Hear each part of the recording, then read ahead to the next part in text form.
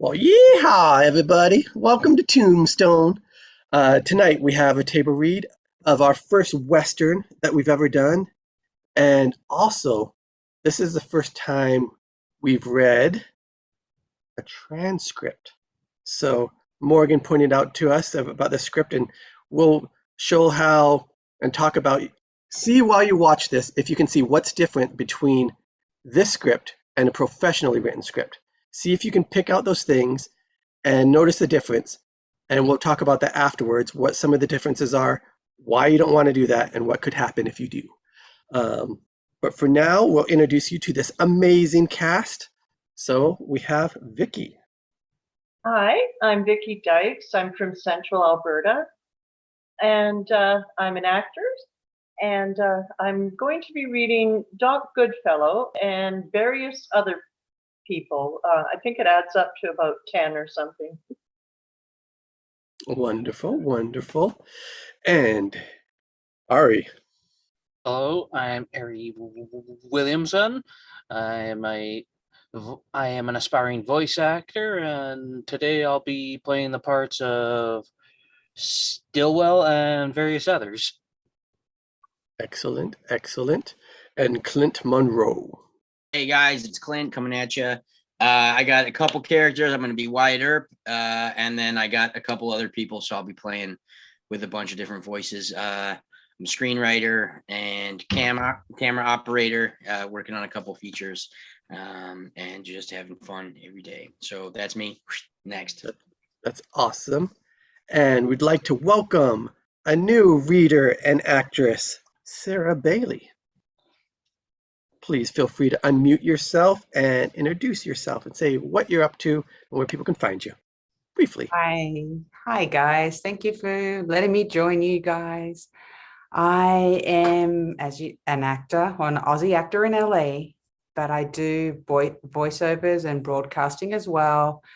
And I love this table read because I love what people is like. I love to see like what their imagination and put it down to pen to paper and let us bring it to life. So yeah. That's awesome. Thank you for being here. And Morgan Toll. Hi, Morgan. I'm a SAG-AFTRA voice actor, and I'm just always excited to come back to Table Read Tuesday. Woohoo! And we have curly Heather Lee Cameron. Hi, my name is Heather Lee Cameron. I'm an actor, I'm a writer, I'm a creator, and I'm a family history research student tonight. And I'm also from Southern Alberta, Canada. Tonight, I will be playing Curly Bill, Dake, Maddie Vermillion, First Actress, Grounds, Frank, Lucinda, Third Cowboy, and First Reporter. Wow. I wanted to get a smaller wig, but I could only find this today because Halloween sales weren't as plentiful as I wanted them to be, and it was snowing, so I didn't want to be out in the snow. Well, it's extra fun, so that's great. All right, and then we will jump in to this transcript of Tombstone. All right. Here we go. And sorry, getting my window all set up. Tombstone, an original screenplay by Kevin Jarre. He was actually originally supposed to direct it, but fourth draft, March 15th, 1993. And as we'll see over here, as Morgan pointed out, a little red thing that can say it's missing some pages and who the script was transcribed by. Now we'll continue. Okay. Roll prologue over main title, a collage of old photos, prints, etc., and silent live-action vignettes, all dark and heavily shadowed like a dimly remembered dream. The first images show opulence of the Gilded Age, the epic vistas of the West, cattle drives and cow towns with all their violence. The economic explosion following the Civil War created an unprecedented nationwide market for beef. Previously worthless cattle running wild throughout Texas were gathered into herds and driven north to the railheads in Kansas. Fortunes were made as cow towns sprang up on the prairies, wide-eyed centers of commerce and vice, their streets choked with heavily armed young men fresh from the cattle drives. In those days, the correct term for a cowhand was drover, cowboy, like cowpoke, was originally an insult implying deviant sexuality and was rarely used. But these invading drovers were a wild breed, for soon shootings and wholesale drunken riots became so frequent that ordinary citizens literally could not walk down the street. In fact, at their height, the cow towns had higher murder rates than modern New York or Los Angeles, and there was no law but that of the gun. A dashing figure in a Prince Albert coat appears, long locks tumbling down his shoulder, twin navy coats thrust into a red sash at his waist, a tin star on his chest. Next we see him in action, drowning 3 barroom opponents at once, pistol flashing around the room like a strobe light. Straight up at 75 yards or eye to eye at point blank range, the greatest gunman of all time was an Illinois abolitionist farm boy named James Butler Hickok, better known as Wild Bill, the Prince of Pistolers. But Wild Bill worked his trade on the side of justice, and as marshal of cow towns like Hays City and Abilene, he became a legend, the one man who stood between law and chaos. Now Hickok sits facing us, playing poker, as a shabby-looking figure with a gun steals up behind him and fires. Wild Bill, famed, spread nationwide, but his end came quietly the spring of '76, when a strange cross-eyed little drifter put a bullet through the back of his head, apparently for no other reason than he wanted to kill a celebrity. Now a group of cowhands crowds a street corner raising hell as 2 mustard young lawmen walk up, trying to quiet them down. In Dodge City, meanwhile, Wyatt Earp and Bat Masterson were becoming known as fast guns, but their fame had nothing to do with shooting. Seeing it's hopeless, the lawmen whip out their pistols and start clubbing the drover, making them stagger and grimace, holding their heads. Earp and Masterson operated more like modern policemen, using teamwork and persuasion to keep order. Still, sometimes things got out of hand. An armored drover creeps up behind the lawman, about to fire. But Wyatt had a guardian angel. A reed thin figure with a sawed-off shotgun steps from the shadows behind the drover and fires. The huge blast whites out the screen in an instant, making the drover seem to disappear. The lawmen spin around. The thin man breaks the shotgun open, then calmly holds out his wrist to be cuffed. Earp looks at him in shock, mouthing the words, "Thanks." John Henry Doc Holliday was the son of an aristocratic, highly cultured Southern family. Trained in Philadelphia, he had embarked on a career as a society dentist when he contracted tuberculosis. Advised to practice in the West, where it was thought the climate and clean air would prolong his life. Doc soon realized it was all only a matter of time and gave up dentistry to become a professional gambler and gunman. The scene shifts to an elegant Victorian home. A stern Jewish patriarch orders his darkly beautiful daughter upstairs as her weeping mother looks on. The girl huffs up the stairs, followed by her little white dog. Next to the girl, the dog are seen escaping through a window to the street below and a waiting cab. Others headed east. Bent on becoming an actress, Josephine Marcus defied her wealthy and very proper San Francisco Jewish family to run away with a traveling theatrical company. Braving the perils of the frontier on her own, dangerous as this might seem, it was another age and women were so rare, their presence so cherished that they could travel virtually anywhere in the West in perfect safety. Now we see horsemen silhouetted against the night sky, a hand knocking on a door, figures conferring in darkness, then more riders, moving west in a restless haste toward the rising sun. At about this time, the Texas Rangers, having eliminated the Comanche threat, named their attention to the outlaw gangs marauding along the Rio Grande, cleaning up the border strip in 4 years of hard riding. Those that could not indict or convict the Rangers put down in their black book, letting it be known that they could either leave Texas or face some summary execution. This resulted in the mass migration of the absolute dregs of the Texas underworld to the most dangerous, uncivilized part of the entire country, the southeast corner of the Arizona Territory. A jagged moonlit landscape, a lone prospector and his burro moving along the ridge, a pick digging into a rocky ledge, and an ore car emerging from a mine shaft. Finally, a hilltop cluster of tents becoming a skeletal wood frame beginnings of a town. Harsh and inhospitable, savaged in turn by the Apache and Mexican bandits, this had always been an accursed place, a virtual hell on earth where it was thought life itself could never prosper, much less civilization. Then in 1879, a prospector named Ed Schiffen set off alone with the Dragoon Mountain into the Dragoon Mountains. Friends told him he was crazy, that the only thing he'd find in this god-forsaken place would be his tombstone. Instead, he found silver, lots of it.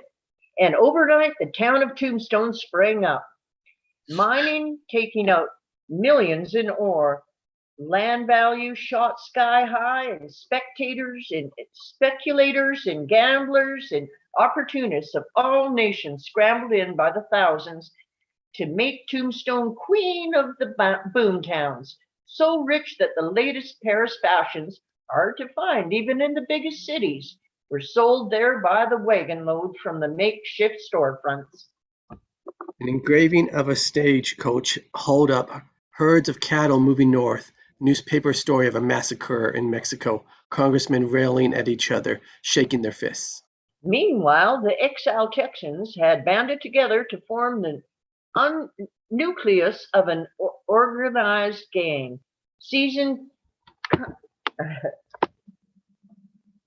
culture of the surrounding countryside, they robbed stagecoaches at will, while the big absentee business interests employed them as tax collectors and strong-arm men.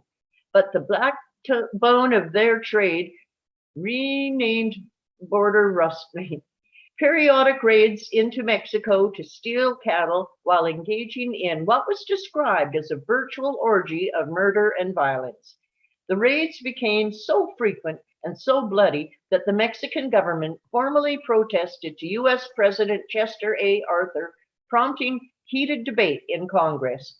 General Sherman declared that the only possible way of bringing order was to send in the army, but in the wake of Civil War, Reconstruction, federal intervention in civilian affairs was politically impossible.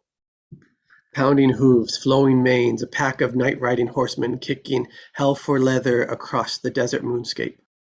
With only some 100 members, the gang was an elite body of gunmen, known by the red silk sashes they wore around their waists. Fiercely proud of their terrifying reputation and answerable to no one, they were a law unto themselves, finally emerging as one of the earliest examples in American history of full-scale organized crime. End main title. As the screen fades to an ominous black end, they called themselves the Cowboys. Exterior Sonora Desert Canyon Entrance Day. Burning daylight, hard reality, a squad of uniformed Mexican rurals ride through the Sonora Desert, sabers glinting in the sun, approaching the mouth of a rocky canyon. Their hard-bitten captain signals them to stop. Leaning down to study a jumble of hoofprints on the ground, he turns to anxious young rural. On his right, speaking in Spanish, very via subtitle. And muted captain. Is them. Only an hour north.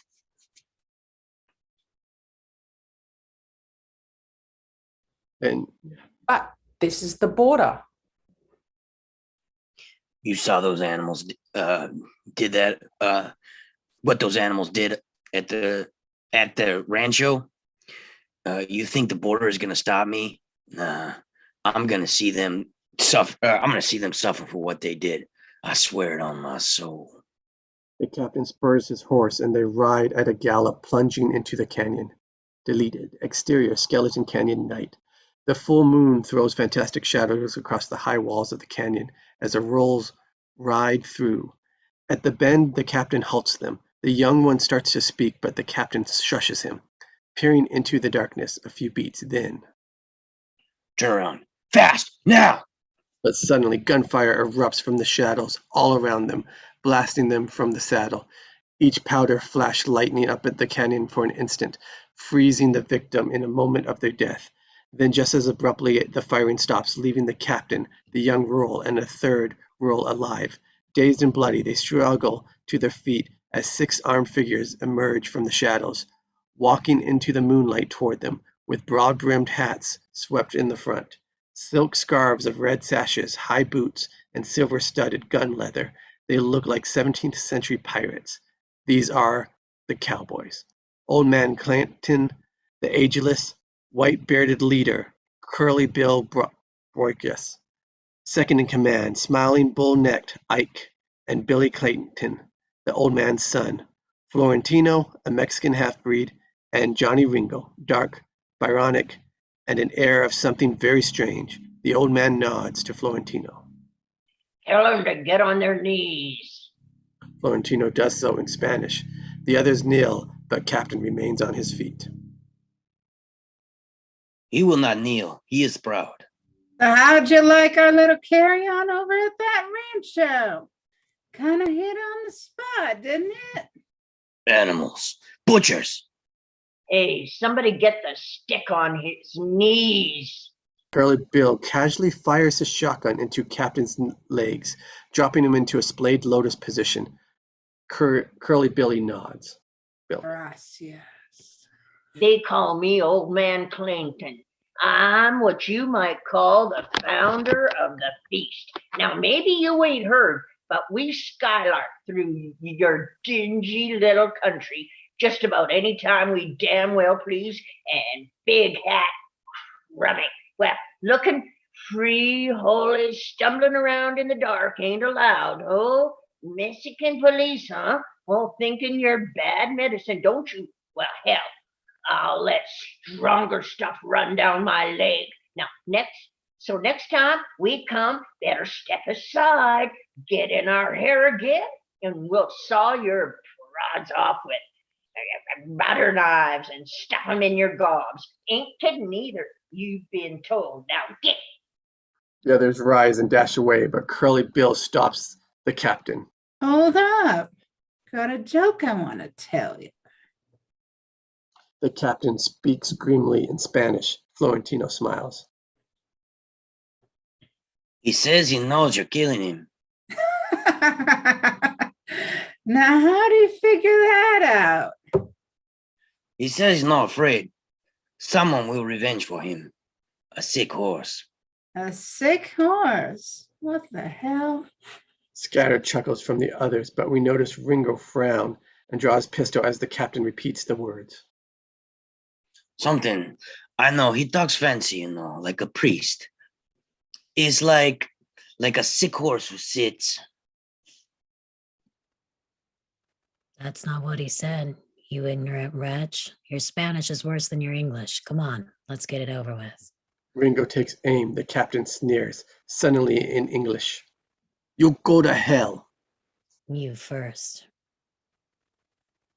Exterior Arizona desert, dawn, gunshots as the cowboys fire their pistols and shout, running their stolen herd out of the draw into a clearing where McClurry brothers wait. Frank, older, edgy, and Tom, younger, easygoing. Looks like you had a party. Oh, we had a big time. The old man, Curly Bill, and Ringo rein up and look at the sun rising magnificently from the desert floor. The old man stretches his legs in the stirrups, taking out a whiskey flask. Ain't that sweet? That's why I stay out here. Thank you, God. He raises the flasks and drinks. Curly Bill turns to Ringo.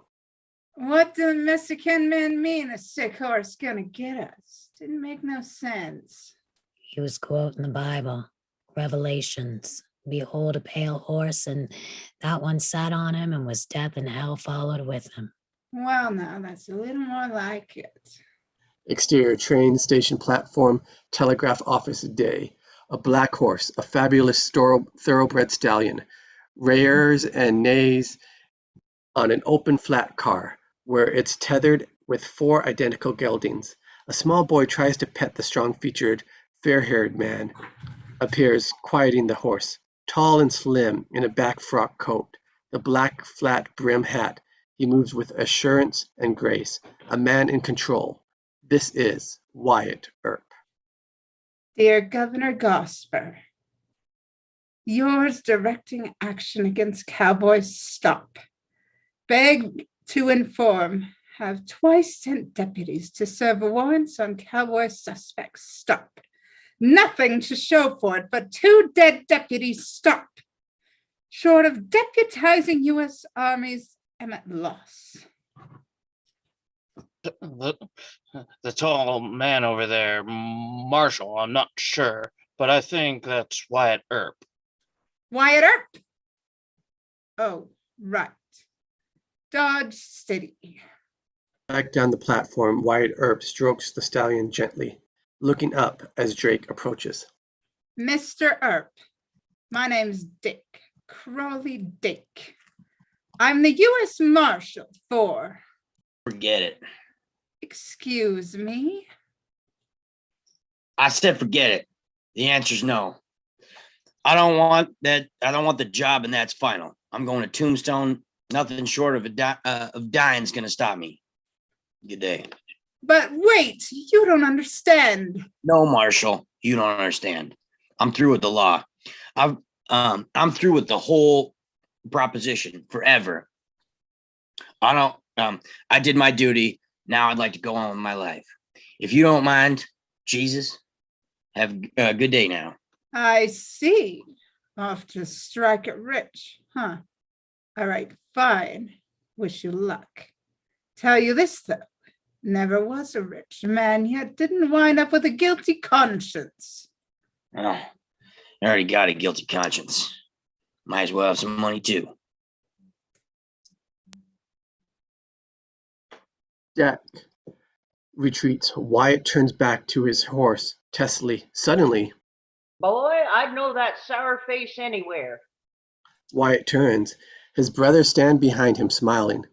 Though Virgil is a little older and heavier, Morgan a little younger and slimmer, they otherwise identical to Wyatt, right down to their style of dress. Wyatt breaks into a grin, hugging them both, his cool replaced with an almost boyish enthusiasm. Well, how do we look? Hey, Virgil. My God, Morgan. Hey, boy, you look good. Both of you. Virgil's blonde wife Allie, small, fierce, and Irish, steps up with Morgan's fair, cameo-loving young Louisa in tow.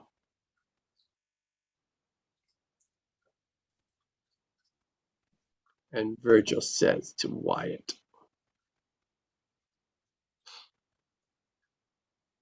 Wyatt, you remember Allie? Vicky, Wyatt, you remember Allie? Good God, well, you better. Allie, girl. And Louisa. Oh, you're so lovely. I'm at your feet, darling. Just at your feet. I guess it's only right. Ma always said you were the prettiest. But she doted on the frowner. Wyatt's handsome blonde wife Maddie enters from the street. Wyatt, I couldn't find a single store that had laudanum, Annie. Maddie, they're here. Folks, this is Celia Ann, but you can call her Maddie. Or even perhaps Miss Earp, if you prefer. Mrs. Earp, land of love, It finally happened. Maddie, it's a pleasure. All exchange greetings and hugs. Wyatt positively beams. Boy, I've sure been dreaming about this, God, since forever. Wait, He turns them toward the stallion house window, arranging them in a group and pointing to the reflection. look. There, look at that. God almighty. Wyatt smiles, shaking his head. Morgan starts to speak, but Don't talk, just, yeah. they stand there studying themselves together as a family. Wyatt still shaking his head happily, drinking it in, finally. All right, now let's go make us a fortune. Deleted. Exterior wagon magic hour. A large woman, Wyatt's black horse tied to the rear, crosses the majestic, forbidding Arizona desert with its red volcanic rocks and the giant saguaro cactus dotting the landscape so mysteriously, like huge spiny hieroglyphics. Exterior camp by the river night. A camp by the river under a clear night, sky dripping with stars. After dinner, the women, Virgil and Morgan, sit by the fire. Morgan petting his dog, a sweet little foxhound. Louisa sits behind him, twirling her silky blonde hair, turning to Maddie. Don't you love their hair? Oh, they all have the same hair. Just then Wyatt appears on his stallion, galloping across the moonlit plain toward them, sitting his horse like a centaur. It's clear he's a magnificent horseman. Virgil smiles. Look at him go, will ya? I tell you, that's a real Wyatt, born in the saddle. Oh, he can go all right. And even Rather ride than eat. The women cackle lavishly.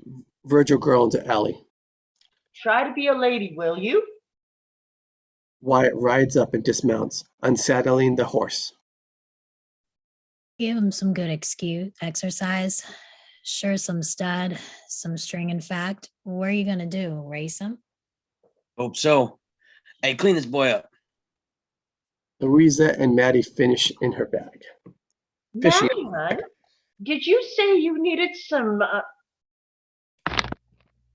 land, Landa? I have a bottle right here. Just be careful. It's full of hop. You're a lifesaver. Don't worry, I just get headaches sometimes. As Wyatt leads the horse away, the women get up. Allie and Louisa go to the river with dishes. Maddie crossing to the wagon. Virgil and Morgan watch her appreciatively. Mighty fine. Wonder where he found her. Same place we found ours, probably. At the other end of camp, Maddie climbs into the wagon and lies down. Wyatt appears to start to stroke her head. Hey, come up to the fire, honey. I think I'll just lie down a while. A coyote starts howling from the far darkness. Maddie shudders. Oh, long as I live, I'll never get used to that sound. What do you think about that sound, Wyatt?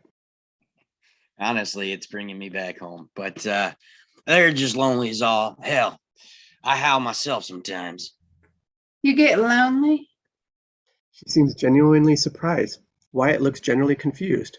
Over the fire, Morgan hugs and mashes Louisa playfully. Come up, Lou. Come up here, girl. Oh, stop! She fights loose. Wyatt walks up, sits, shaking his gold watch. Look at that. Busted. Brand new money war too. 33 years old, and I don't even have a decent watch. About time I started looking out for myself. Well, here we are, family again. Been so long, plain forgot how good it feels. Want to thank you for that, Wyatt. All you're doing. We're gonna do it, boys. We're gonna get ours. I can feel it in my bones. We all have to do is keep our eyes on that brass ring. Boy, look at all those stars. Bet you can see every star there is. Practical touch 'em. Kind of makes you think, you know? I mean, you look up and you think God made all that, but he still remembered to make a little speck like me. Kind of flattering, really.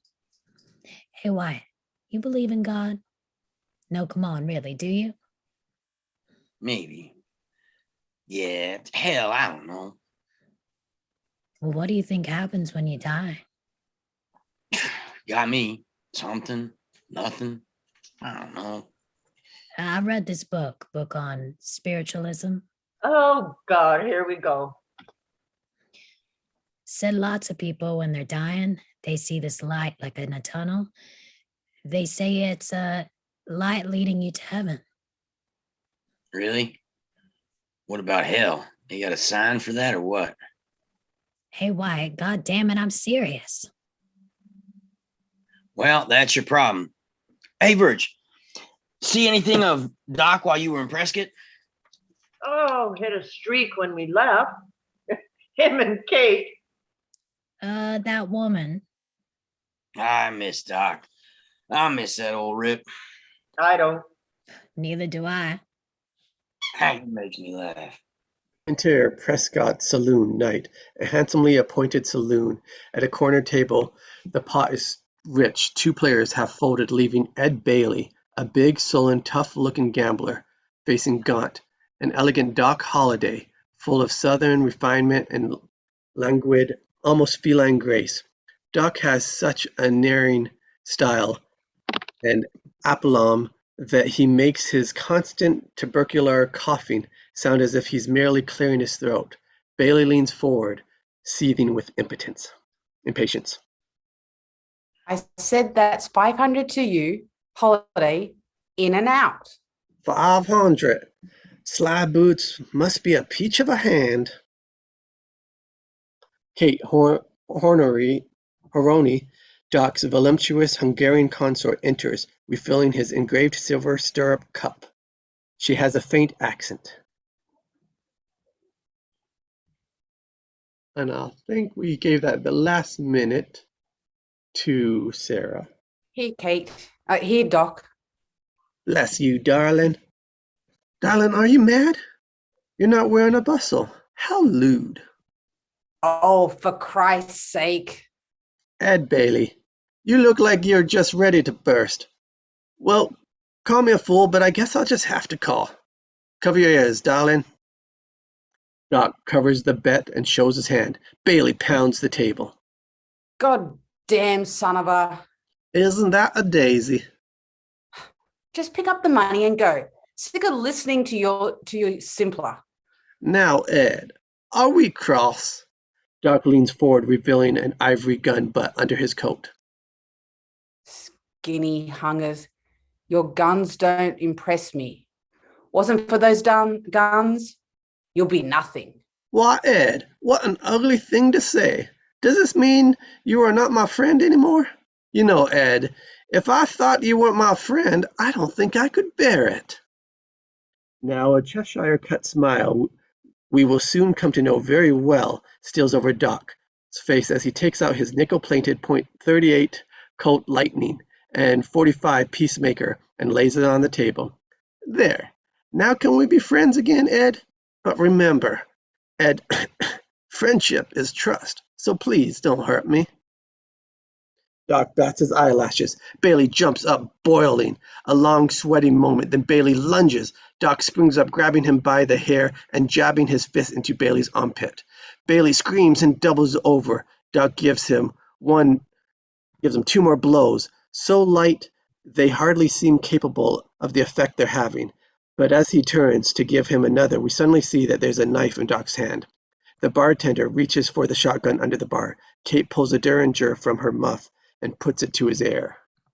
Touch that gun, I'll burn you down. He backs off. Kate covers the room. Bailey drops to his knees. Oh my God. Does it hurt? A lot? Good.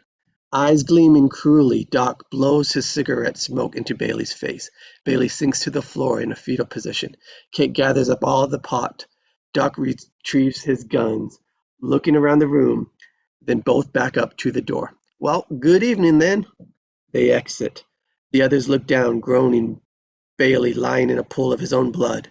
A gambler shakes his head. Judas. Exterior, seat outside, night, street. Doc and Kate stride quickly down the sidewalk to the hotel. I calculate that's the end of this town. And don't bother about the luggage, darling.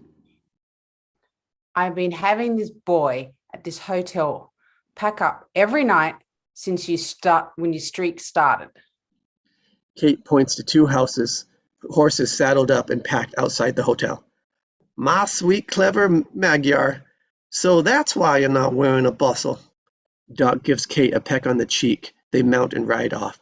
Exterior Tombstone outskirts cottages day. A small cottage at the end of town. As the Earps drive up, we see a sobbing woman sitting splay-legged in the middle of the street while we hear her husband tries to comfort her. Three small children stand alongside them, watching a stunned silence as cowboys, Frank Stillwell, cocky, arrogant, and Pete Spence, lean, dark, leave their furniture and belongings out of the cottage into the street, while the snarling things like "Shut up, deadbeats, move it." The Earps stop, staring at the scene in shock. Ollie looking ready to fight. Virgil restrains her. Stillwell looks up. What are you looking at? Virgil looks at Wyatt, who shakes his head. They drive on. Exterior Allen Stress Tombstone Day.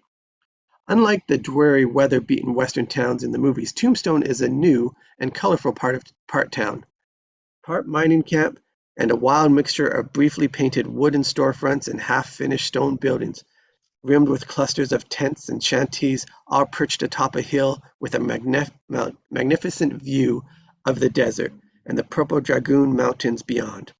We hear the vibrant din of hammers and saws, player pianos, hurdy-gurdies, clip-clopping horses, hooves, and pealing laughter as the Earps drive up Allen Street. They drag the main drag lined with a saloon after saloon, sidewalks bustling with drovers, miners, Chinamen, and sullen gun hard cases. They pull up to the front of the Grand Hotel and steps down Johnny Behan, a handsome, well-dressed, wearing an ornate crescent-shaped gun sheriff badge and ready smile, walks up and shakes his hand. Newcomers, huh? Name's John Behan. I'm a country sheriff, just hit town. Just this minute. I'm Wyatt Earp, and these are my brothers. Why up? Dodge City, right? I gave all that up. Going into business. Well, I'm the man to see, besides the sheriff. I'm the tax collector, captain of the fire brigade, and chairman of the non-partisan anti-Chinese league, a man of many parts. Have you got a place to stay? I'm also sit on the Towns Lot Commission. Got a couple of lovely cottages coming up for rent. Here, let me show you. Exterior Tombstone outskirts cottage day.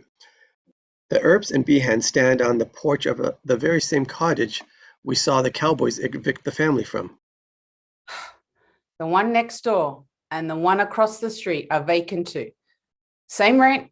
I'm throwing in a good cleaning. Believe me, you won't find a better deal within town's limits.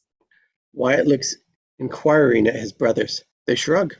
He's calling the shots. Wyatt shrugs back. Finally, guess we'll take all three. exterior OK Corral, Allen Street, day. A large stable and corral backing up into a vacant lot. Wyatt's big horses feed in their stalls while Wyatt faces the stable boy. And easy on the grain. I don't want them getting too fidgety. Morgan and Virgil enter with Fred White, a jovial old town marshal, shaking hands and going up Allen, taking in the town. Wyatt, meet Fred White. He's town marshal. A lot of law around here. Just met the sheriff. Who, Behan? He ain't no law. Only real law around here is the cowboys. Cowboys? Yeah, I heard of them. Nobody does nothing without them. They're it. Hell, even the Apache are scared of them. There's a couple of them right there. Sherman McMasters and Pony Dill. Can always spot a cowboy. They always wear those red sashes. White points to Sherman McMasters and Pony Dill, a half-breed standing over by the hotel, joking in sign language. Look pretty tough. Just like any other hard case. Just gotta know how to handle them. Well, I'm no Wild Bill. Way I handle 'em, just mainly live and let live. That usually answers, but even so, gets kind of spooky sometimes. Still, somebody's got to do it. I mean, how the hell else you gonna walk down the street? Doesn't anybody raise a stink? What the hell kind of town is this? Boomtown, wide open. People grabbing with both hands and ain't got time for any law and order. In fact, the less law, the more opportunities there are for making money. Plain fact is, the cowboys are good for business. What about all these saloons? Ah, now that's the real mother lode in Tombstone. Up and down Allen Street, full blast, 24 hours a day, liquor, hostesses, gambling, making money, hand over fist, all except the Oriental, on account of the element. Have a man for breakfast in there most days, regular slaughterhouse. High rollers won't go near it. Too bad. Nice place. Wyatt nods, suddenly very interested, as they walk on and exterior Oriental saloon day. We feel sensual delight of going from hot sun into cool dark as Wyatt enters, going up the ornate mahogany bar. Though a large, handsome saloon complete with gambling tables, it has only a few patrons on hand. The Lily and Rose is on the player piano, as the bartender Milt Joyce appears. What can I get you? Let me have one of those cigars. Kind of nice in here. You run it? Milt Joyce, owner operator. Well, excuse me for asking, Milt, but isn't it kind of dead in here? Joyce points to the faro table at the corner where Johnny Tyler, an unshaven plug ugly with a big DA Colt 45 carried out ostentatiously in the shoulder holster, deals a couple of scruffy-looking drifters. You see that bird at the faro table? That's Johnny Tyler. He banged in here one day, said he was taking over the game, started slapping customer, waving his gun around, scaring off the high-class pay. Only trade comes in here now, just bummers and drovers. Just the dregs. Why don't you just get rid of him, get yourself a straight dealer? Hell sure, neighbor. Easy to say. Interior faro table day. As Wyatt walks up, Tyler starts snarling at one of the players.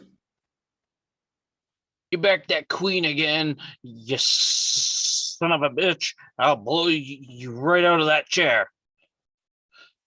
Something on your mind? Yeah. I just want to let you know you're sitting in my chair. That a fact? Yeah, that's a fact. Tyler looks Wyatt over, noting he's unarmed. He stands, sneering. For a man that don't go healed, you run your mouth kind of reckless. Don't need to go healed to get the bulge. Wait, to get that bulge to dub like you. That a fact? Yeah, it's a fact. Well, I'm real scared. Damn right you're scared. I can see it in your eyes. Wyatt steps forward, suddenly, eyes cold and hard like a shark. Suddenly realizing he's way over his head, Tyler shrinks back reflexively, his hand moving toward his gun. The other players scatter. Wyatt nods, his voice calm and steady. Go ahead, skin it. Skin that smoke wagon and see what happens. Well, listen, mister, I'm getting tired. Wyatt abruptly slaps him in the face, making his teeth clack together. I'm tired of your gas. Jerk that pistol and go to work. Tyler goes pale, all pretenses of courage gone. Wyatt slaps him again. I said throw down, boy. Another slap. Tyler stays frozen, blood dripping down his chin. Are you gonna do something or just stand there and bleed? Tyler's done. Wyatt plucks his gun away, handing it to Joyce. Nah, I didn't think so. Here, Milt. Keepsake. Hang it over the bar. All right, stunk youngster. Out you go. Wyatt takes Tyler by the ear, dragging him across the room like an unruly child. At the door, he gives him the ear twist. Don't come back, ever. Tyler winces. Wyatt shoves him out into the street, then turns to Joyce casually. See how easy that was? Exterior corner of Allen and 5th Street, Stagecoach, day. Later, Wyatt walks up to his brothers at the corner. Well, we're off and running. Just acquired us a quarter interest in the game at the Oriental, Acquired? so to speak. Down the block, unseen by the Earps, a wild-eyed tailor is advancing on them with a sawed-off shotgun. He is within 20 feet when suddenly, Why? Johnny Tyler, Sorry. you madcap. Where are you going with that shotgun? Tyler spins around to see Doc standing in the doorway, smiling. Tyler freezes. Doc, I didn't know you were in town. Wyatt spots Doc and walks up, brothers in tow. Though they don't so much as shake hands, we sense a strong bond between the two men. Doc, how the hell are you? Perfect, Wyatt. Simply perfect. Wyatt? Wyatt Earp? Going into business for ourselves. Wyatt just got us a faro game. Since when is faro a business? Didn't you always say gambling was an honest trade? I said poker was an honest trade. Only suckers buck the tiger. The odds are always with the house. Depends on how you look at it. I mean, it's not like anybody's holding a gun to their head. That's what I love about Wyatt. He can talk himself into anything. They laugh, frozen there. Tyler begins to tremble. Finally, oh, sorry, Johnny. I forgot all about you. You can go now. Just leave your shotgun. Thank you. Tyler scuttles off as Behan approaches affably. Doc sniffs. Sheriff Behan, Doc Holliday. Forgive me if I don't shake hands. What do you think, Behan? I think was taken by Sarah Bailey. So how Tombstone's treating you? Fine. But I was thinking, what this town really needs is a racetrack. Actually, that's not a bad idea. Send a signal where we're growing up. Little ahead of yourselves, aren't you? This is just a mining camp. See how everyone else dresses. Awfully Tony for a mining camp. No, they dyed cast. We're growing. Be as big as San Francisco in a few years, and just as sophisticated. I can hardly wait. As if on cue, bullets whizzes past Behan's head. Everyone ducks. More gunfire. A man holding a bloody hand to his throat reels out of the door of a nearby Crystal Palace, his gun firing wildly like a sputtering engine before he pitches face first onto the sidewalk, dead.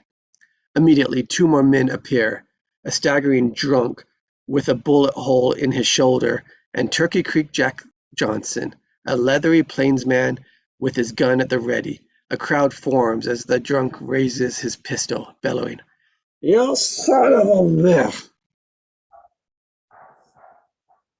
And Johnson replies, "Who's Johnson? Morgan Toole." That's right. Keep 'em coming. Keep 'em coming. Very cosmopolitan. I know that. I know him. That's Creek Johnson. Suddenly, a third man, Texas Jack Vermillion, long-haired, hawk-nosed, appears, pistol at the ready, keeping bystanders at bay. Easy, James. Private affair. Wyatt, Doc, hey. Jack? "You bastard!" The drunk man now raises his gun to where it's almost level and... Yeah, good. Right about there. Johnson fires. The drunk drops in a heap. Johnson spots Wyatt. Hello, Wyatt. Hiya, Doc. The hell's that all about? Drums. Crawfish, the bet, called him a liar. I saw the whole thing. "Sheriff, may I present a pair of fellow sophisticates, Turkey Creek Jack Johnson and Texas Jack Vermillion." Watch your creek. Doc points to his bloody ear. Johnson touches it, sees the blood, and gives a silent start. Just then, White arrives, looking wary, facing Johnson and Vermilion.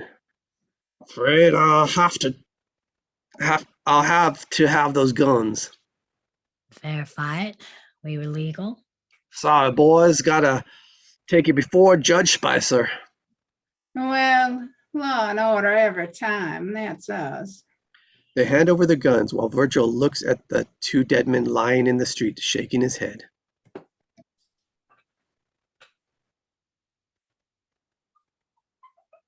And Virgil. What kind of town is this? Nice scenery. They look. A stagecoach stops in the street. Josephine Marcus looks out the window. Her little white dog under her chin. She and Wyatt spot each other instantly, both impressed. This must be a theatrical troupe. The shows tonight is at Sheffield's Mall. Hey, Wyatt, you going to the show? Maybe we'll see you there. Won't we? Yeah, probably. White leads them off to jail. Wyatt and Josephine hold each other's gaze as the coach drives on. Doc smiles. Well, an enchanted moment. Exterior Grand Hotel, stagecoach, day. Ponytail and McMasters watch as the actors exit the coach for the hotel. Josephine turns to the pretty first actress. Interesting little scene. I wonder who that tall man was. Typical frontier type, long and lean, and those gray eyes like a wild hawk. You see quite a few of his type out here. Oh, I want one. Interior lobby, Grand Hotel, day. The actors enter, going to the desk while Josephine looks for a place to sit. A fat, well-dressed Easterner with a newspaper sits nearby, ignoring her. Seeing this from the outside, McMasters instantly barges into the lobby, hoists the Easterner out of his chair, and hurls him bodily out into the street. Josephine nods her surprise. Thanks. McMaster tips his hat shyly, exits as the first actress returns with her key. They exchange looks. Interior Sheffield Hall, night. A full house, pandemonium. Curly Bill, Ringle, and their cowboy entourage form a block in the center rows, while Billy Breckenridge, Behan's bespectacled, slightly effeminate little deputy, makes his timid way down the aisle, looking for a seat amidst the fist-fighty and yelling match. Two cocky young cowboys, Billy Grounds and Zing Hunt, call him out. Hey, sister boy. Shut up, Zwing. Sit here, Billy. Curly Bill beckons. Happy as a lark, Breckenridge takes the seat next to him. Up above, the Earps sit in the box. The women are thrilled. This is so much fun. We haven't been to a show in years. I hope they're good.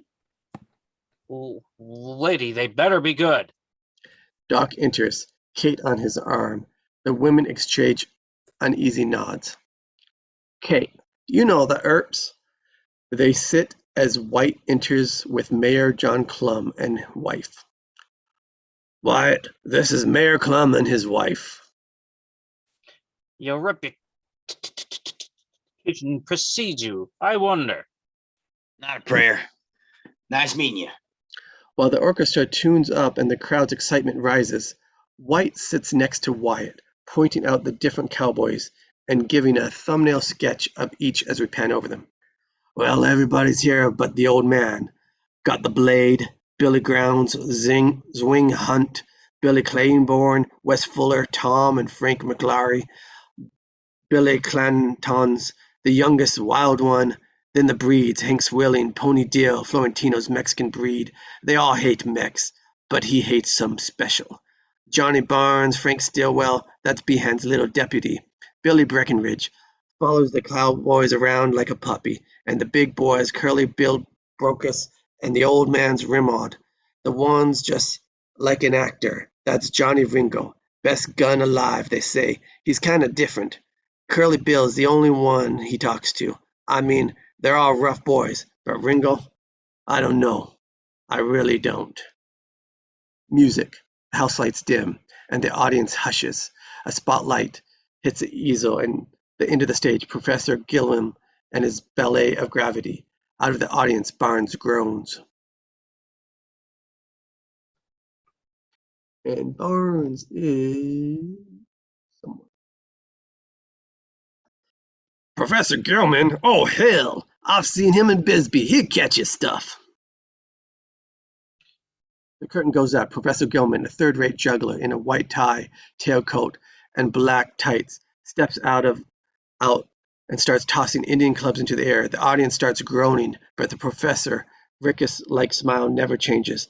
Having enough, Frank Stillwell stands up and shouts, Hey, Professor, catch this. Stillwell raises his pistols and fires. An Indian club explodes in the professor's hand. Screams and scattered laughter in the audience. The professor is frozen in utter shock, staring at the bullet gaze on his hand and saying out loud, "They shot me! I can't believe it!" A chord of music. The curtain drops like a stone. Applause. Exterior backstage night. The other actors hustle the professor off the stage, appalled.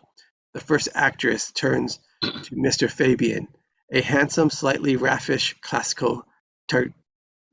Oh my God, they're shooting at us. They're actually shooting at us. What do we do?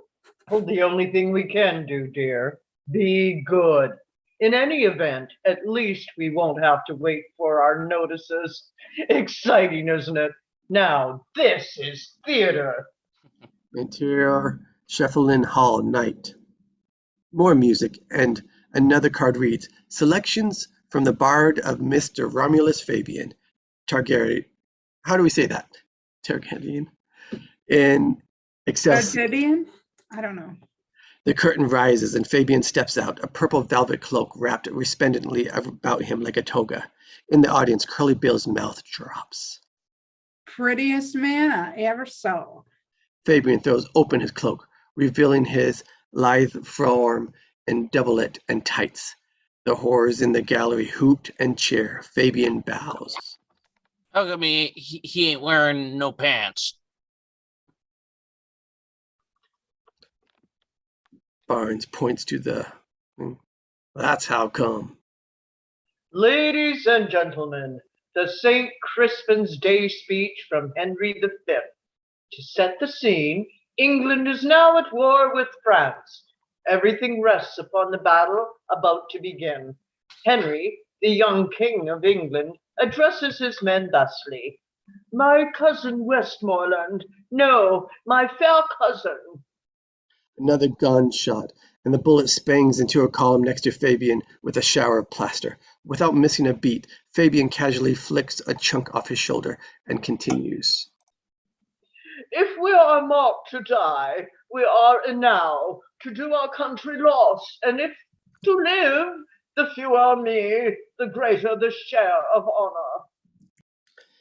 In the audience, Barnes holsters his smoke pistol reflectively. He's got nerve, I'll tell you that. What do you think, Billy? Starry-eyed Breckenridge answers without thinking. Oh, he's wonderful. Uh-oh, it looks like somebody's in love.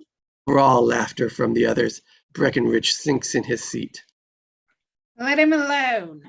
On stage, Fabian in full cry, giving the local a slice of the ripest ham. We few, we happy few, we band of brothers, for he today that sheds his blood with me shall be my brother. Be he ne'er so vile, this day shall gentle his condition, and gentlemen in England now abed shall think themselves accursed they were no here, and hold their manhood cheap whiles any speaks that fought with us upon St. Crispin Day. Wild applause and cheering. Fabian bows with elaborate modesty. That's great. That's our kind of stuff. The curtain falls, another card, Frost, or the Devil's Bargain, and the orchestra whirls into Dance Macabre, I know it's different, by Saint Scenes, the rising curtain revealing a wild pained backdrop. All the black and red covered with weird Beardsley-esque designs and images of death and damnation. A light comes up, revealing an ancient white-bearded scholar sitting alone with his books. Then a hooded Satan dances across the stage, slender and lissom, in pan-black doublet and breeches and black hose, tempting the old man with images of wealth and youth in the form of shimmering blonde ballerina. The old man succumbs, signing Satan's contract. The audience watches in rapt attention, especially the cowboys. He's gonna sum up short on that one. Know what I'd do? I'd take the deal, then crawfish, then drill that old devil in the butt. How about you, Johnny? What would you do? I already did it. Clinton makes a flourish. A flashpad explosion transforms into the old scholar into the young student. The ballerina flits by. The student offers her gold. They dance, swirling about the stage in a mad waltz with Satan hovering behind them, mirroring in their every move like a puppet master. Finally, having gotten all his gold, the ballerina drifts away, leaving the young student alone, lost in bitterness as he changes back into the old scholar, sitting with his books. Satan appears over him, exultant and triumphant, ready to collect his debt as the curtain falls with a final crashing chord. Thunderous cheering and applause, the curtain rises again, and the performers come out for bows, all except Satan. Very instructive. But who was the devil? Suddenly Satan bounds out, removing the hood. It's Josephine. Is that woman from the coach? I'll be damned. Josephine spots Wyatt's box and smiles. Doc rises an eyebrow. You may indeed if you get lucky. Exterior Allen Street night. After the show, the theater goers, including the Earps, stroll homeward arm in arm down Allen, all looking up at the clear night sky above. At the Oriental, Wyatt stops, turning to Virgil. Coming to the Oriental, Verge? Not tonight. Tonight, me and my old man are gonna have some fun. Get moving, old man. She laughs, shoving Virgil down the street. He looks at Wyatt. Her maiden name was Sullivan. Better go with him, honey. Here's where I leave you. No, stay. Please stay with me. Honey, I gotta start making money. Oh, all right. Well, I guess I don't have to go right now. I guess I could stay for a while. No, I don't want to keep you. Not really. I can stay for a while. Just go. It's all right, Wyatt. Really, work well. All right, well, good night. Another kiss, and he heads for the Oriental with Morgan. Maddie walks on after the others, fishing through her bag for her bottle of laudanum. Deleted. Interior Oriental night. The saloon is packed. Track along the bar at floor level past a wild array of high-buttoned shoes, patent leather pumps, and stack-heeled boots with the jingling silver spurs. Track again at shoulder level past an equally wild array of slouch hats, pork pies, derbies, and wild-brimmed sombreros. Wyatt sits against the wall, dealing faro with Dark at his side. Morgan on lookout while a sweaty, overdressed high roller makes bets, gnashing his teeth and drumming his fingers, a fever of impatient greed. All right, I'm on fire. Black 7, 7 sticking spades. Let's go. I'm your man. You win again. Well played, sir. Hey, you're on fire. Told you, I'm red hot. I'm blazing. Now red 7, 7 sticking diamonds. Look out. 5,000. Let's go. Awful lot of money. Can't take the heat. Get out of the kitchen. You're the doctor. Sad news, friend. Damn. All right, wait a minute. The high roller lays a set of deeds out on the table as Interior Oriental night. A break in the game. Wyatt studies the deeds as Morgan and Doc look on. Kate sits to one side, blowing smoke contentedly. So now we're in the mining business, turning into regular tycoons. Gonna call this one Maddie Blaylock. Maddie will get a kick out of that. That's her maiden name. And what about the maiden, pure as the driven snow, I'm sure? Hey, Doc, come on now. Just his style, Morris. Doesn't mean anything. So tell me, Wyatt, I'm curious. Do you actually consider yourself a married man, forsaking all others? Well, yeah, pretty much. I mean, I was no angel when we met, but people change, Doc. I mean, sooner or later, we gotta grow up.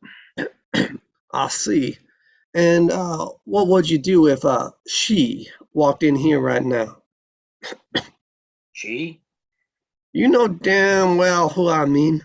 That dusky-hued lady Satan. I don't know. Probably ignore her. Ignore her, huh? I'd ignore her. People can change, Doc. I remember you said that. Doc, point. Josephine has just walked in with the other actors. Oh, hell. She spots Wyatt and starts toward him, but he looks away as if ignoring her. She stops. Behan steps up to her, tipping his hat, very gallant. They move toward the bar. Wyatt turns to Doc. Satisfied? I stand corrected. Wyatt, you're an oak. Josephine and Behan chat at the bar. White nudges Joyce. Since when you'd start serving ladies in here? Actresses, it's different. Mr. Fabian enters, dramatically gotten up like Lord Byron. The whole bar bursts into applause. He bows. Breckenridge jumps up from his table, excited. Here, Mr. Fabian, have this table. He sets Fabian near the faro game, gets him some champagne. Oh, thank you. You're very kind. Mr. Fabian, I gotta tell you, that was the most wonderful thing I ever saw. What was that? Henry's all right, but he's no match for the melancholy Jane. Hamlet, dear friend, the supreme role of any actor worth his salt. Here's a man you should meet, Mr. Fabian. Excellent character. Study for you. The real life, actual melancholy Dane. Indeed, sir. How so? Well, he hems and he haws. He talks about out of both sides of his mouth, but all on a very high plane, just like Hamlet. Getting drunk, Doc. Doc chuckles. Suddenly, Curly Bill looms over the faro table with Ringo and drunken Ike Clanton. Wyatt Earp, huh? I heard of you. Listen, Mr. Kansas law dog. Law, don't go around here, Sally. I'm retired. Good. That's real good. Yeah, that's real good, Mr. Law Dog, because law don't go around here. I heard you the first time. Shut up, Ike.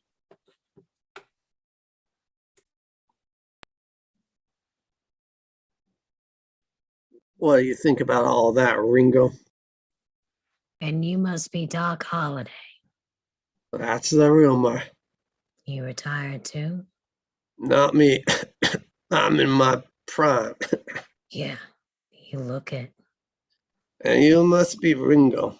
Look, darling, Johnny Ringo, the deadliest pistoler since Wild Bill, they say. What do you think, darling? Should I hate him?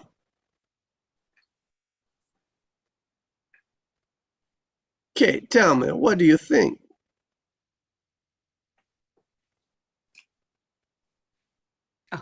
You don't even know him?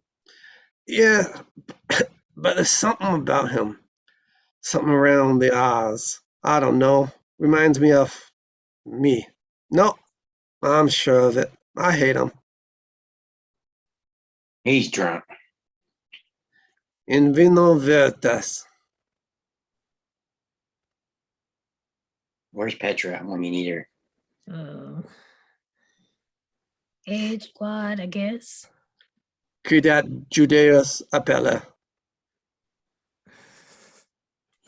Just go for it. We know it's going to be all over the place. Is Centus Slutron Magisters? Sick. Nailed it. In pastry crescent. Come on now, we don't want any trouble in here. Not in any language. Evidently, Mr. Ringo's an educated man. Now I really hate him. Ringo looks at Doc, holding his gaze, while suddenly whipping out his .45. Everyone but Doc flinches. Ringo does a dazzling series of twirls and tricks with his nickel-plated pistol, flashing like a blaze of silver fire, finally slapping it back into his holster with a flourish. Cheers and hoots. Doc rolls his eyes, hooks a finger through the handle of his silver cup, then launches into the exact duplication of Ringo's routine, using a cup instead of a gun. The room bursts into laughter. Doc shrugs. Ringo lets a strange little hint of a smile cross his face, then exits with the others. White exhales and turns to White. See what I mean about it getting spooky? Curly Bill, huh? Who's that other idiot? Ike Clanton, old man's eldest son. No, he ain't got the stuff. Makes him miserable. Yeah, and dangerous. Sitting up on the bar to see the show, Josephine turns to Behan. Man dealing faro, who is he? That's Wyatt Epp. Made a quiet name for himself as a peace officer in Kansas.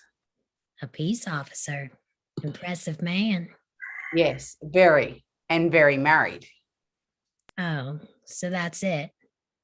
Exterior Allen Street, Oriental night. Curly Bill steps out with Ike and Ringo. He looks around. I feel like doing something, getting woolly. Hey, you, come here a minute. An old Chinaman minces by. Curly Bill dashes after him. Back and forth, interior, exterior, Oriental, Allen Street night. Later, Doc is at the piano, drunk as a lord, but playing Chopin flawlessly. Kate pours him another drink. That's my loving man. Just can't get enough. Enough. Never. Now the high roller comes reeling up, loud and gratingly drunk. Hey, is that old dog tray? Sounds like old dog tray. What? You know Stephen Foster? Oh, Susanna, Cape Town racist. Stephen Stinkin' Foster. I see. Well, this happens to be a nocturne. A witch? You know, Frederick effin' Chopin. Doc plays on. Josephine leaves with Behan. Morgan sighs. Now, what wounds me, little tin Swain walking off with that black beauty. I mean, I'm a married man and all, but still, it ain't right. Wyatt grunts and nods, perturbed. Outside, the others mount up, but Curly Bill stands drugged up in the middle of the street, arms out, head back, eyes closed, luxuriating in the moonlight. Boy, I feel great. I feel just capital. You boys go ahead. I'm gonna stick around a while. Howl at the moon. The others shrug and ride off. Curly Bill pulls his pistol, spinning it. Back inside the Oriental, it's late. Few patrons remain. A few beats, and suddenly everyone jumps at gunshots echo from outside. White goes to the window and looks outside. Curly Bill, he's over across the street shooting out the lights. This is great. This is just great. Just then, Behan dashes in, white as a sheet, Josephine in tow. Have you been out in the street? Someone's got to do something. You're the sheriff. I'm not the county's business. It's not my town matter. Outside, Curly Bill starts taking pot shots at passerby's feet, making him dance down the street and a scurry for cover. Curly Bill cackles. Inside, White turns uneasily to Wyatt. You just leave it alone. No, I gotta do something. I don't suppose you'd card. None of my business, Fred. Wyatt keeps dealing. Doc keeps playing. White draws himself up and exits. Outside, Curly Bill reloads and keeps shooting. White steps out into the street, full of sense of inverted terror as he draws his gun, and we see that his hand is trembling. He crosses the street, coming up behind Curly Bill. Hey, Curly. Come on now, boy. Curly spins around. White's gun stares him in the face. Well, howdy, Fred. Back in the bar, Wyatt puts his cards down, looks over at Doc. Maybe I'd go out there.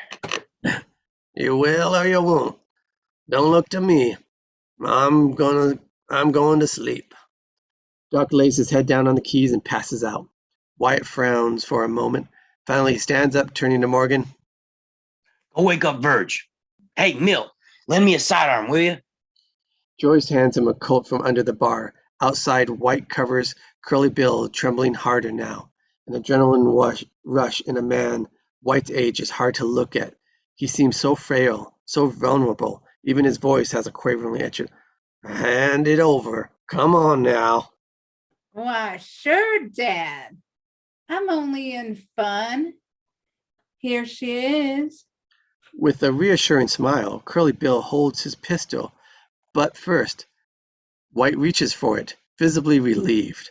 But quick as a snake's tongue, Curly Bill spins it around, fires point blank into White's chest, blowing him over backwards. The blast so close it sets his clothes on fire. Curly Bill turns just as Wyatt flashes into frame and slams him over the head with his pistol barrel, laying him out in the groaning heap.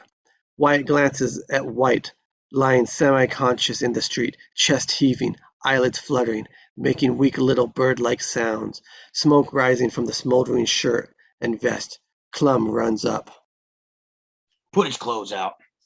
Clum pats the embers on White's clothes, but Wyatt starts to haul Curly Bill up as he suddenly finds himself surrounded by Ike, Billy Clanton, and 6 other cowboys. Turn loose of him. He just killed a man.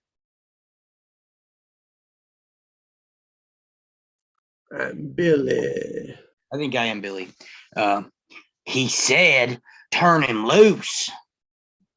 Well, I'm not, so go home. Swear to God, mister. Step aside or we'll tear you apart. The cowboys tense up, ready for action. Wyatt holds his ground, his hard, steady gaze zeroing in on Ike. You. Come here a second. Ike steps up, full of brass. Without warning, Wyatt jabs the muzzle of his pistol into his forehead, snapping his head back. Wyatt cocks the pistol. The other cowboys hush. Ike freezes. Wyatt's eyes bore into him. You die first. Get it? The others might get in a rush, but before that, I'm gonna take your head or turn your head into a canoe. You understand? Ike stands stock still. Billy steps forward, undaunted.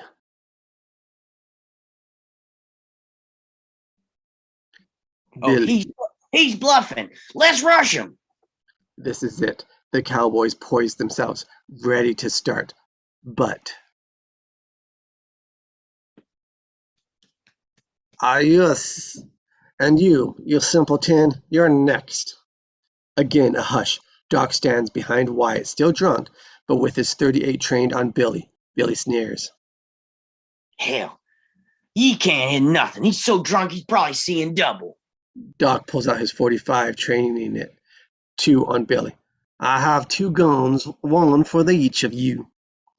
Billy pauses, chastened. Suddenly, there's another commotion as Virgil and Morgan pull their way through the crowd from behind with shotguns. All right, look out. Break it up. Go home, all of you. Go home now.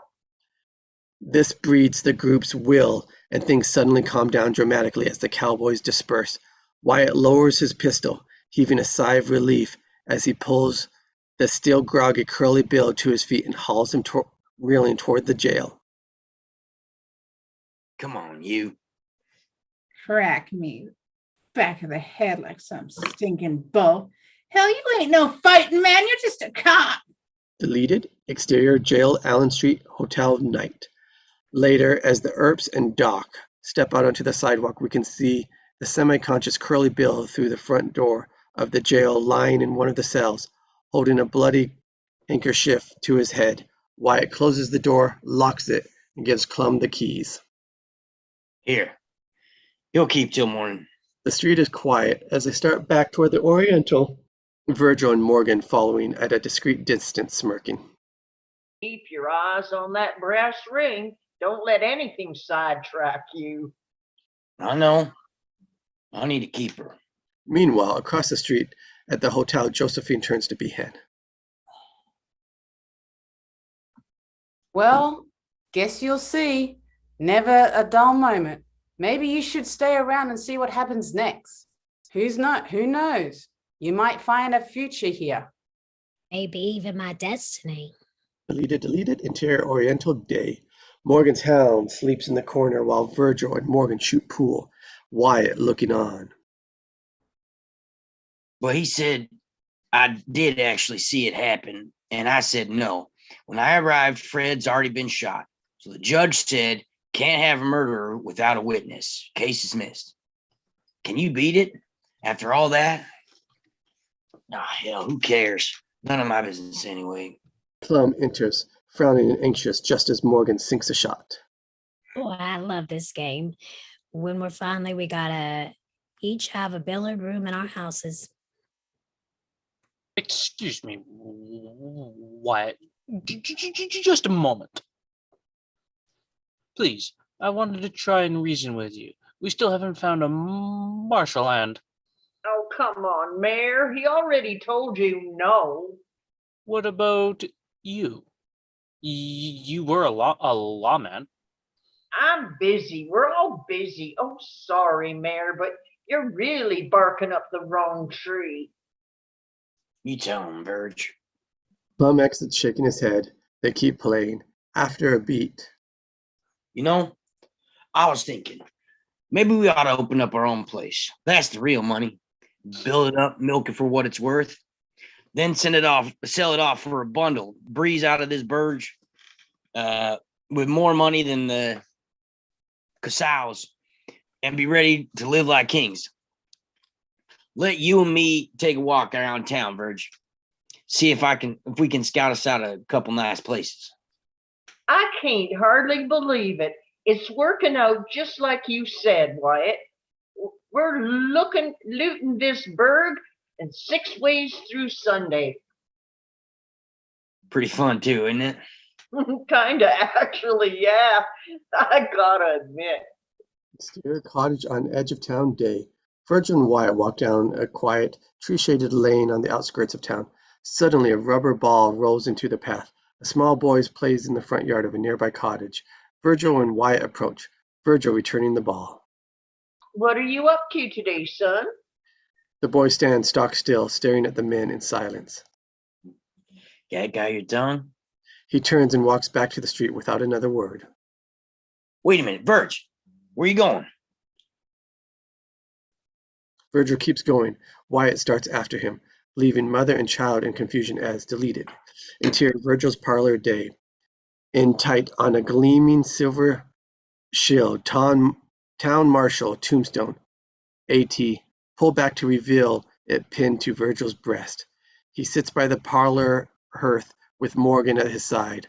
Wyatt sits opposite and with his head in his hands. I couldn't help it, Wyatt. I looked at that woman and it was just like somebody slapping me in the face. I mean, these people are afraid to even walk down the street, and I'm trying to make money off it like some kind of goddamn vulture. Well, that's just not me. That's somebody I don't even know. Virgil, please, don't do this to me. It's got nothing to do with you, Wyatt. It's Nothing to do with me? I'm your brother, for Christ's sake. God, don't believe this. Talk to him, will you? Or hit him? Ah, no, don't tell me. Morgan looks down in a sheepish silence.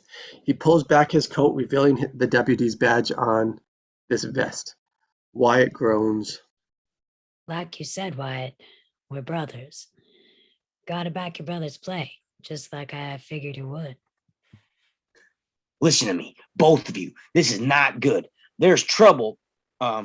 This is trouble we don't need. For the first time in our lives, we get a chance to stop wandering and finally be a family. Do this and you throw it all away. You saw what happened to Fred White. Come on, we're not about picking fights. Just gonna keep a little order, that's all. Yeah? Like you said, you gotta know how to handle him. Old Fred wasn't up to it. We know what we're doing, Wyatt. All right. Say you're right. Say you don't get yourself killed. Something else. It's too late for Virgil. He's already rolled his bone, but it's not too late for you, Morg. What are you talking about? Wyatt exhales wearily, then crouches down in front of his baby brother, looking deep in his eyes, his voice soft, plaintive. All the years I worked in these cow towns, I was only ever mixed up in one shoot, just one, and a man got killed. It wasn't my fault, just doing my job. I don't even know if it was my bullet that dropped him, but I don't know. It's sort of hard to explain. At first, it's kind of feel funny, you know, kind of clammy inside, but when it finally sunk in what I had done, believe me, boy, you don't ever want to feel that way. Not ever. Did I even make a dent? Did I?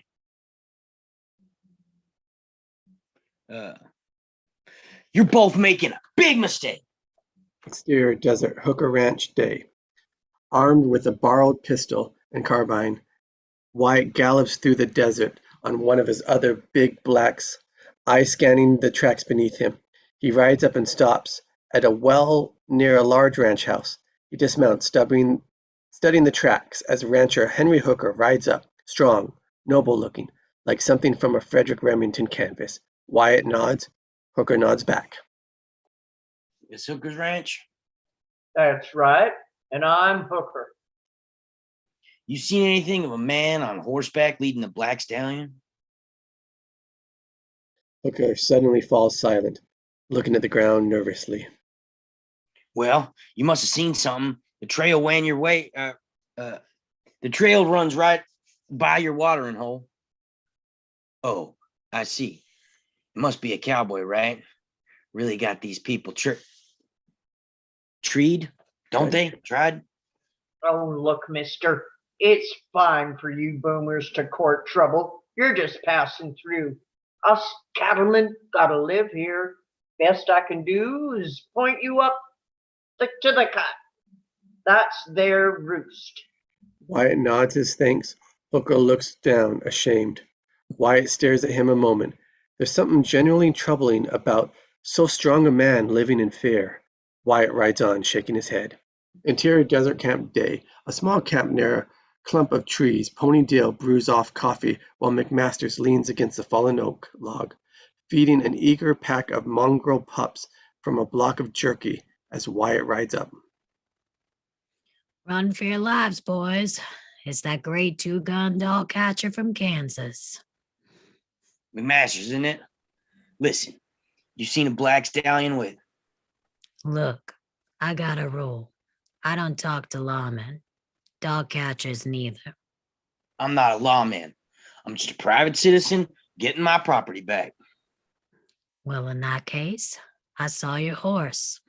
Billy Clayton was talking him up at the cut to show him off. The boys are all up here right now, branding, and in a mood. Still want your property back, Mr. Private Citizen?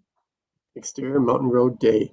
Wyatt and McMasters ride along side by side through the hills. So what about you cowboys anyway? If I had to explain it to you, you wouldn't understand. Just say we're brothers to bone. Yeah, but some of those things they say your brother's done. There's all kinds of horses, ain't there? Same with cowboys. What they do's their affair. I don't preach and I don't judge. I ain't no dog catcher. Exterior Rustlers Park Day. A wide plateau in the mountains dotted with tents, water and feed through the rope corrals, exterior, etc. Cowboys cut the outstairs while others crouch around fires cooking, looking up with naked hostility as Wyatt rides up. McMasters points to the edge of the camp where Billy Clanton is currying Wyatt's stallion. You seem like a nice fellow. Like to have known you better. How'd you lived? Wyatt rides on, making for Billy. Ike steps up with an Indiana hawk swilling, the giant half-breed. They walk along Wyatt. Hey, law dog, the hell you doing here? How about I just drop you off your horse and eat the blood raw? Wyatt ignores them, riding up within 20 feet of Billy and dismounting. Billy looks up, supremely confident and unconcerned. Where'd you get that horse? Beauty, ain't she? I asked you where you got him. Where do you think I got it? I stole it. Everyone laughs. More cowboys gather, jeering. Wyatt steps closer. Look, I don't want any trouble. I don't want any trouble with you, but that's my horse. And I mean to have it back, one way or the other. Come and get it. Look, kid, I know what it's like. I was a kid too. Even stole a horse once. But you can't. Oh, don't sweet talk him. Make a move. Yeah, go ahead, mister. Make a move. Billy steps back, poised. Ike and Swilling do the same. 3 more cowboys move up behind him. The scene seems brink of explosion when Curly Bill suddenly streaks into the frame on his buckskin mare, majestic and 10 times life size, as he pulls back and skids to a stop in front of Wyatt, raising a giant rooster tail of dust, making everyone but Wyatt recoil. Give him his horse, Billy. Oh, come on, Curly. Don't let him. Shut up! Give him his horse, Billy. Billy reluctantly hands over the lead line. Wyatt mounts and rides off with Dick Naylor in tow, Curly Bill riding alongside. Feel bad about old Fred. Just can't hold back when I'm feeling woolly. Still feel kind of bad. But now we're square. Anyway, no use for holding a grudge. I deserved a rap in the head. Make you a deal. My brother took over Marshall's office in Tombstone. He got it in his head. He's going to turn this into a safe place for widows and orphans. You and your boys stay out of his way, and I'll make sure he stays out of yours. Fair enough.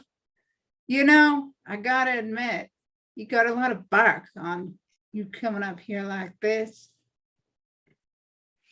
They were all going to jump me back there.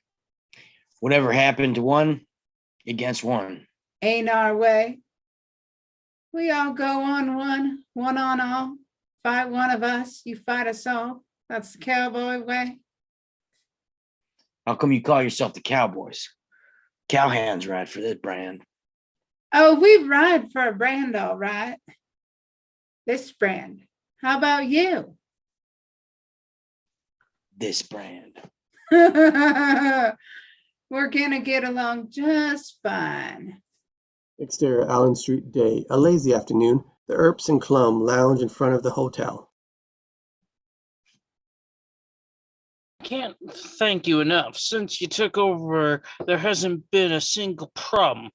We're finally becoming a civilized town. Nothing to it. Maybe I jumped the gun. Maybe those cowboys aren't near as bad as we painted them, or as they're painted. You know, I was thinking there's a lot of money to be made in cattle business. Wait a minute. You thinking of getting in bed with the cowboys? Business is business.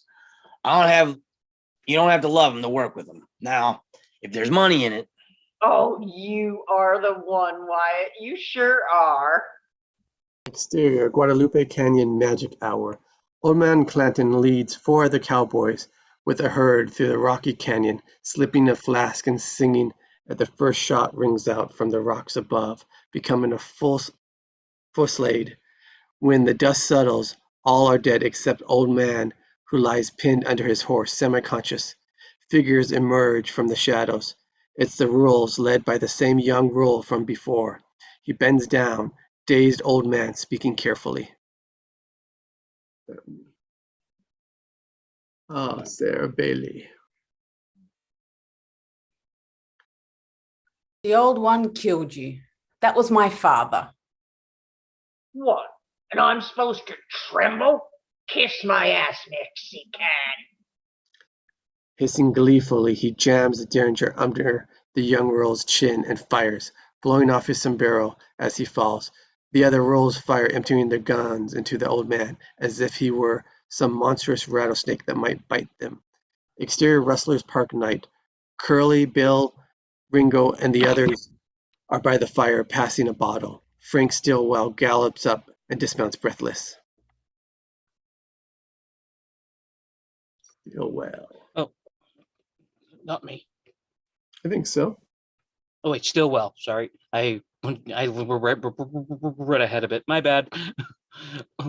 Old Man Clinton's dead, ambushed in Guadalupe Canyon. Mexicans got him. In tight on Curly Bill as the news sinks in. He clenches his fist in rage, then bites a knuckle, getting his control back. All right, first things first. It's my outfit now. I'm running the show. Ringo, number 2 man. Your outfit? Oh, I'm next in line. You ain't got enough in your britches. Think you can prove otherwise? Go ahead. Eating with humiliation, Ike mounts Anybody else? up and rides off. No takers, Curly Bill turns back to business. All right. Billy, go after Ike and cool him off. Then go find them Clories. Tell them what happened and keep an eye on things. Wes Fuller and Bill Claiborne, too. Rest of you come with me. We're going to Mexico. They mount up in a bunch and take off south like the wind. Exterior desert day. White is up on his stallion, riding alone in the foot of a high hill. Coming to a cut, he suddenly stops. Josephine is 100 yards ahead, gorgeously impressive in a black velvet riding habit, riding side saddle through the cut on a pretty mare. Oh, hell. Looking for an escape, Wyatt turns up a narrow trail on the side of the cut. He follows it as it wides around the hill, then abruptly drops back down and comes to the other side of the cut right in front of Josephine. She waves. He groans. Well, hello. We never actually met. My name's... Wide Herb, I know. I was beginning to think we'd never meet. This is fortuitous. That means lucky. I know what it means. Suddenly, Wyatt's stallion groans nervously, throwing its head, aroused by the presence of the mare. What is it? Easy now, easy. That mare's in season. Oh. Now she's starting. How do they know? They know. It's a scent. We better split them up. I have a better idea. Let's run it out of them. Before Wyatt can stop her, she's off at full gallop. Wyatt pauses, debating with himself. Finally, Yeah, I'm an oak, all right. he takes off at a dead run, catching up. The horses find their rhythm, breaking into a smooth gallop, flying over a jet-black plain of volcanic ash into a rolling meadow carpeted with yellow desert poppies, so bright it almost hurts your eyes to look at them. Coming off a rise, the desert floor shears off into a wide crevice. Josephine heads right at it. You're not that crazy, are you? Oh, yes, I am. A crack of her crop as she streaks toward it. Wyatt grits his teeth and follows suit. The sound of their hoofbeats stops for a long instant as they take the jump together, sailing through the air side by side, Josephine giggling like a little girl. They light on the other side and gallop on. Exterior desert magic hour. They pull up at a huge desert stone formation, a canopy of white sandstone, a vermilion streak swirlingly through it, looming over them like a giant oyster shell. Wyatt dismounts, helping Josephine. He takes his long duster from his saddle and lays it on a wide table-shaped rock for them to sit on. That was lovely. You know, you almost killed us back there. Fun No. though, wasn't it? You die for fun. Wouldn't you? You're laughing. I was sure you never laughed. I laugh sometimes. Yes, but how often? Tell me, are you happy? Am I happy? I don't know. Happy as the next guy, I guess. I didn't laugh all day like an idiot, but that's what you mean. You're a little touchy about it. I'm not touchy. It's a silly question. That's all. I'm happy. Are you happy? Of course. I'm always happy, unless I'm bored. That blonde woman, is that your wife? What about her? Nothing. Tell me, what do you want out of life? Where do you get all these questions? Just answer.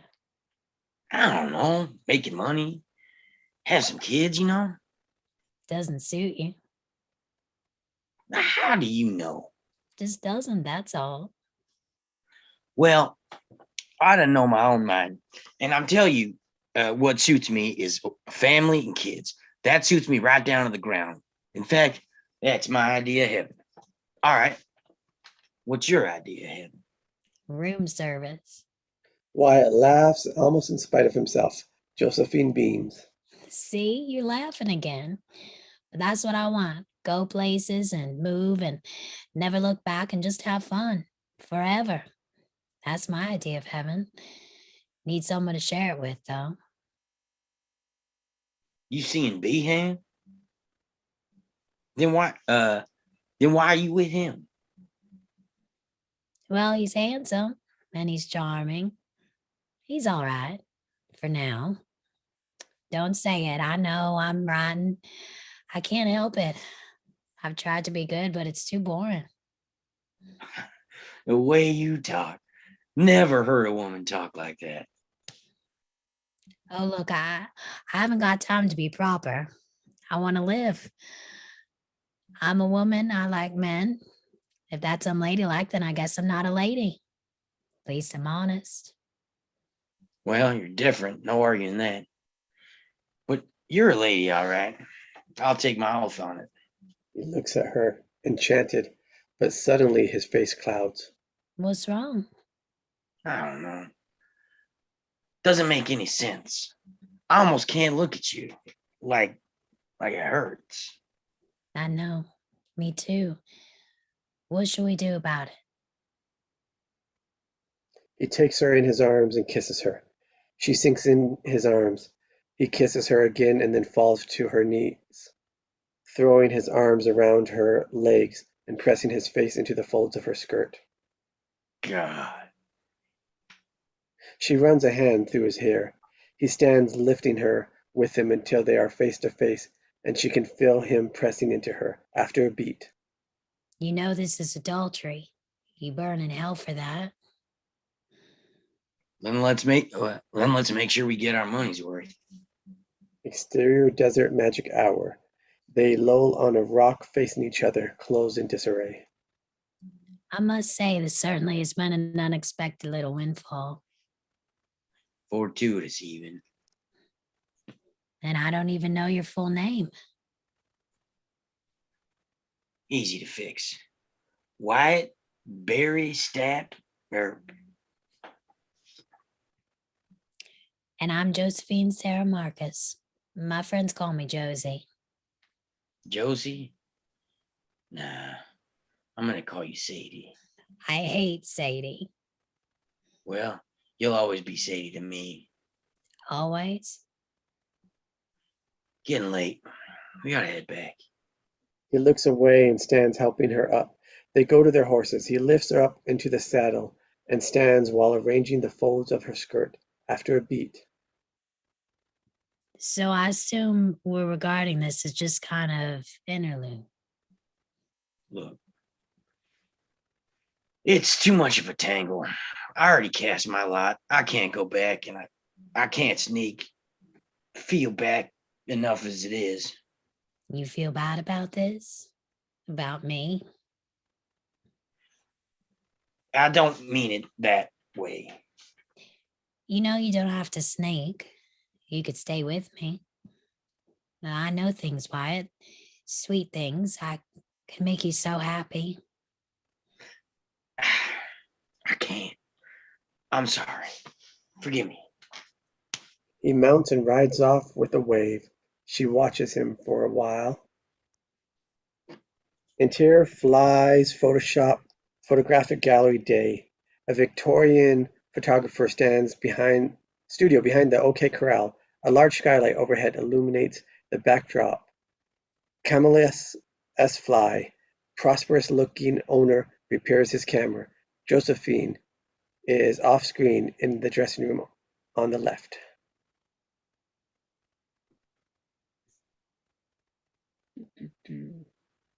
What mood would you like me for this picture, Miss Marcus? Any particular occasion you're commemorating with? I want to remember exactly how I looked on this day, so I want you to take a picture of me. She steps out wearing a diaphanous veil, shrouding her from head to toe. Though it partially obscures her form, we can see that she's completely nude underneath. Fly gasps. All of me. Fly fumbles with his camera, his composure gone. She turns to a nearby mirror, studying herself. Black tresses, rounded lips, maddening curves, and smoky eyes. A dark angel. She smiles. Because I'm wonderful. Interior Wyatt's house night. Maddie lies in bed, lost in an opium dream. She snaps out of it and sits up as Wyatt enters and gives her a kiss, glancing at the half-empty laudanum bottle on the nightstand. That bottle Lou gave you? Better go easy on that stuff. I know what I'm doing. Where have you been? Out riding. So, how you doing? I don't know. I'm all right. Really? Are you sure? Sure, I'm sure. What is this? Wyatt sits down on the bed, suddenly intent. His face is alight. Well, I've been thinking. We already made a pile of money, and maybe we just ought to pull off our stakes and move on. And we could stay on the move, you know? Just keep going. See the world. Live on room service the rest of our lives. How about that? Wyatt, what are you talking about? Just thinking out loud. Forget it. Interior Oriental night, dark circles under his eyes, looking dreadful. Doc is at the corner table with Virgil, Behan, Ike Clanton, and the McLaurys. Josephine lounges by the piano in a white gown, singing Frankie and Johnny in a torchy voice. Wyatt enters, blanching at the sight of Josephine. Joyce appears at his elbow. New singer. Ain't she something? Wyatt nods weakly. Josephine gives him a half smile. Wyatt blushes. Morgan approaches. Doc won't quit. Been up 36 hours. Clayton came in here an hour ago. They switched over to poker. Tried to get him to bed, but he just won't. He just won't let go. I know. And nobody can make him. They go over to Doc's table and they sit down. Doc beams drunkenly. Wyatt, just in time. Pull up a chair. Been hitting awful hard, Doc. Nonsense. I have not yet begun to defile myself. But Doc, I won't be pawed at, thank you very much. sorry. That's right. Doc, can we go all day and all night and then some? Doc, my man. Doc, my loving man. Here's another one. Loving man. She kisses Doc. Behan nudges Wyatt. What you think of a singer? Nice voice. That's not what I meant. Behan gives him a wink. Wyatt shifts uneasily in his seat. This hand is down to Doc and Ike. and the pot is huge. Doc shows his hand. Ike throws his cards down in drunken rage. Son of a bitch. That's 12 straight hands. Nobody's that lucky. The earth stiffens as the Cheshire Cat smile comes over Doc. Why, Ike, whatever do you mean? Come on, boys, take it easy. Maybe poker's not your game, Ike. I know. Let's have a spelling contest. Oh, wring your scrawny neck for you. That's enough, Clanton. Hey, you taking his part. I'm the one who's cheated. Goddamn pimps, you're all in it together. Nobody's in anything, Clanton. You're drunk. Go home and sleep it off. Oh, get your goddamn hands off of me. Don't you ever put your hands on one of us. Don't you ever try to manhandle a cowboy. Well, out your goddamn pimp's heart out. Understand, pimp? Don't you threaten me like that, you little... Violence seems imminent. Wyatt jumps in, separating them. Behan notices as Josephine gasps, a look of alarm crossing her face.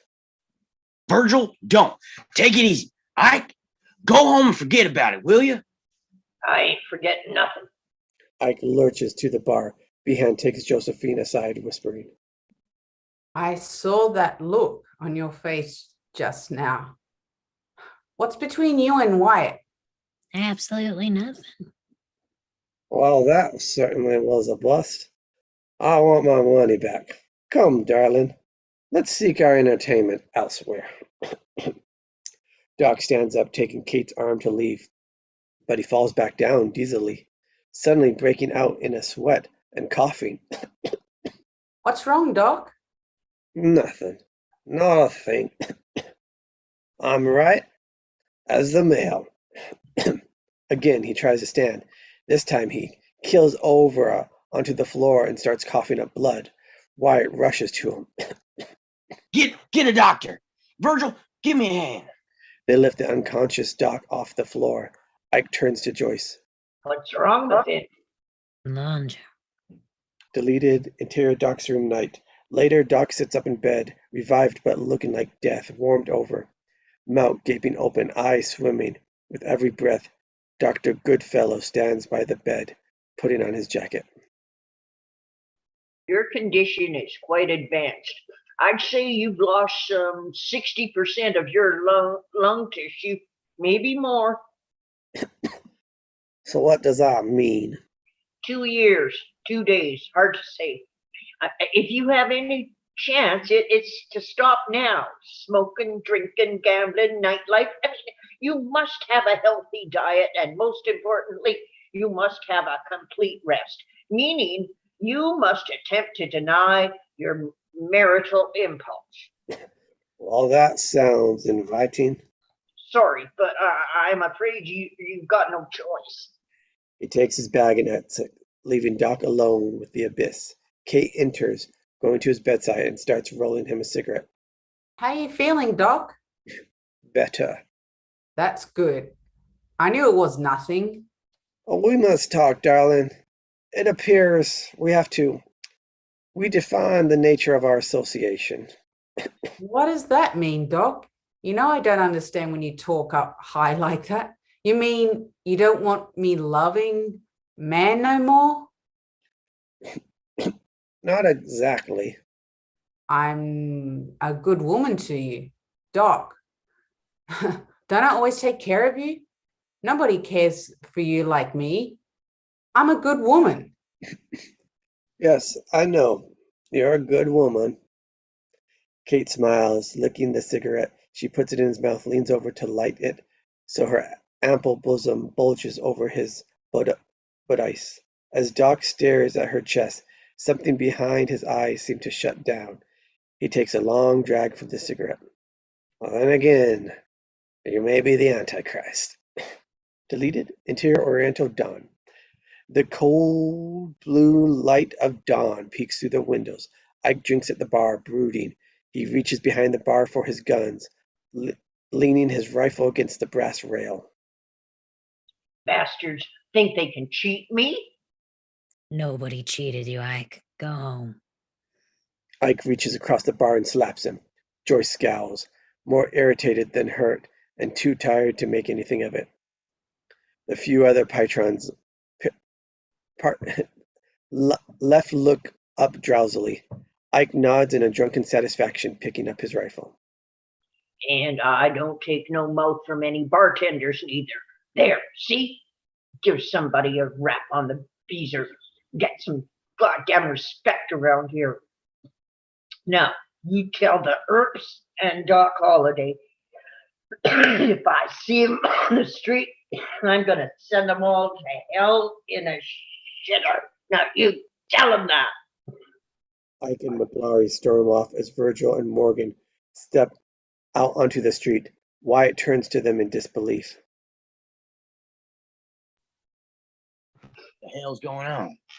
Exterior Allen Street Telegraph Office day. Walking down Allen, Ike stops in the group at the telegraph office. I want to send a telegram. And it's intermission time. Woo woo. All right. Yeah, good job, everybody. We'll take a little approximately 5-minute break. So we'll come back on the 10 of whatever hour you're at, for me 8:10, and then we shall continue. All right. See you guys in a bit. Let's see you in a bit. See you in a bit.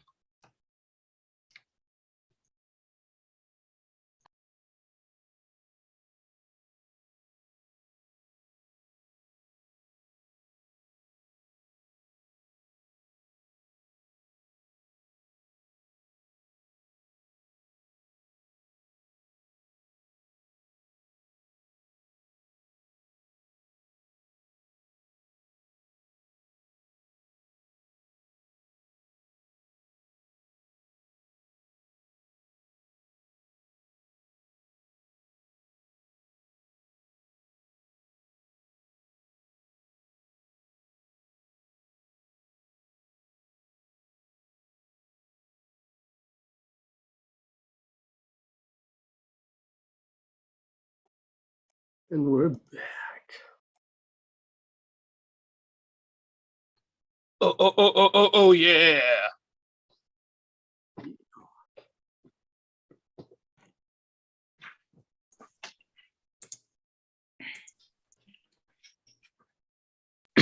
Well, howdy do there, good fellas.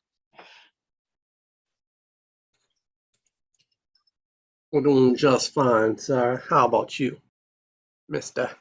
I'm doing fantastic. It looks like a little flying saucer, like a classy flying saucer. That's pretty sick. I'm gonna write a character for you, and you're gonna have that on. Sounds like a plan. Um, all right. Shall we continue? I'm ready. I think we're still short one. Unless the camera's just not on. Who is Matty?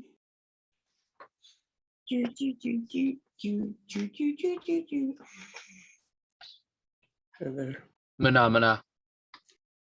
Do. Oh, see, Harry went into his head. All right.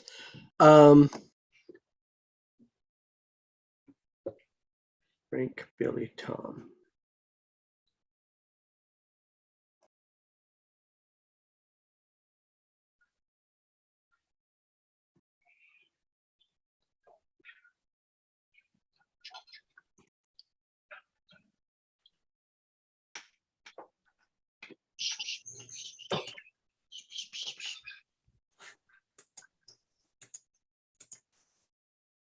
Yeah, we can continue.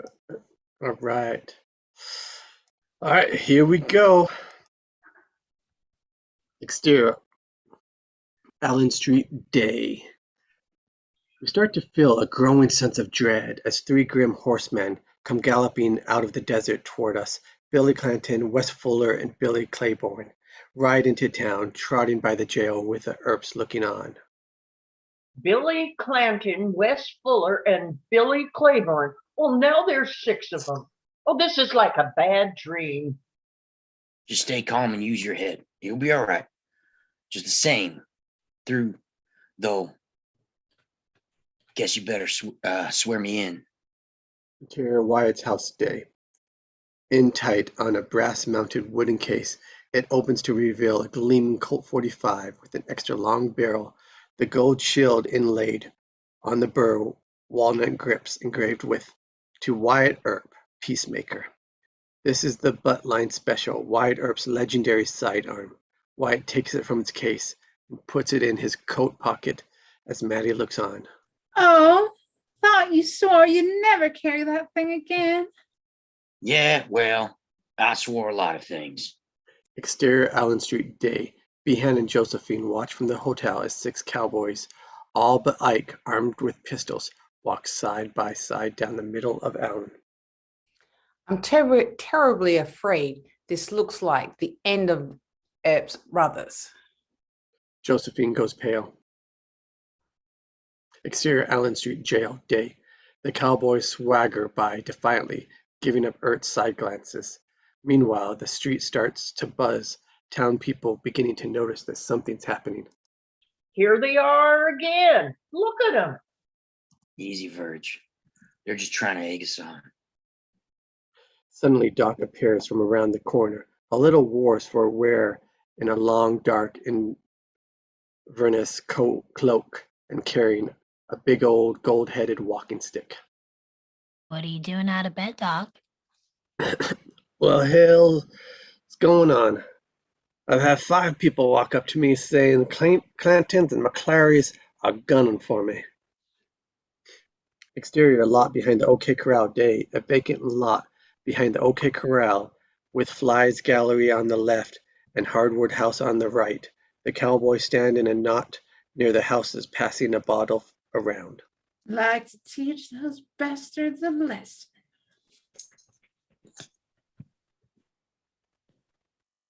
What do you think about that, Billy? Like teach. Oh wait. Probably already scared them to death. think you might be Tom as well. All right, I'll do it. You call it, Ike. What are we gonna do? Oh, give me that. Exterior Allen Street jail day. Virgil comes out of the nearby Wells Fargo office with a huge Stevens 10-gauge shotgun, just as Joyce runs up.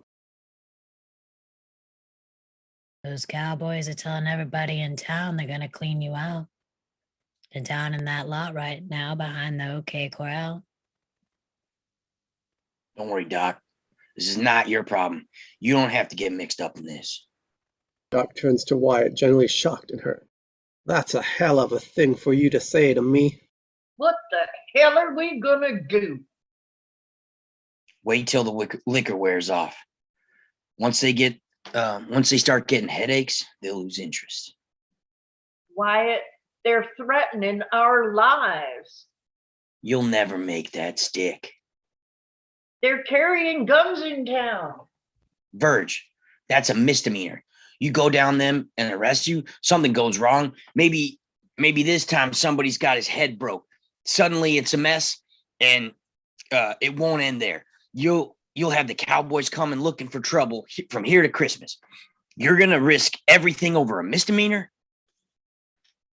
No, damn it. It's wrong. They're breaking the law. All right, Verge, your call. But give Doc the shotgun. They'll be less apt to get nervy if they see him on the streets. On the street howitzer. Virgil trades the shotgun for Doc's cane. Doc folds the shotgun under his cloak. They get set, waiting for Wyatt's cue. Finally, Well, come on, boys.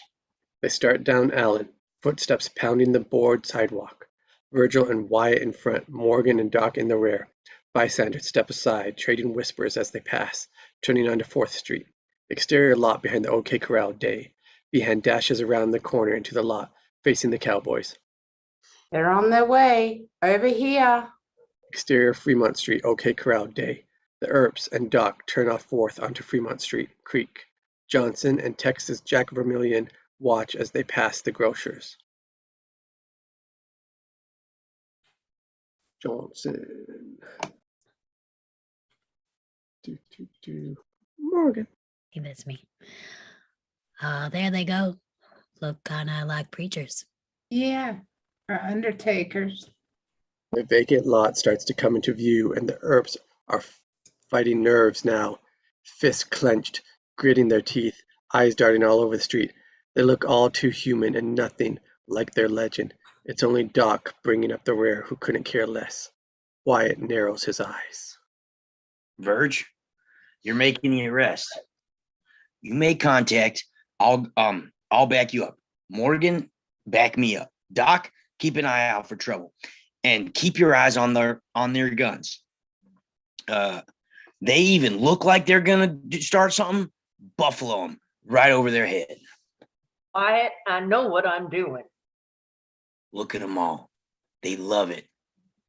How in the hell are we gonna get ourselves into this? Just then Behan walks up holding his hands, reassuring. You don't have to worry about a thing. I just went down there and disarmed them. You did? Oh, great. Thanks. Come on, boys. The Earps quicken their step as Behan enters Fly's gallery. Seeing the approaching Earp party, the cowboys glance around at each other, setting themselves. Now at the end of the sidewalk, the Earps can see that the cowboys are still armed and the relief evaporates. Wyatt mutters under his breath. Oh, great. Disarmed my ass. The Earps slow their step, gathering themselves. This is it. No turning back now. The cowboys spread out as the Earps get closer and closer. It seems as if the very air is electric with tension. But as they step into the street and fan out of their final approach, they suddenly do look like the legend 4, tall figures in long black coats advancing in a line, grim and unstoppable. A fleeting moment in time frozen forever in our minds. Finally they stop. The two groups are facing each other, perhaps 20 feet apart. Doc raises the shotgun, the Cheshire smile spreading over his face. Virgil steps forward, his face set, holding up Doc's cane. We've come to arrest you. Throw up your arms. A weird moment of confusion where nobody seems to know what to do. Then Billy Clanton and Frank McClure slap their hands to their guns. The Earps instantly tense up, hands on their pistols. Virgil waves his hand frantically, afraid they've misunderstood. Hold, I don't want that. Suddenly, realizing what's happening, Fuller and Claiborne bolt and dash into the Fly's gallery. Everyone else stands frozen, breath short, pulse pounding, each staring into others' wide-open eyes. Then something in Billy Clayton's eyes seemed to go dead, and Wyatt groans under his breath as an awful realization hits him. Oh my God. Billy and Frank jerk their pistols and the scene explodes, everything happening in split seconds as Wyatt draws and fires, knocking Frank down with a gunshot. Morgan fires, blowing Billy back against the wall of the hardwood house. Tom darts for cover behind his horse, and Ike dives into Wyatt, shrieking like a woman. No, please, I don't have a gun. This fight's commenced. Get to fighting or get away. Wyatt hurls him aside. Ike sprints for the gallery. Tom fires over the saddle at Doc, who tries for a shot but is blocked by the horse. Billy bounces back up, howling, and fires with a bullet piercing Virgil's calf. He drops to one knee. Tom fires again. Doc fires one barrel into the air, the blast making the horse rear up, exposing Tom for a split second. Doc fires again. Tom's side explodes into a red mist. The full charge of the red mist, full charge of the buckshot slamming into him into the hardwood house.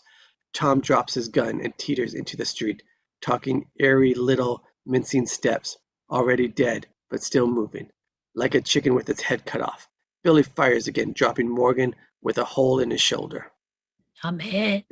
Doc pulls his lightning and fires double action 1, 2, 3 times, hitting Billy in the abdomen while Frank bounces back into the fight, firing wildly. Virgil gets up, firing back. The whole scene now bathed in thick smoke. The fight starts rolling into the street, each man jockeying for position. Inside the gallery, Behan and Fuller watch at the window as Ike dives in. He snatches Fuller's pistol and fires through the window. Ike's bullets whiz past Wyatt's ear. He spins around, calling to Doc. Behind us.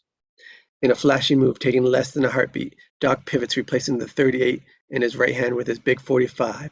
Then with one pass of his left hand, rapid fires quick like a machine gun burst, 1, 2, 3, 4, 5 times. The bullets ripping through the gallery, showering Ike and the rest with splinters and broken glass.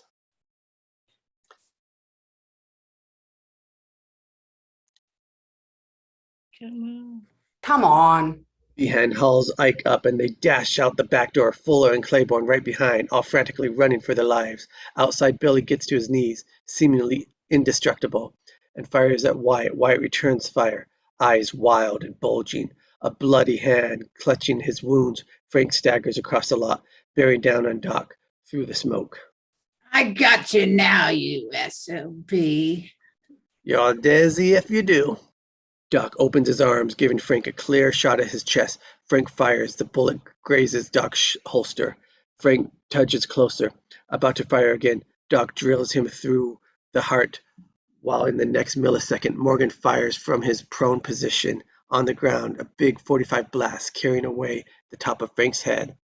As the last shot echoes through the hills, Frank flops limply onto the ground like a rag doll, while out in the street, his brother Tom finally runs out of steam and pinches face first in the dirt, leaving only Billy leaning up against the hardwood house, legs splay out in front of him, absolutely shot to pieces, clicking his empty gun and wailing piteously as the smoke clears.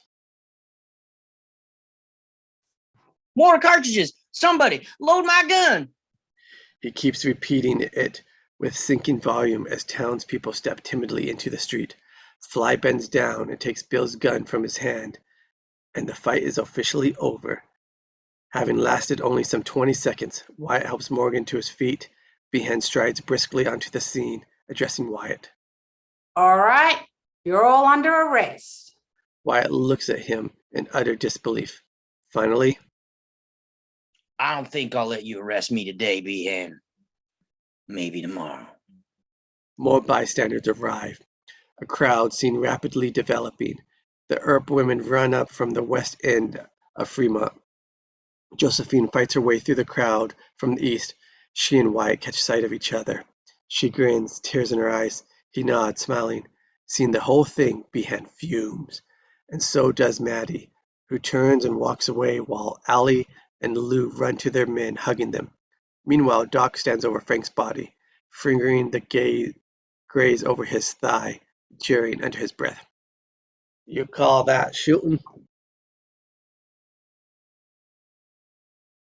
Fly says. Ah.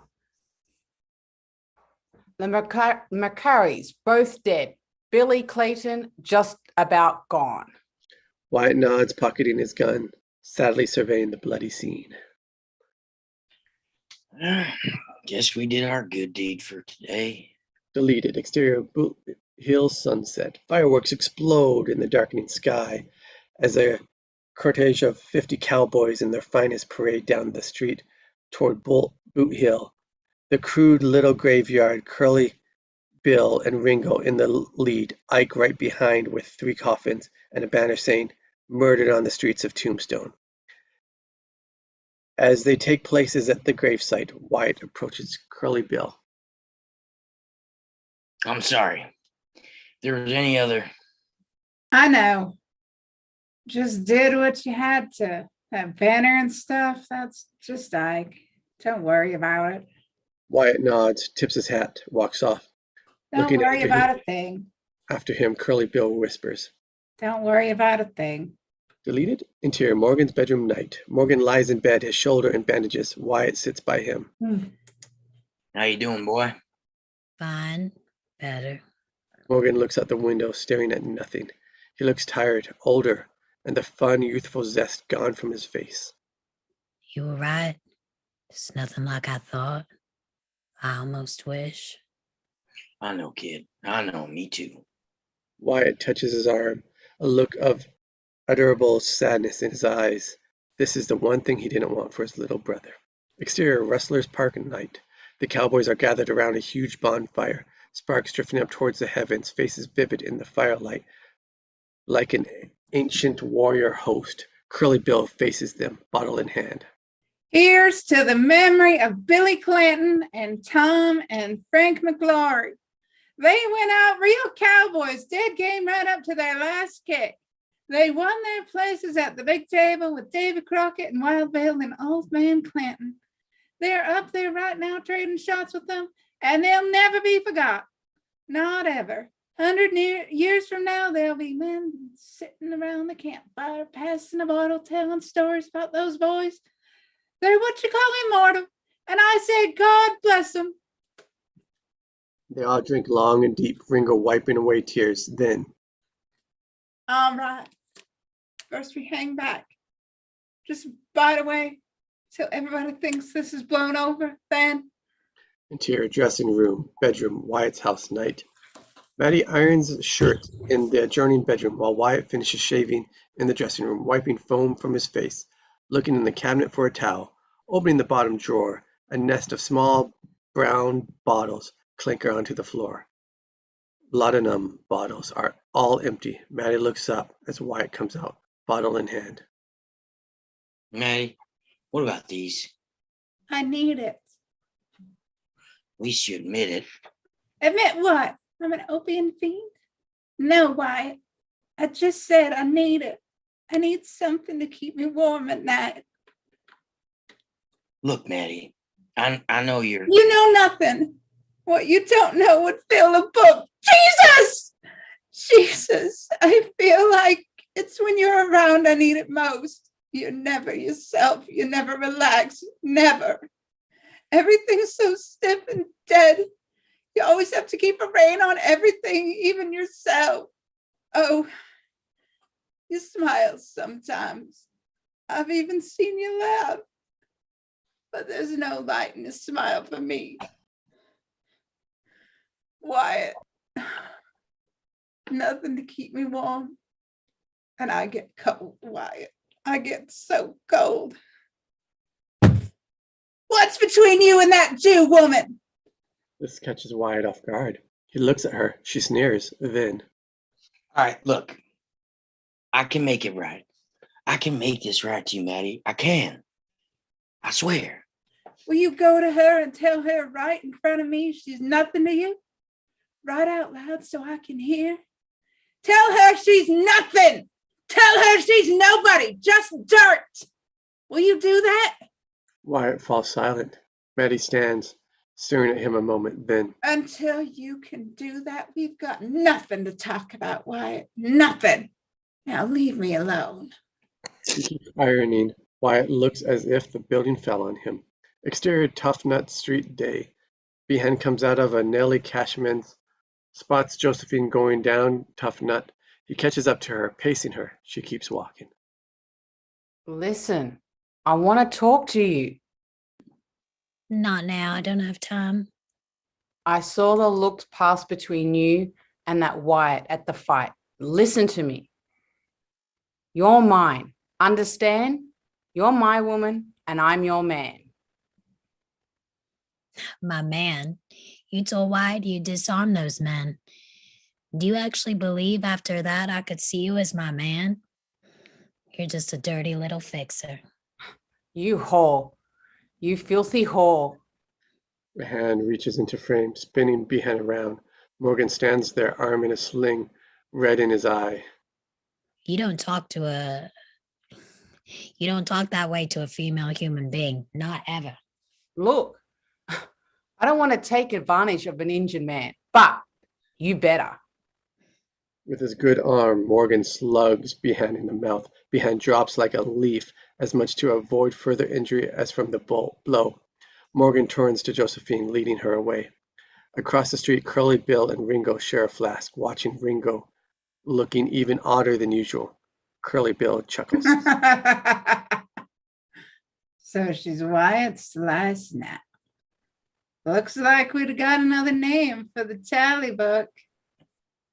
Exterior Allen Street Oriental late day. Later, the Earp brothers stand in front of the Oriental. Dropped him. That was it. Sorry if I made a worse mess for you.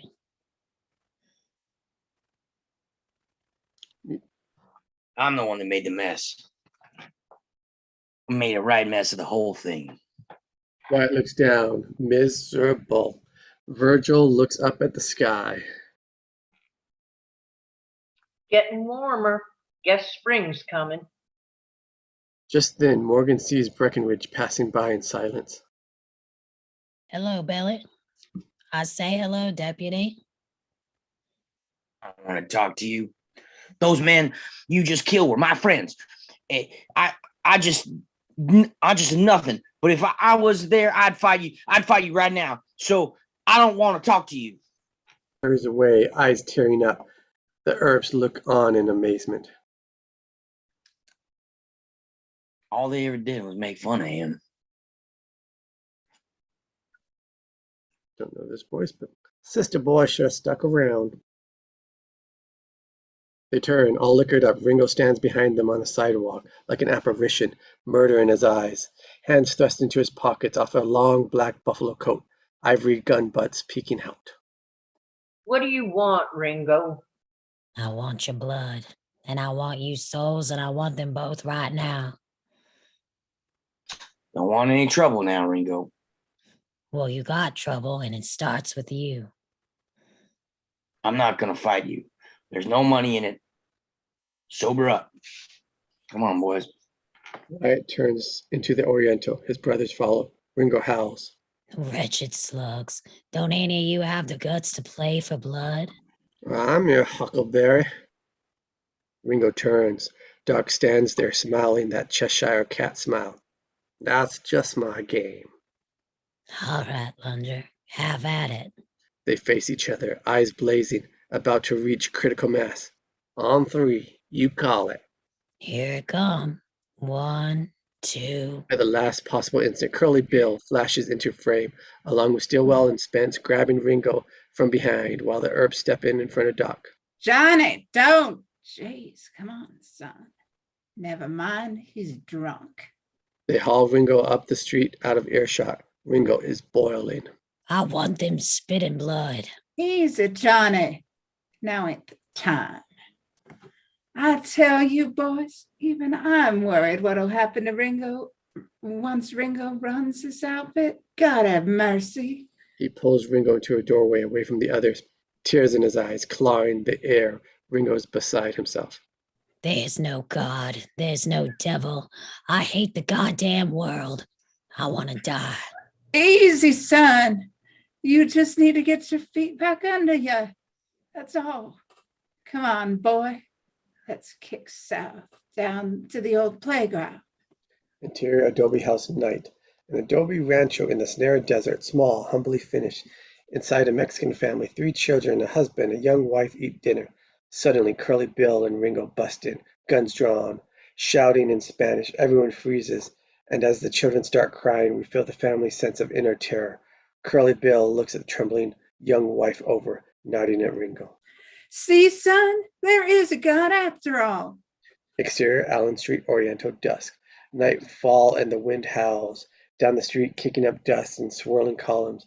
A flash of lightning streaks down the purple clouds, and a thunderclap crashes in our ears, echoing through the town, into the hills, making the horses neigh and fidget.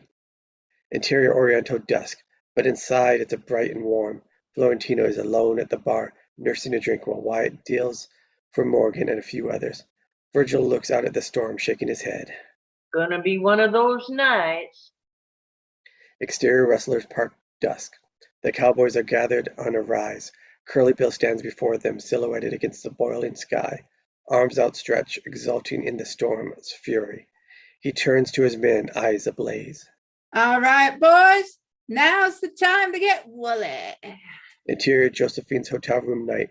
Josephine sits by the window reading Swinburne. A knock at the door. She answers. Behind enters. She bristles, but Easy. I just want to tell you things about start changing around here. Lots of so-called hard asses and tough aunts swaggers around this town, but none of them.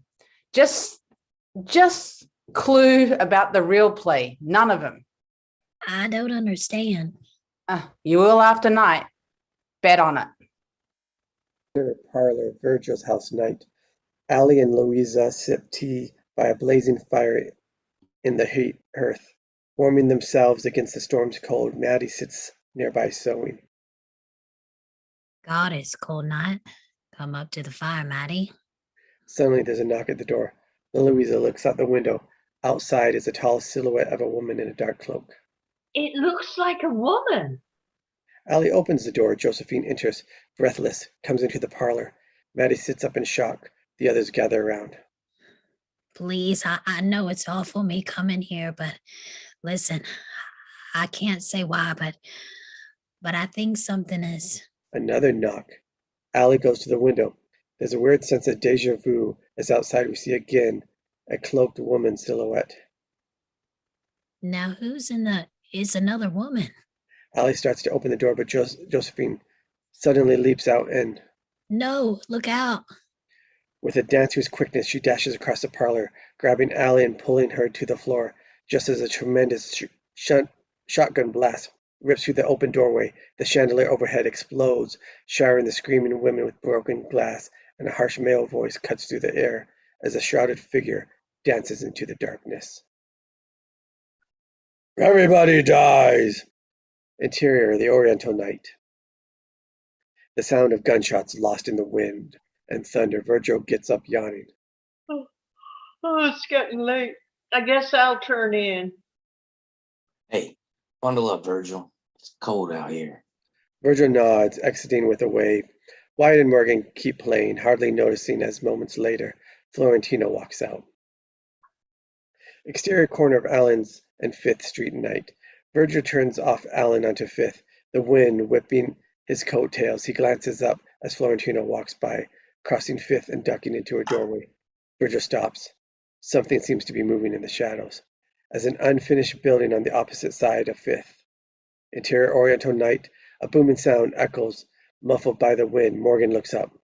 That thunder's sure something. It didn't sound like thunder. Moments later, Virgil walks back in, pale, hatless, a blank look on his face. He moves with odd, shuffling steps, holding himself sideways. Wyatt and Morgan exchange puzzled glances. Then Virgil? Why, Virgil does an unsteady stutter step. His face takes on a pleading, almost childlike look of panic. But as he turns his body toward Wyatt, we suddenly see that his whole left side is in a bloody shreds and his arm left dangling unnaturally by a few gory ribbons of flesh. His voice frightened sob. Why? He starts to swoon. Wyatt rushes over and grabs him. Interior hotel night, Virgil night. The hotel room where they've taken Virgil. He's on the bed, wrapped in bandages, semi-conscious. Wyatt and Morgan stand in the doorway with Doc and the women. Allie is at Virgil's side, hands him hand over the mouth as Dr. Goodfellow speaks in somber tones. I'm afraid your husband's been very badly hurt. I had to remove the entire left elbow joint. What that means is, well, I'm afraid. Oh, no, no, no, no, no. He starts wailing suddenly after Virgil sits up, taking her in his big right arm, pulling her close, his voice calm, reassuring. No, don't worry, honey. I still got one arm left to hug you with.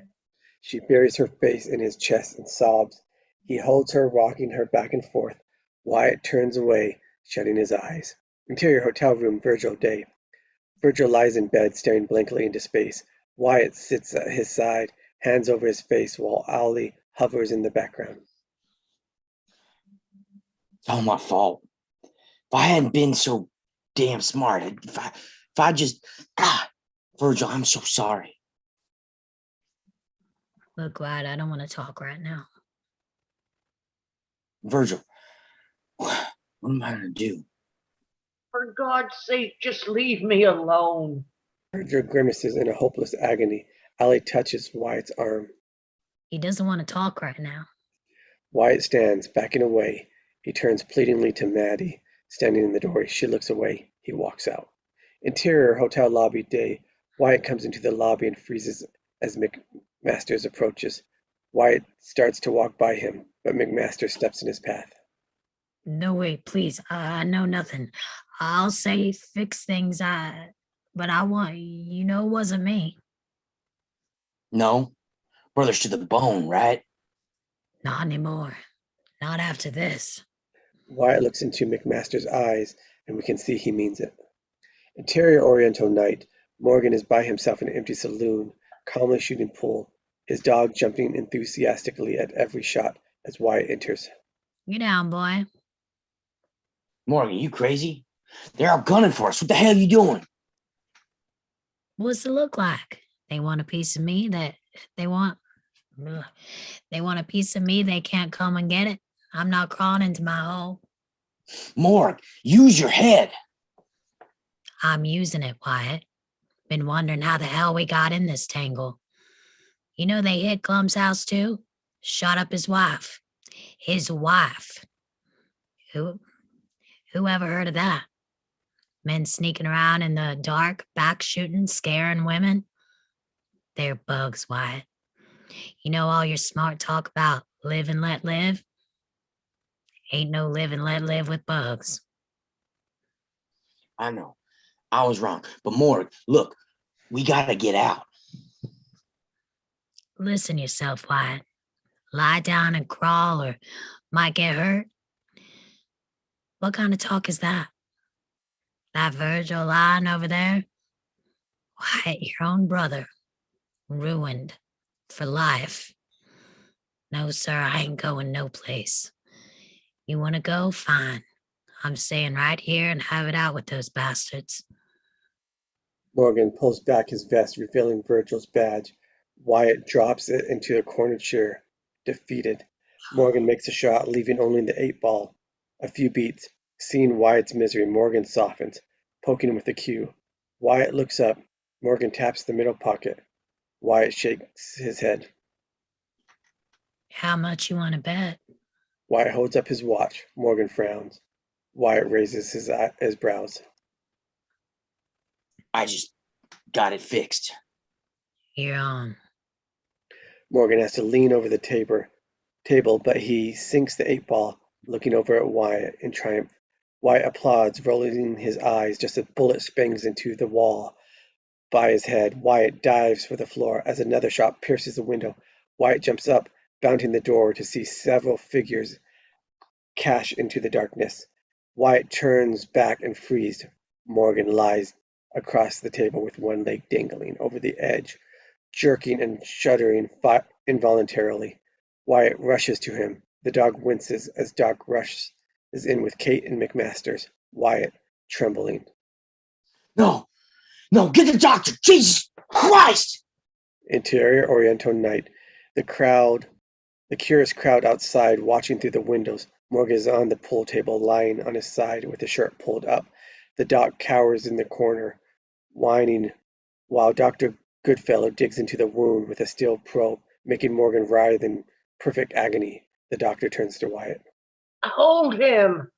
Wyatt takes Morgan in his arms. Doctor probes. Morgan jerks violently. Suddenly we hear a blood-curdling scream. Louisa is in the doorway, tearing her hair, lost in utter hysterics. Oh no. Get her out of here. Jesus! And now the whole scene sinks to hellish confusion as a dog whimpers, Louisa shrieking and others restrain her, and Morgan gives a violent jerk, breaking Wyatt's grip. The doctor snarls about the end of his rope. I said hold him. God damn it. Somebody shut that dog up! Morgan takes Wyatt's arm, his voice like a child's. You were right, Wyatt. They got me good. Don't let them get you too. Will somebody get that dog out of here? Remember about that light you're supposed to see when you're dying? Easy, Morg. Don't think like that now. Isn't true. I can't see a damn thing. Tears well up in Wyatt's eyes. He touches his brother's face. Morgan's eyelids start fluttering. Wyatt squeezes his hand. Morgan! Morgan! As the dog starts howling long and loud and pitiful, and in the next moment the air is filled with howls as every dog and coyote for miles joins in the mourning. Wyatt backs away from his dead brother and trudges out into the sidewalk, staring at the blood on his hands. Standing in the crowd across the street, Josephine sees Wyatt and starts for him. Behan grabs her. She wrenches free, with the whole town watching, starts running toward Wyatt. Seeing her, Wyatt backs away in horror, shaking his head. No, get away. Get away from me. Wyatt. She keeps coming. Wyatt panics, finally in desperation. Whore! Filthy whore! Get away from me! She pauses, unable to believe her ears, then runs away crying, fuming with rage. Kate starts after Wyatt. Doc pulls her back. Can't you see why he did it? The howls continue as Wyatt trudges down the street. Suddenly he doubles over, clutching his abdomen in agony, staring at his bloody hands. Exterior Allen Street day. The wagon bearing Morgan's pine coffin waits in the street, hitched and ready. Virgil is up front, the women arm in sling pale. Doc and Kate wait on the horses nearby. Finished loading, Wyatt looks around.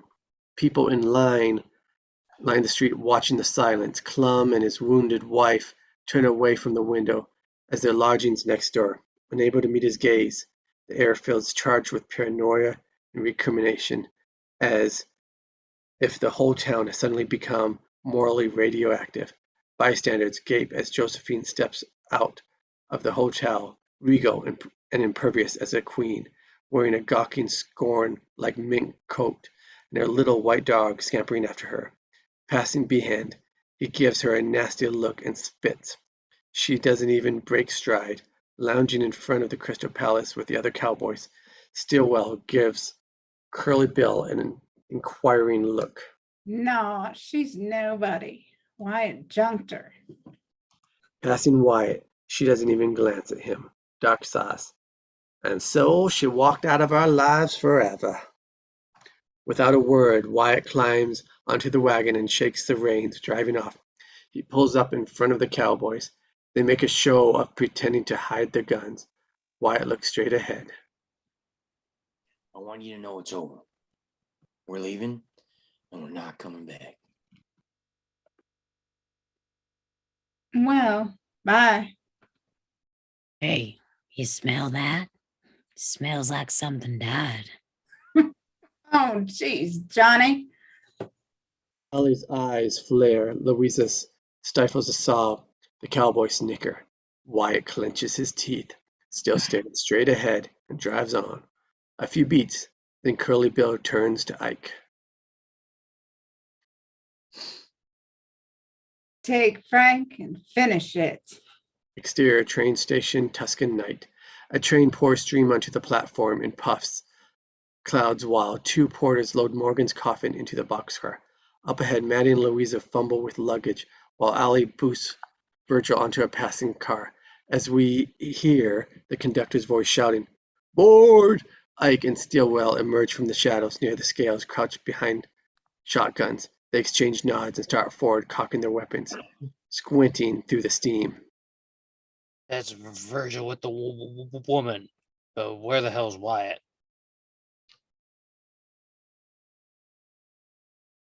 Yep, go for it, Clint. Oh, wait, what? Oh, right behind you, Stillwell. They spin around. Wyatt stands behind them, looking down the barrels of Virgil's big 10 gauge. Stillwell raises his shotgun. Wyatt fires. Stillwell hits the floor in a crumpled heap, his torso smoking bundle of bloody rags. Screams.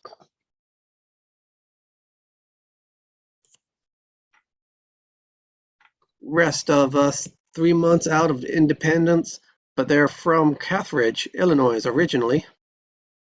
Cathridge? Really? I'm from Mammoth. Another Illinois man, practical, neighbors. Step down, Marshall, have a feed. Morgan.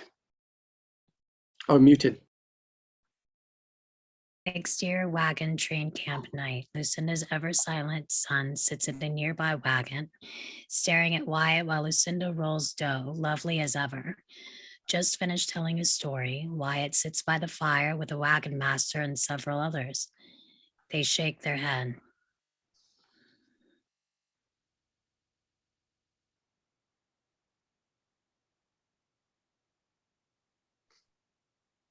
Oh, it looks like Jacob stepped out. No, I'm here. Oh, Ain't okay. got law. It wasn't originally assigned for me, but I take it. Thank you. Ain't got law, ain't got nothing. Only thing between us and the animals, always the way it goes, though. Only way to down an Illinois man's from behind. The dogs don't dare face him. Mr. Lincoln, Wild Bill, now your brothers. Illinois men all in all down from behind by dirty dogs and Democrats. Guess an ordinary man's be out for vengeance, but I don't figure that'll answer here. It's a reckoning you're after. The Lord is my friend. Let not your heart beat faint. Let your arm be still. That's all you need of the Lord. Wyatt pauses, nodding, suddenly understanding the truth of it. Looking up, his eyes meet those of Lucinda. She smiles, wiping flour from her hands. Wyatt smiles, thoughtfully, moved by his unexpected encounter. Exterior wagon train camp morning. Next morning, Doc gallops into the camp with McCasters, Texas Jack Vermillion, and Turkey Creek Jack Johnson, exchanging greetings with Wyatt, who leads him over to the center of the camp. Then, You know I'm here. Way ahead of you, Wyatt. You want us to help you get Ike Clanton and Johnny Behan. Everybody knows they're the ones to blame for your brothers. They're nothing. They're nobody. I want the cowboys, all of them. I mean to break them up, drive them out of this territory. are you out of your mind? What on earth made us? I'll pay you $500 in advance, and I'll mount you on those. He points to his five magnificent blacks tied nearby. They look them over as Wyatt takes out a stack of warrants. I got a sheaf of federal warrants. Being in the territories is up to our discretion. Here and discussion how they're served. That means we got the cowboys without quarter. No black flag, brother. No prisoners, no mercy. Amen. 500 years' wages. And I never even saw a horse like that. You crazy? It can't be done. It might be done if we hit the water holes, though the southern dragoons, the wet zones, and Hakas. We could take them in pieces, run off their herds. Keep your money. I'll show you where those water holes are. Just promise me you'll finish it. No matter what happens, you'll see it through to the end. I'll have your hand on that. They shake. Vermillion and Johnson confer in whispers. Then We come through this in one piece. Can we keep the horses? Wyatt nods. Vermillion nods to Johnson, who crouches down with a pair of dice. He makes one pass, two passes. Finally, crapped out. Okay, we're in. Exterior wagon train camp desert day. The thoroughbreds are saddled and waiting, each with a rifle and a scabbard and a double-barreled shotgun across the saddle fork. Lucinda's son looks out with a gathering awe as Wyatt's men, each carrying two pistols, face their boss. The minute we start, we'll be going against local and country law. If we fail, the U.S. government won't be able to lift a finger to help us. Nevertheless, I want you to understand we carry the full force and authority of the law of this land. They exchange glances, each man feeling a little shiver of the magnitude of what they're about to attempt. Wyatt faces them. Raise your right hand. Do you solemnly swear to uphold the laws and the constitutions of the United States and to protect her citizens to the best of your ability, even at the cost of your own life? All chorus, I do, except for Doc, who rolls his eyes. Finally, Oh, all right. Wyatt hands each a federal deputy's badge. Doc waves his way. You know why I'm here. My hypocrisy only goes so far. Wyatt shrugs. They mount up, about to begin, but suddenly, Wait! Lucinda runs up to Wyatt, reaching up and tying a blue and gold silk scarf around his neck. Your colors. Wyatt nods, his surprise thanks as the wagon master steps up. Good luck, boys, and give 'em hell. They shake hands, then Wyatt motions to his men. They take off at a graceful lope, riding through the camp towards the dreadful and the desert beyond. Unable to contain himself any longer, Lucinda's son bounds up onto a wagon, waving and shouting, spurring them on with a spontaneous frontier toast.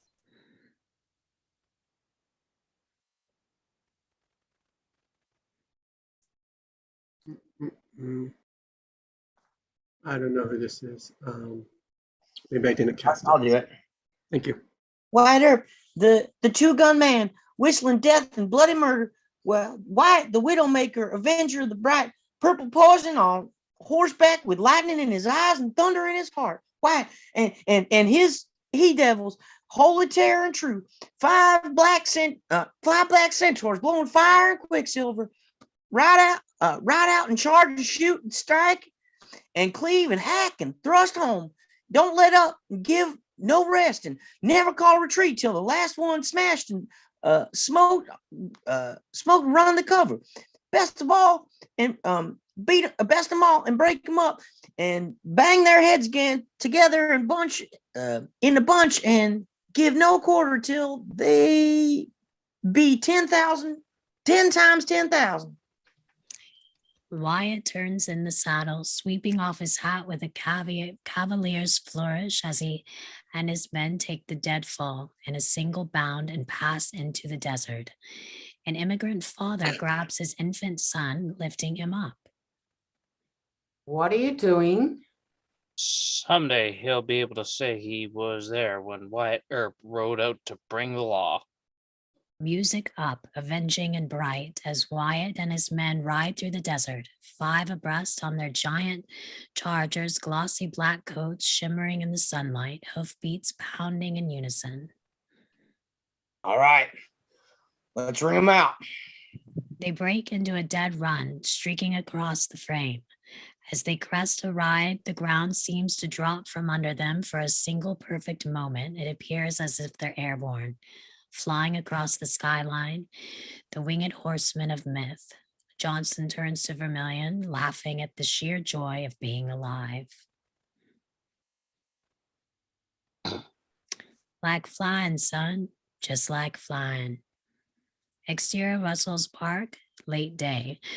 The sun starts to dip behind the near end of the ridge overlooking the camp, where on one side, Florento and several cowboys sit in a circle, playing poker with the others, recline on bedrolls, laughing and drinking.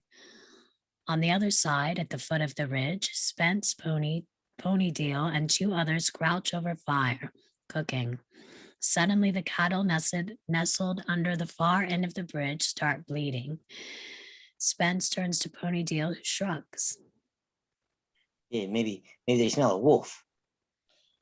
Go up there and take a look. The cowboy mounts a pinto pony and loops up over the far side of the ridge. Spence and the others continue cooking. Moments later,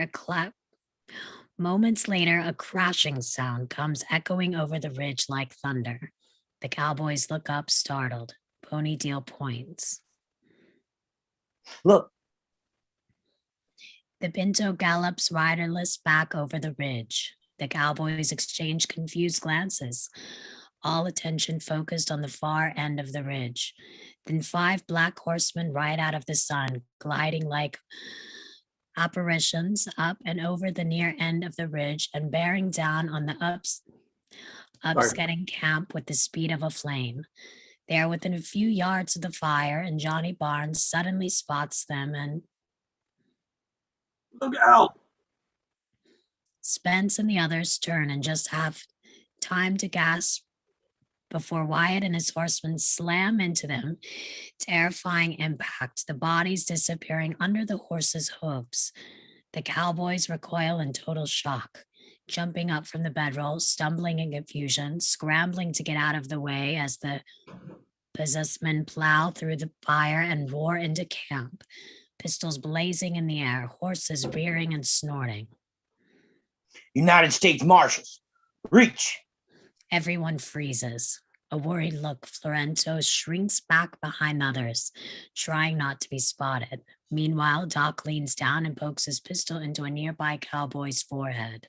Say something witty. They herd the cowboys over to the side of the camp, shouting, "Get over there, move it," etc.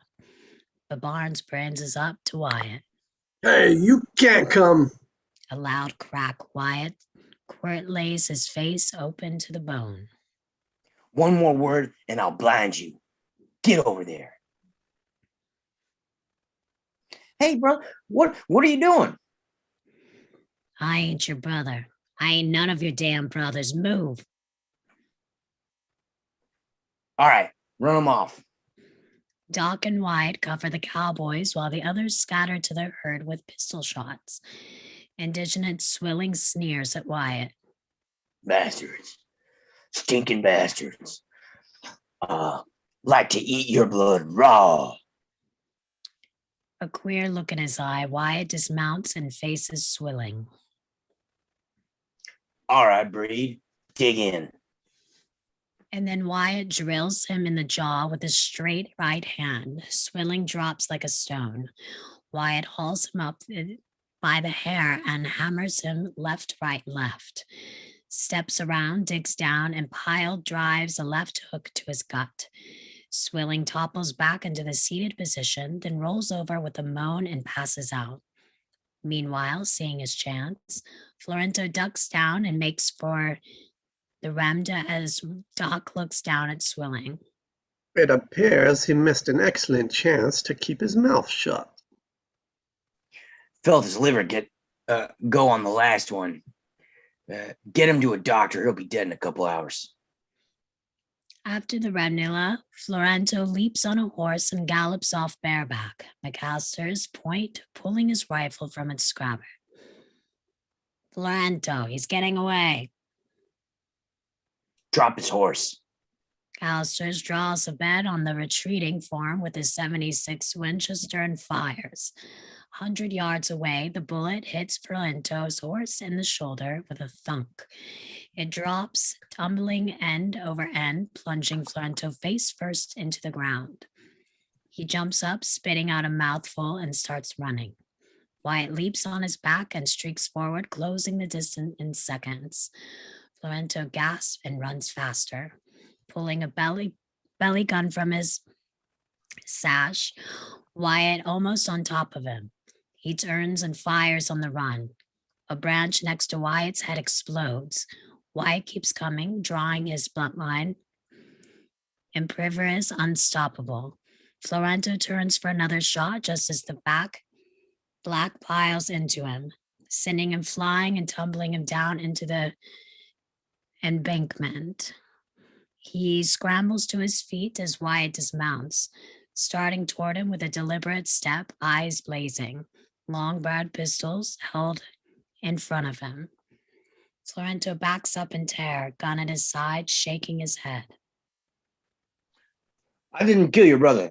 I don't even know him. I only give only lookout. It was money. They gave me $12. It was the money. A human life, $12. Wyatt nods, still coming, cold blood murder in his eye. Florento screams, raising his gun. No. Wyatt fires, blasting Florento to the ground. He advances, firing over and over, attempting his gun into him. Exterior Rustlers Park, late day. The cowboys watch as Wyatt gallops up, dragging Florento's bullet-riddled body behind him. He reins up, undoweling the rope. The corpse flops at their feet. They jump back, horrified. Look at him. That's how you all end up if you don't get this through your heads. It's over. The Cowboys are finished. Forever. So tell the others to get out of the territory, because next time, I leave no one alive. Understand? No one. You have been warned. All right? Burn it. Everything. As men prepared to fire the camp, several cowboys moved to pick up Florento's body, but Leave that trash where it lay. exterior Rustlers Park, dusk. Wyatt and his men ride through the blazing camp, the flames lighting up his eyes like a demon. Exterior desert camp, night. The bossmen crouch their fire. Doc sits shivering miserably by himself as Million turns to Johnson. You know, we might just pull it off.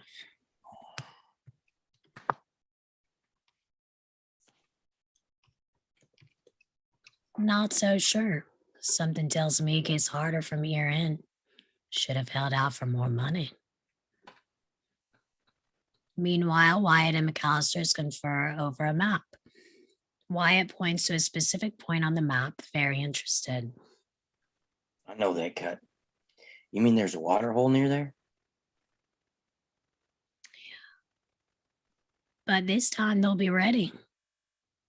We'll see about that. Exterior desert mountain cut day. Now we see what so interested Wyatt. It's the same mountain cut where he and Josephine met. Ponytail and a party of 10 cowboys ride through the desert 300 yards from the cut, pushing a herd. Keep your eyes open for the herb sponge. Swear to God, ain't nothing gonna drop us this time. Riders ahead. 4, 5.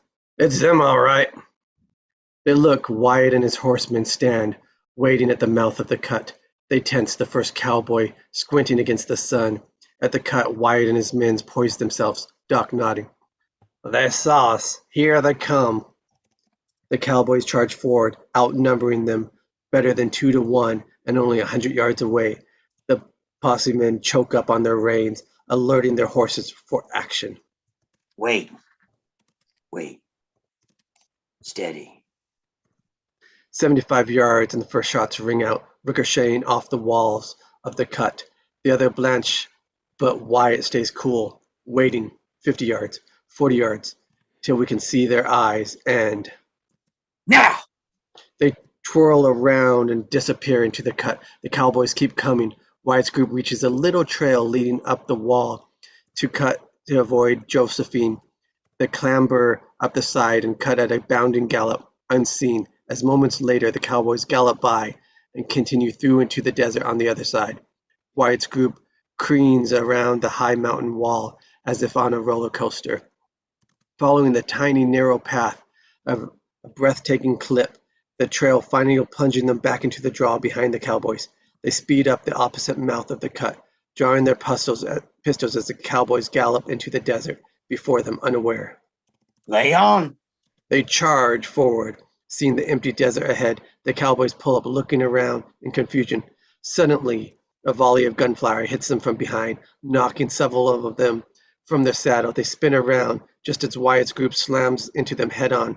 Guns blazing, cowboys trembling from their saddle left and right, horses rearing up, toppling over backwards. Run!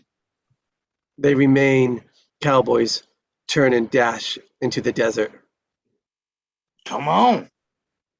Wyatt's group charges the thoroughbreds, closing in the distance in seconds. Vermilion stands in his stirrup, roaring like an animal as he plunges toward them, swinging his quirt like a saber and lashing a cowboy across the face, making him tumble to the earth and bounce over jerking rocks like a rag doll. McMasters closes with another, throwing an arm around him, jerking him from the saddle, snapping his neck. Doc overtakes a third, jams his pistol into his face and fires point blank, blackening his face, shooting blowing out the back of his head as he falls. Reins in his teeth, shotgun from his shoulder. Johnson comes up from behind the fourth and fires. The cowboy disappears in a cloud of pink vapor, the body dropping like a stone. Wyatt bears down on Ponydale at a dead run. Ponydale turns in the saddle and fires at him. We feel a surge of breathless exhilaration as Wyatt swings out of the saddle like a Comanche and ducks his body down against the side of the horse, hiding its lee. Ponydale turns for another shot, only to see an apparently riderless horse overtake him.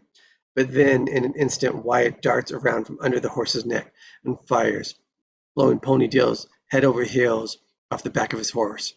Wyatt bounds back into the saddle as McMaster rides by, drawing a bead with his rifle on a lone survivor, the first cowboy, only a few yards ahead of them.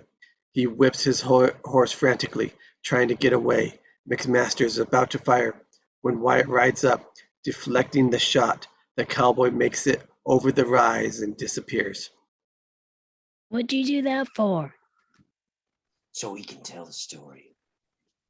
Exterior cowboy camp night. Curly Bill studies a camp drawn in the dirt, listening with Ringo, etc., while the first cowboy describes the battle.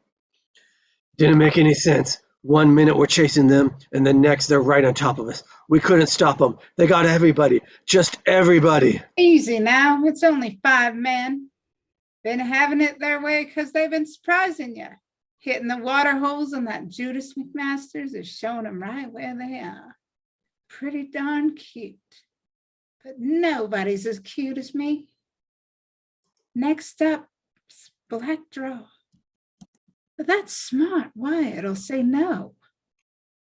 That's where they'll expect us to hit. We'll hit the one after, Iron Springs. That's where they show next. Only I'm going to be there first and throw a little party.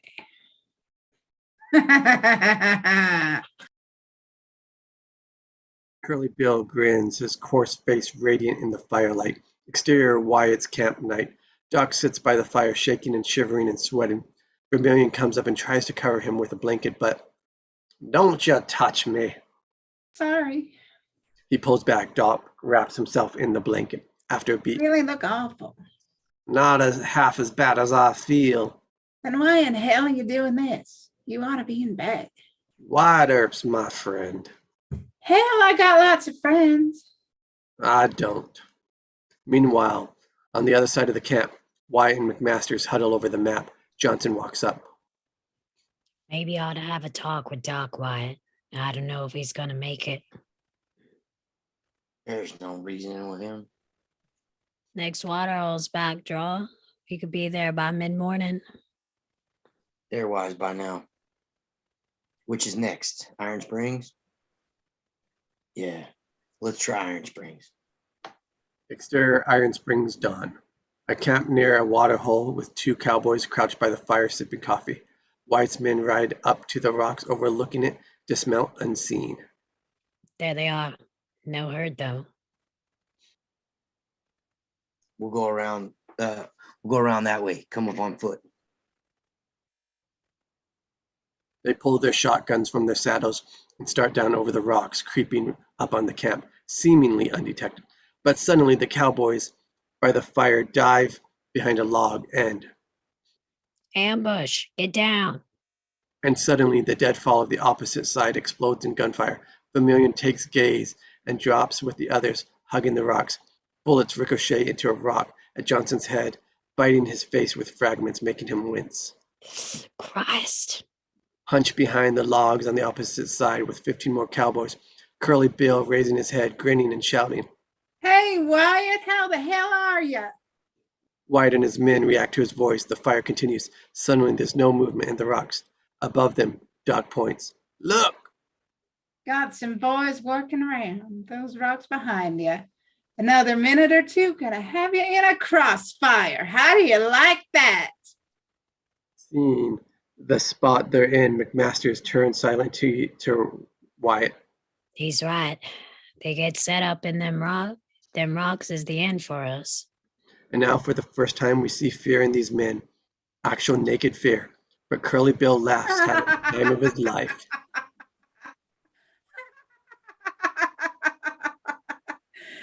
Of course, you could give yourselves up and we could have a party.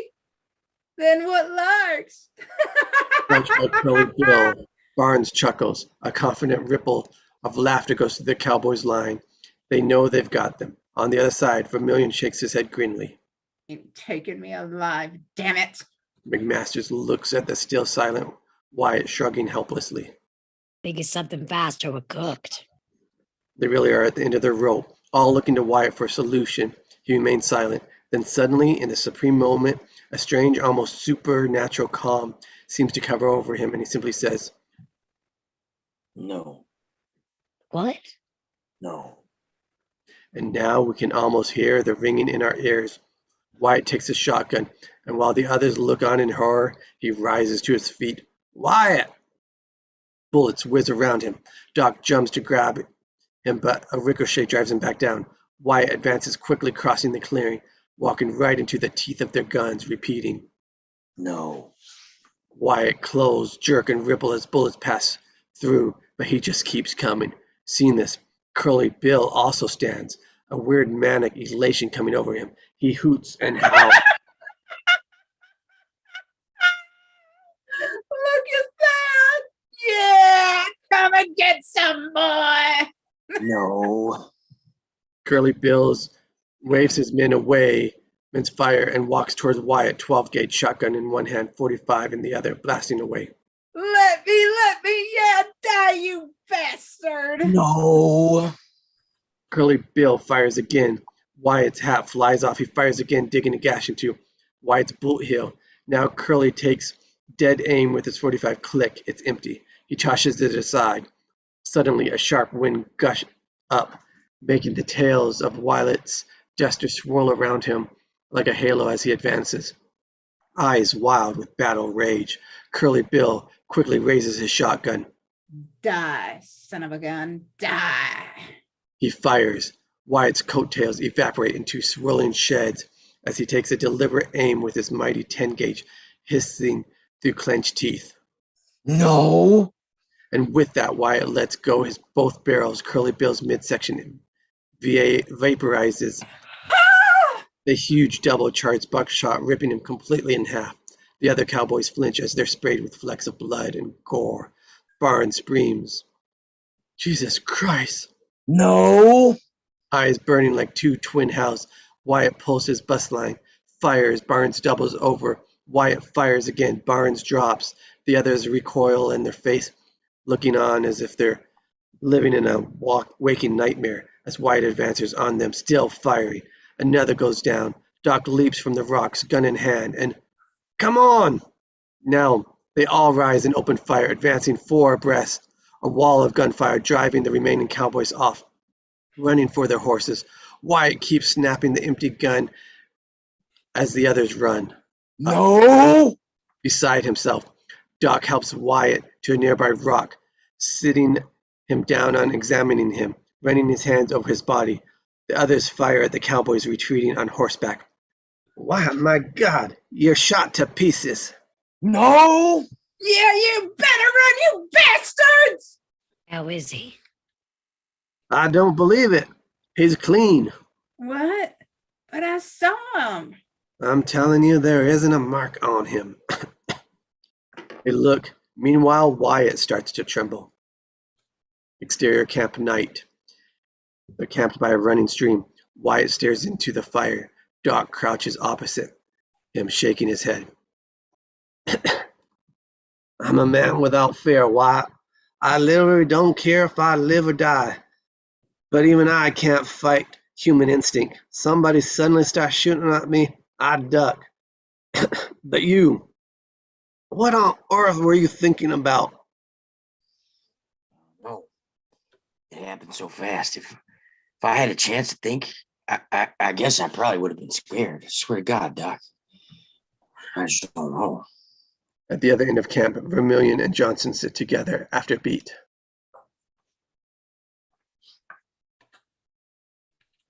Hey, Creek, you ever see anything like that before? Never even heard of anything like it. Vermillion nods. Both look shaken to the very core of their beings. Finally, I just thought of something. I never thought about it before. I don't want to go to hell. exterior camp morning. Wyatt sits by the fire, sipping coffee. Vermillion and Johnson approach. Johnson drops a wad of money on Wyatt's bedroll. Wyatt looks up in surprise.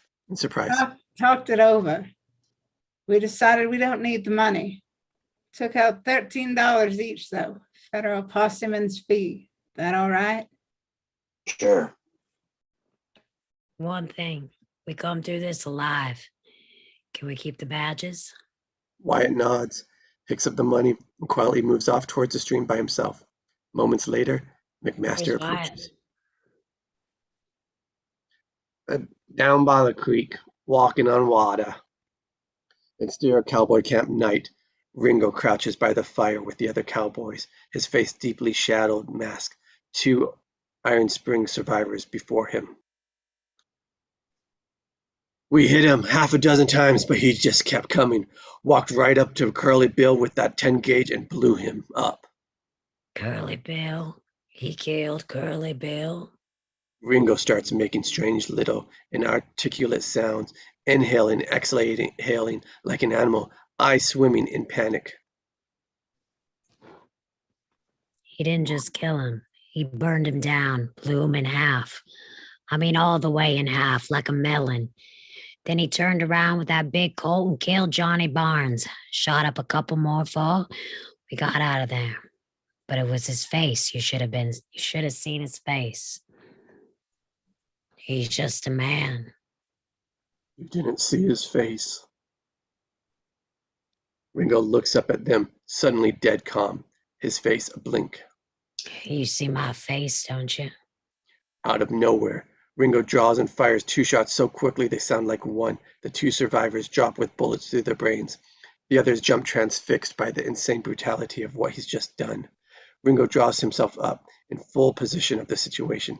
The new leader, fearsome, matchless. Everybody get this through their heads. Wyatt Earp dies. I'm running the show now, and I'm telling you, Earp dies. His men, too. They all die, understand? We're gonna kill him. For what they did to Curly Bill, we're gonna ride him to the ground and slaughter him like rabbits. Because this is my time, children. This is where I get woolly. Exterior cowboy camp night. Later, most of the others are asleep, talking among themselves as Billy Grounds turns to Zwing Hunt, whispering. What do you think? I didn't think Curly Bill could be killed.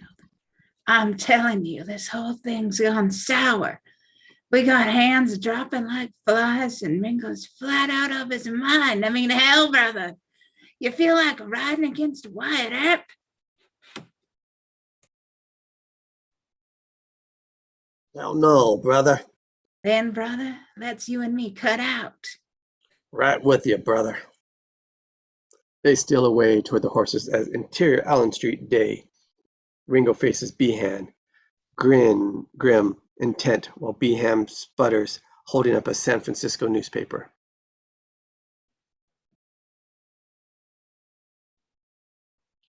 Behan, oh yeah. Are you crazy? It's front page news all over the country. It's getting out of hand. Ringo, if things don't settle down. You heard me, Behan. Ringo, you don't understand. Ringo glares at Behan, his eyes burning, implacable. No, you don't understand. Exterior cowboy camp day. Ringo rides up with Behan and dismounts. A third cowboy steps up. Billy Grounds and Swing Hunt ran out. 4 or 5 others too. Who cares? Separate the wheat from the chaff. Behan looks worried as Ike and the other cowboys gathered around. Just then Breckenridge rides up. What are you doing here, Billy? Curly Bill was my friend. I'd like to come along with you. Sure, why not? Ringo slaps the little deputy on the back and turns to his men. His unaccustomed good humor is very troubling. I told you it was time to get woolly. Now gather round, children, gather round, and raise your right hands. Exterior desert day. Now we've come full circle as Ringo rides across the desert at the head of his men 30 strong, armed to the teeth, full of fight, all wearing deputy sheriff badges, a posse of outlaws, a miserable Behan bringing up the rear. Exterior desert plateau day. Wyatt and his men watch from a plateau far on the horizon. The cowboy posse ride out of the sun, drawing closer.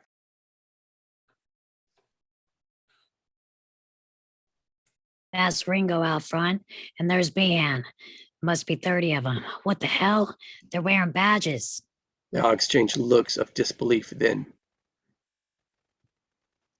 Founder, get jaded. We're gonna have to find a place to rest them up. Suddenly, looking very sick, Doc sways dizzily in the saddle. Wyatt dismounts, reaching for him. The others do the same. Doc. Don't touch me, God damn it. Just don't touch me. Come on. Doc turns his horse as if to ride on, then faints dead away. Grab him. They all catch him, easing him to the ground. Exterior Hooker's Ranch day. Wyatt's group rides over the hill, overlooking the ranch house, Vermeulen keeping Doc in the saddle. Hooker and 3 of his hands rides out to them. Horse is pretty well fatigued and are sick, and we got a sick man with us. You can put him up at my ranch if you want. Wyatt nods. Hooker motions down the hill toward the house.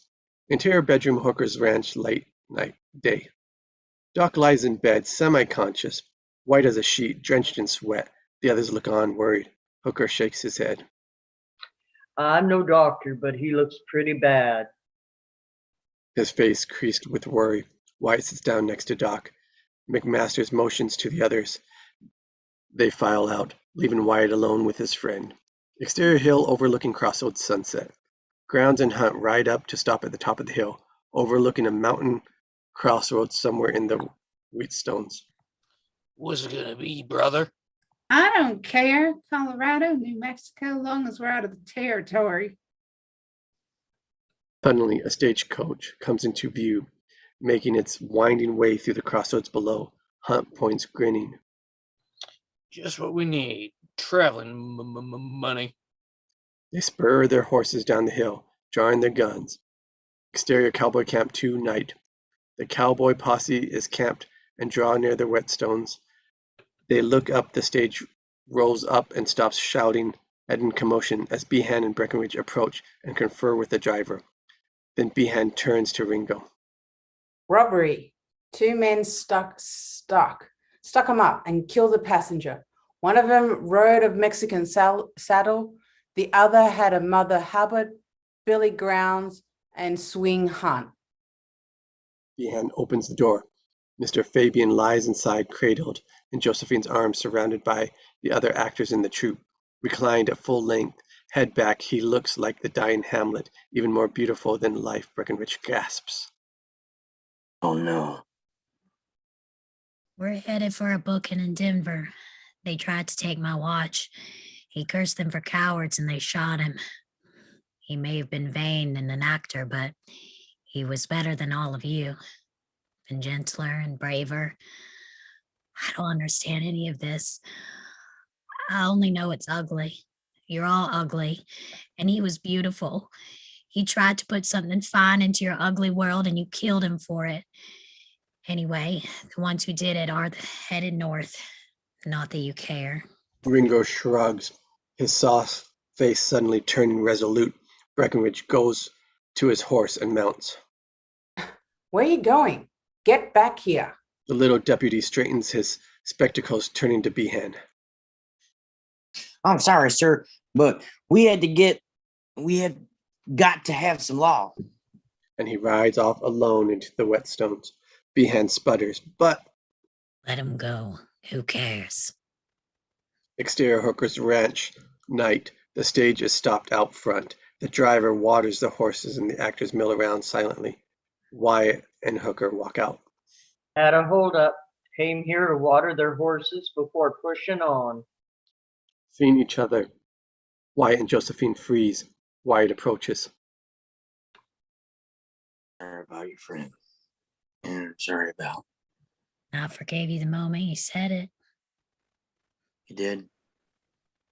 Well, thanks. The driver jumps back onto the stage, motioning to the others. I have to go. Wait. She stops. Wyatt falters. There's so much he wants to say, but finally, Goodbye. Wyatt opens the coach door for her. She gets in. It pulls out with a crack of the driver's whip. She and Wyatt hold each other's gaze as the stagecoach recedes into the distance. Then, Damn. Creek Johnson steps up next to him. Wyatt looks at him. See how she just breezed out of here? Like she had wings?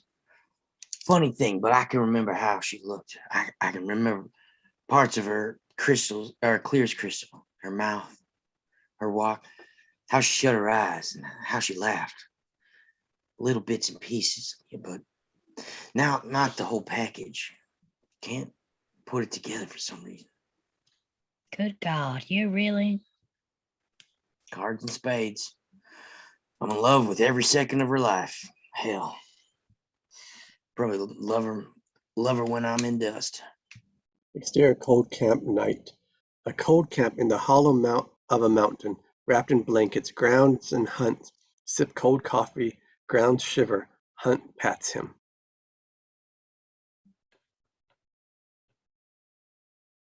Sorry. No fire tonight, son. Too many riders out. Grounds grunts. Suddenly, there's an off-screen sound. Both jump up. Who's that? Breckenridge steps from the shadows, Winchester at his shoulders, squinting through the dark with his spectacles. It's Deputy Breakridge. They relax and lowers their pistols, heaving sighs of relief. Sister boy, thank God. We was afraid. You shouldn't have killed Mr. Fabian. You shouldn't have done that. It was wrong. I'm taking you both in for it. What? You gotta be kidding. Look, you just go home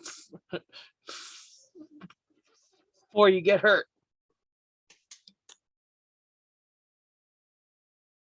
I don't want to kill you, but I will if I have to. No, I'm warning you, sister boy. Brown steps forward menacingly. Breckenridge tenses.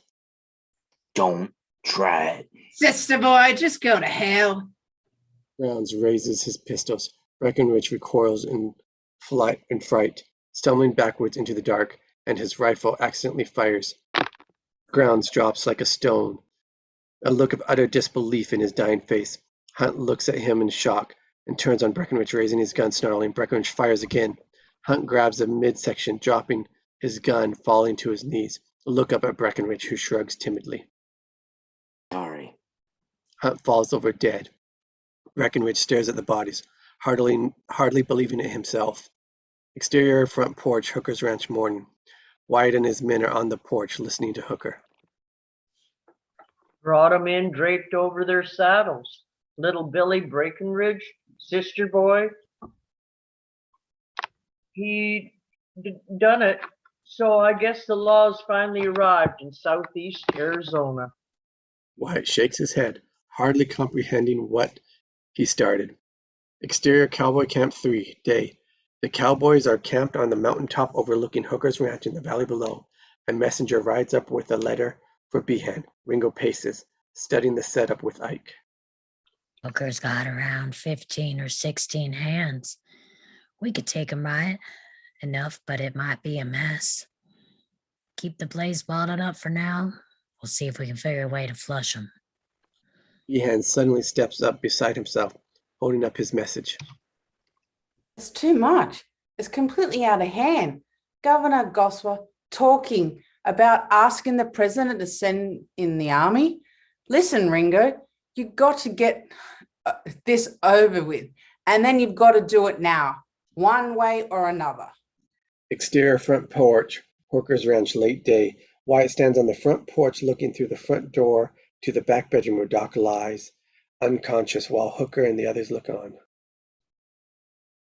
We should get moving. Doc's just in no kind of shape. Don't have to bother about that. Took a vote, cowboys or not. You can stay here as long as you want. Anyway, maybe you done enough. I mean, you whirled them down. Considerable now there's talk of sending the army in here. Ask me, you done enough.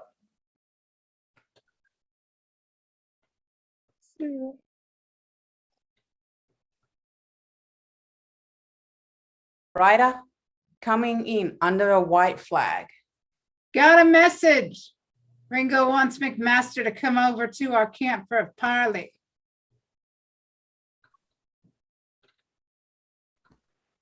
He didn't figure all the stink this is causing. Might be he's looking to strike a bargain. If so, he probably figures he needs somebody like me who talks his language. Could be we got him. I don't like it. Might as well hear him out. Anyways, what choice we got? No matter what happens, see it through till the end. If you don't, I'll curse the day I ever laid eyes on you. Before Wyatt can answer, McMasters rides off with the cowboy. Exterior Hooker Hill, Cowboy Camp 3, late day. McMaster rides up with the third cowboy, riding through camp. All his former comrades flares at him with pure hate. Only Ringo smiles, stepping up as McMasters dismounts. Well, hello, Sherm. You want to talk? Yeah, kinda. Want to see if you join back up with us. That what you got me up here for? You're a cowboy. You're a brother. Come back, no hard feelings. Forget it, Ringo. Isn't there anything I can say that'll change your mind? You're gonna stay with your new friends. At least they don't scare women. You're the boss. One thing, though. Ringo moves closer, looking him in the eye and smiling. How you gonna get back to him? Exterior Hooker's Ranch, late day. The third cowboy rides up to the ranch house, dumps a large something in front, and gallops back just within earshot of Wyatt and his men to run up. The object is a human corpse, and though we can't see what was done, the expression on their faces is plain enough. Why couldn't they have just killed him? Ringo wanted to be sure he got your attention, Marshal. He wants a straight up fight, just you and him. Settle this thing once and for all. You win, We quit the territory. Ringo wins. Your deputies get safe conduct to the Colorado line. Sundown today in the Oak Grove at the mouth of the Sulphur Springs Canyon. Ride out with your escort. We'll meet ya. You tell Ringo. Just tell him I'll be there. Wyatt, are you crazy? I made a promise. Wyatt, listen, you can't beat him. You're good, and God knows you got the courage. But you ain't in Ringo's class. Hell, he's the best that's ever been, except maybe for Wild Bill. He's right, Wyatt. Ringo could put 5 into you before he could even get into 1 into him. But I'll do it. I gotta get one in him. So help me God, I would. All right, Wyatt, maybe you can. But you gotta die to do it. Understand? You gotta die. In tight on Wyatt as these words sink in. Interior bedroom, Hooker Ranch, late day. It's late and the last rays of sun come through the window, falling on the bed where Doc lies, awake but looking like hell. Wyatt sits next to him, staring at the floor. After a moment. What makes a man, Doc? What makes a man like Ringo, Doc? What makes him do the things he does? A man like Ringo's got a great empty hole right through the middle of him, and no matter what he does, he can never fill it. He can't kill enough, or steal enough, or infect enough pain to ever fill it, and it drives him mad, sick mad, cold and dirty. So what does he want? What does he want? He wants revenge. Revenge? What? Doc looks at him, a look of the purest sadness in his sunken eyes. For being born. Wyatt looks down again, and it's a long time before he speaks. Remember how I said it all happened so fast with Curly Bill? Like, I didn't even have time to think about it. Well, I've had plenty of time to think about this. I spent most of my life since I was born not knowing what I wanted out of life, just chasing my tail. But now, for the first time, I know exactly what I want and who. And that's the damnable misery of it all. I can't beat him, can I? Doc shakes his head. Wyatt nods, then stands ready to exit, but... No, wait. I'll go with you. Doc struggles to sit up, sweating and trembling, finally falling back down, almost passing out. Wyatt puts his hand on his forehead. I'm sorry, Wyatt. God, I'm sorry. That's all right, Doc. Don't worry. Never got to wear one of those. Doc points to Wyatt's badge. He takes it off, pressing it into Doc's hand. Doc smiles, then does pass out. Wyatt exits. Exterior front porch, Hooker's Ranch, late day. It's late, almost sunset.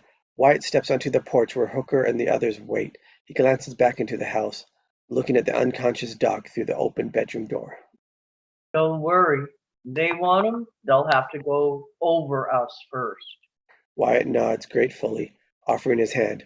Hooker takes it, abashed. Wyatt mounts up with Johnson and Vermillion. They ride off at a slow gallop, 3 figures against the twilight sky. Exterior Hooker Hill, Cowboy Camp 3, late day. Ringo awaits atop a hill, with Ike and the third cowboy watching as Wyatt's group rides out. Only 3. They left somebody behind. Let's go take a look. Exterior Hooker's Ranch, late day. Ringo and the others ride up. Hooker steps up with several hands. What are you doing here? Who's in there? It's Holiday. He's sick. Imagine, he's dying.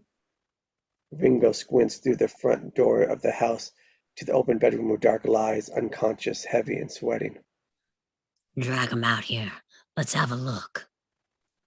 I looked the other way when you did a lot of foul things, but I ain't letting you torment a dying man, not as long as he's under my roof. I draw the line there. Hooker and his men smile. Men look resolute. Ringo smiles, nodding. All right, Hooker. I'll be back in an hour. We'll see how brave you are then. I'll be here.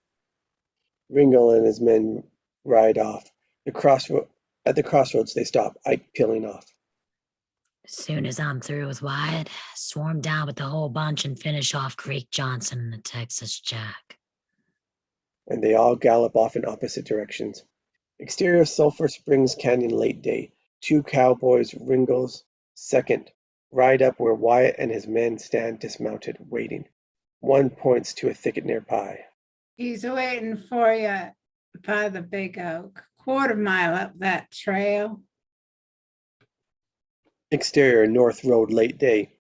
Behan and the other cowboys wait at the road above the canyon, 30 strong, mounted and ready. Ike rides up in full preparation. Get ready. Soon as Ringo's done, we're gonna take care of the others. Aren't we giving him safe conduct? Sure we are. All the way to hell. Exterior Sulphur Springs Canyon sunset. Sunset. Ringo's second wait nearby. Wyatt whispers to his men. They're not giving you any safe conduct. Soon as the shooting kicks off, head east for New Mexico line. Well, Wyatt shakes hands with Vermillion, who turns away with emotion hiding his face. Wyatt turns to Johnson. Why, I ain't got the words. I know. Me neither. Wyatt pats his shoulder and walks off alone into the thicket, the only sound the musical clinking and chiming of his spurs. Exterior thicket sunset, a gorgeous sunset, yellow and red and magenta, making his way down the trail. Wyatt looks up at the sky. A flock of wild geese fly overhead in V formation, oblivious to the human drama below. Wyatt stops, drinking it all in, as if trying to grab all he can in the time left. Suddenly, he closes his eyes, falling to his knees, trembling, afraid for the first time. He clasps his hands. Dear God. This may be the last battle. This is the last battle. I worked it out in my head every which way I know, and there's no way I'm coming through this alive. You preserved me this far, so I know I'm only asking for one more favor. Just let me live long enough to kill that man. Thou will be done. And there's an amen to it. Wyatt stands back up, his fear gone, replaced by calm, his face luminous, almost angelic. He walks on, spurts still chiming as exterior Oak Grove sunset. A clearing by a creek with a cluster of small oaks.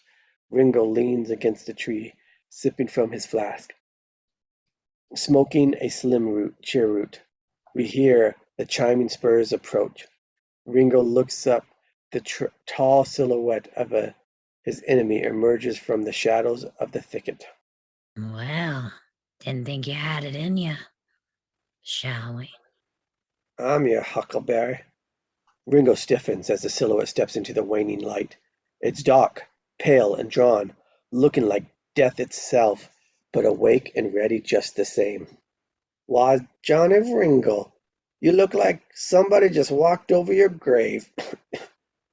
Oh, I wasn't quite as sick as I made out. My fight's not with you, Holiday. I beg to differ. We started a fight we never finished. Play for blood, remember? I was kidding about that. For the last time, that Cheshire cat smile comes over Doc's face. I wasn't. On this time, it's legal. Ringo nods, his hawk replaced by a growing malice. As they set themselves once again, their eyes begin to blaze, boring into each other, their concentrated rage focusing on each other, about to reach critical mass. All right, Lunger. Let's do it. Say when. A long, tense moment. Then both grunt in unison. Blurred movement, a flash of gunshot. Doc slaps his gun back into the holster as Ringo stumbles, a bullet hole in the side of his head. Exterior thicket sunset. Back in the thicket, Wyatt hears the gunshot and starts running. Exterior Oak Grove sunset. Blood coursing through the hole in the head of the frenzied messaging flickering all around his shattered brain, going only on pure hate. Ringo stumbles and jerks, struggling to raise his pistol. Doc dances in front of him, urging him on. Come on! Come on! Finally, Ringo falls into the crook of the oak tree, his pistol firing into the air aimlessly. Doc looks down at him, shaking his head. Oh, Johnny, you're no daisy at all. Just then, Wyatt appears, looking at Doc in total shock.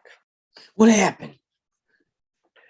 Doc looks at him like he's a fool and points to Ringo. Poor soul, he was so high-strung. I'm afraid the strain was more than he could bear. Suddenly, horses crashing through the bush towards them. Let's go, my horse is over there. They dash into the thicket. Moments later, Ringo's second rides into the grove. Seeing Ringo's body, their jaws drop. Exterior canyon mouth sunset. Vermilion and Johnson practically jump for joy as Riot and Doc emerge from the thicket, Doc leading his horse. Oh, praise Jesus. I'll be dipped in shit. I will too. Exterior North Road sunset.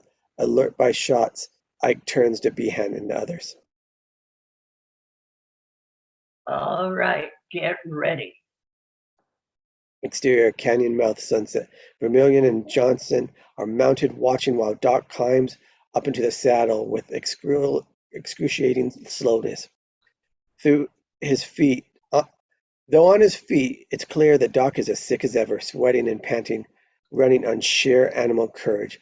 Wyatt stands behind him, his hands poised to help, trying to will him into the saddle, jerking his hands behind him. Every time Doc looks back, finally, with the last grunt, Doc throws his leg over the horse and drops into the saddle. Wyatt mounts, turns his men, pointing. All right. What's it to be? New Mexico's that way? Colorado's closer. So the cowboys, they're up the road right now, just waiting to jump us. We're the law, ain't we? The law don't ride around Berman. It rides right at him. Them cows just said, see you through till the end. Wyatt looks at Doc, who shrugs. Wyatt swings his horse alongside, suddenly noticing his badge on Doc's chest. Doc smiles wanly. I just want to see what it felt like here. He starts unpinning it, but Wyatt stops him, pressing his palms onto the badge over Doc's heart. The last look around each other, then Wyatt signals, and they start up North Road on the lope, 4 abreast, the last charge of Wyatt Earp and his immortals. Exterior North Road sunset. From a lookout position above, a cowboy calls down to the others. Harry. Fourth cowboy, that's me. Oh. So I'm in the middle one. Riders coming. Behan heaves a sigh of relief, glancing around at the others. Well, I guess Ringo did it. But suddenly Ringo's second gallops up from the flank. Ringo's dead. What? Straining to see the failing light, the cowboy on the rock shouts excitedly. That's Wyatt Earp's bunch. The word starts to spread, the crowd of horsemen buzzing. Suddenly, off in the distance, the 4 horsemen come into view, coming straight for them at a lope. They're coming right at us. Down the road, Wyatt and his men pull their shotguns, holding them at the ready as they break into the gallop. The cowboy on the rock jumps down, mounting his horse. Here they come. Get ready. The cowboys line up and rise, blocking the road. They draw their gun. Wyatt and his men keep coming, not 200 yards away. Behan groans, panic sinking in and heavy, churning his bowels. Oh no.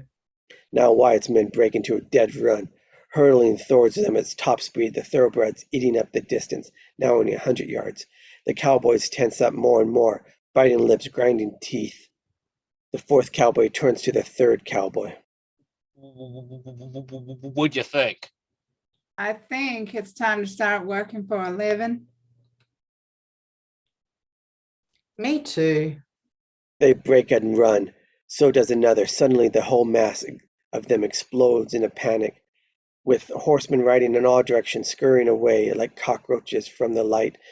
Ike looks around, screaming at them beside himself as this fourth cowboy rides by. Kill him! Kill him! It's only 4 men. Why don't you kill him? Why don't you? The others keep going, leaving him behind, but seeing Wyatt bearing down on him, Ike finally bolts himself, pounding off hell for leather into the hills. Wyatt and his men keep coming at a full gallop, and as they crest the rise, suddenly, as before, the ground seems to fall out from under them, and another burning moment, they once again appear airborne, grim-faced, avenging angels of the winged horses, now even more majestic in the twilight, like a myth made flesh, awesome, superb, and utterly, unbearably beautiful. As they approach, only Breckenridge remains, giving them a tentative wave. Wyatt points a finger at him as they ride in a flash, cresting the rise and passing into legend. Interior hospital room day. The clock on the wall of this private Denver hospital room ticks gently, inexorably, as Doc lies in the bed of Father Feeney, a Catholic priest sitting at his side, painfully emaciated, his breathing shallow and labored. Doc is so weak, all he can do is move his eyes, but he brightens as Wyatt enters. Well, hell, Wyatt. Why, I want you to meet Father Feeney. Father Feeney's just been imitating me into the mysteries of the great and ancient Church of Rome. You know, see, it appears my hypocrisy has no bounds. How you feeling, Doc? Rather an obvious question under the circumstances. Don't you agree? A better one might be, how do you feel? Hurts. Hurts pretty bad. I imagine it would, yes. So, we can add self-pity to your list of frailties. All right, Doc. You think I'm kidding? You're the most valuable, wrong-headed, self-deluding, and generally benighted jackass I've ever known. Yet, withal, even at your worst, you're the only human being in my entire life who ever gave me hope. All I ever wanted was to live a normal life. When will you wake up? Wouldn't know a normal life if it bit you in the butt.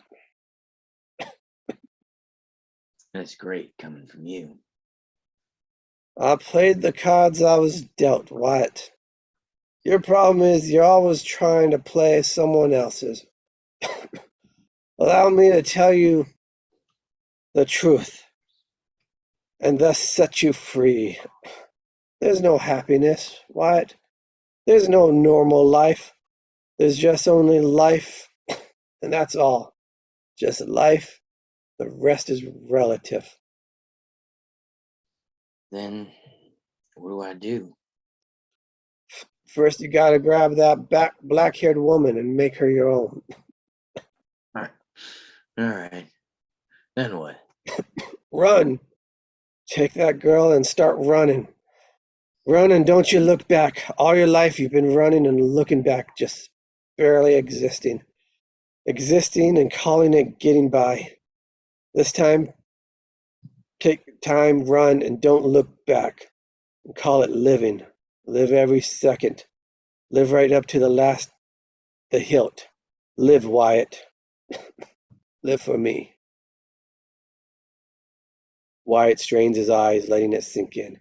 Just then Doc looks up, as if something was pressing on him. Then, Wyatt, if you ever my friend, if you ever had the smallest feeling for me, leave. Leave now, please. They look at each other. Something passes between them. Something so personal and powerful it transcends emotion. Wyatt starts to speak. Never mind, Wyatt. I know. Just go. Doc turns away. Wyatt exit. Doc looks over at Father Feeney. Now let's see, Father. What was that monkey show you were talking about?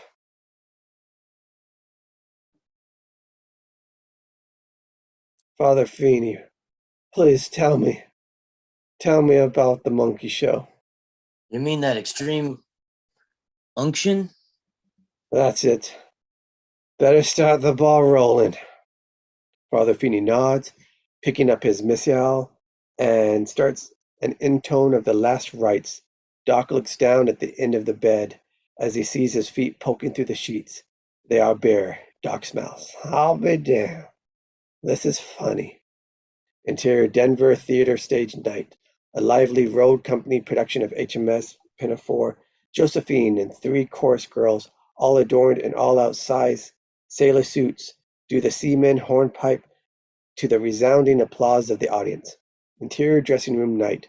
Josephine and her fellow chorines, including the first actress from before, in various stages, undress, sit up the mirror, removing their makeup and chatting. First actress, if you remember who you are. I'll get used to this thin air here in Denver. I thought I was going to faint with all that buck and wing. I know it's. Suddenly the door bursts open, screams in stunned reaction. Wyatt rushes in and goes to Josephine, who sits in stunned silence. He falls to his knees and grabs the hem of her robe. Wyatt, my God. Did you ever see the sun? Oh, sorry. Did you ever see the sun come up over the Rockies? It hits all of a sudden, and below there's California, and you'd swear you're looking at heaven.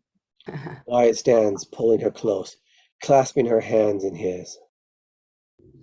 I have nothing left. I have nothing to give you. I have no pride, no dignity, no money. I know. I don't even know how we'll make a living, but I promise I'll love you every second of your life. Don't worry, Wyatt. My family's rich. Interior exterior train day, brilliant sunlight, crisp air. The train hurtles through a pass high in the Rocky Mountains, blowing its whistle, sending a giant plume of steam billowing over the sheer, towering, snow-topped mountain walls into the crystal clear sky. Wyatt leads Josephine by the hand, a parlor car, both hardly able to contain themselves, brimming with over-excitement and anticipation like children waiting for Christmas morning, trying to ignore the group of reporters, dodging their footsteps, swarming them, calling out to Wyatt. Mr. Earp, 1 minute, please. You and your 4 men have just accomplished in 1 week what it took the Texas Rangers 4 years to do. Please, do you have any comments? Wyatt and Josephine hunch down and duck through a knot of porters into the next car. Only the first reporter gives chase. Moving on to the passenger car, furthest forward, Wyatt leads through the door to the platform over the compiling between cars. Chugging up the stair grade toward the high crest, the train immersed in shadows. Wyatt points ahead at the approaching crest. There. It'll come over that ridge. Inside, meanwhile, the first reporter comes through the car and spots them. A business-type passenger tugs on his sleeve. What's the commotion? Who are they? Don't you know? That's Wyatt Earp, the Lion of Tombstone, and his Lady Fair. Outside, still bathed in shadows, Wyatt and Josephine hang onto the railing and lean out, watching in as the train nears the top.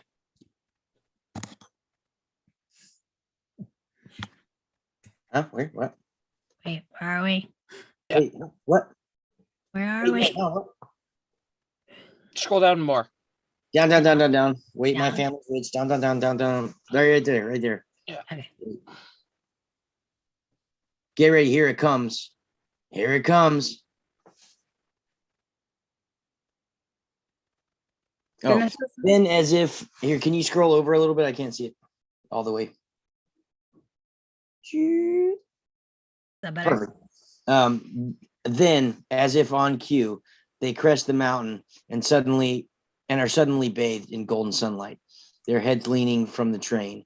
Wyatt's blonde hair and Josephine's black trestles through the breeze. Their faces luminous, looking straight ahead towards their own future. Hold on this image as the sun gets brighter and brighter, finally making the frame white out as we fade to Epilogue, desert.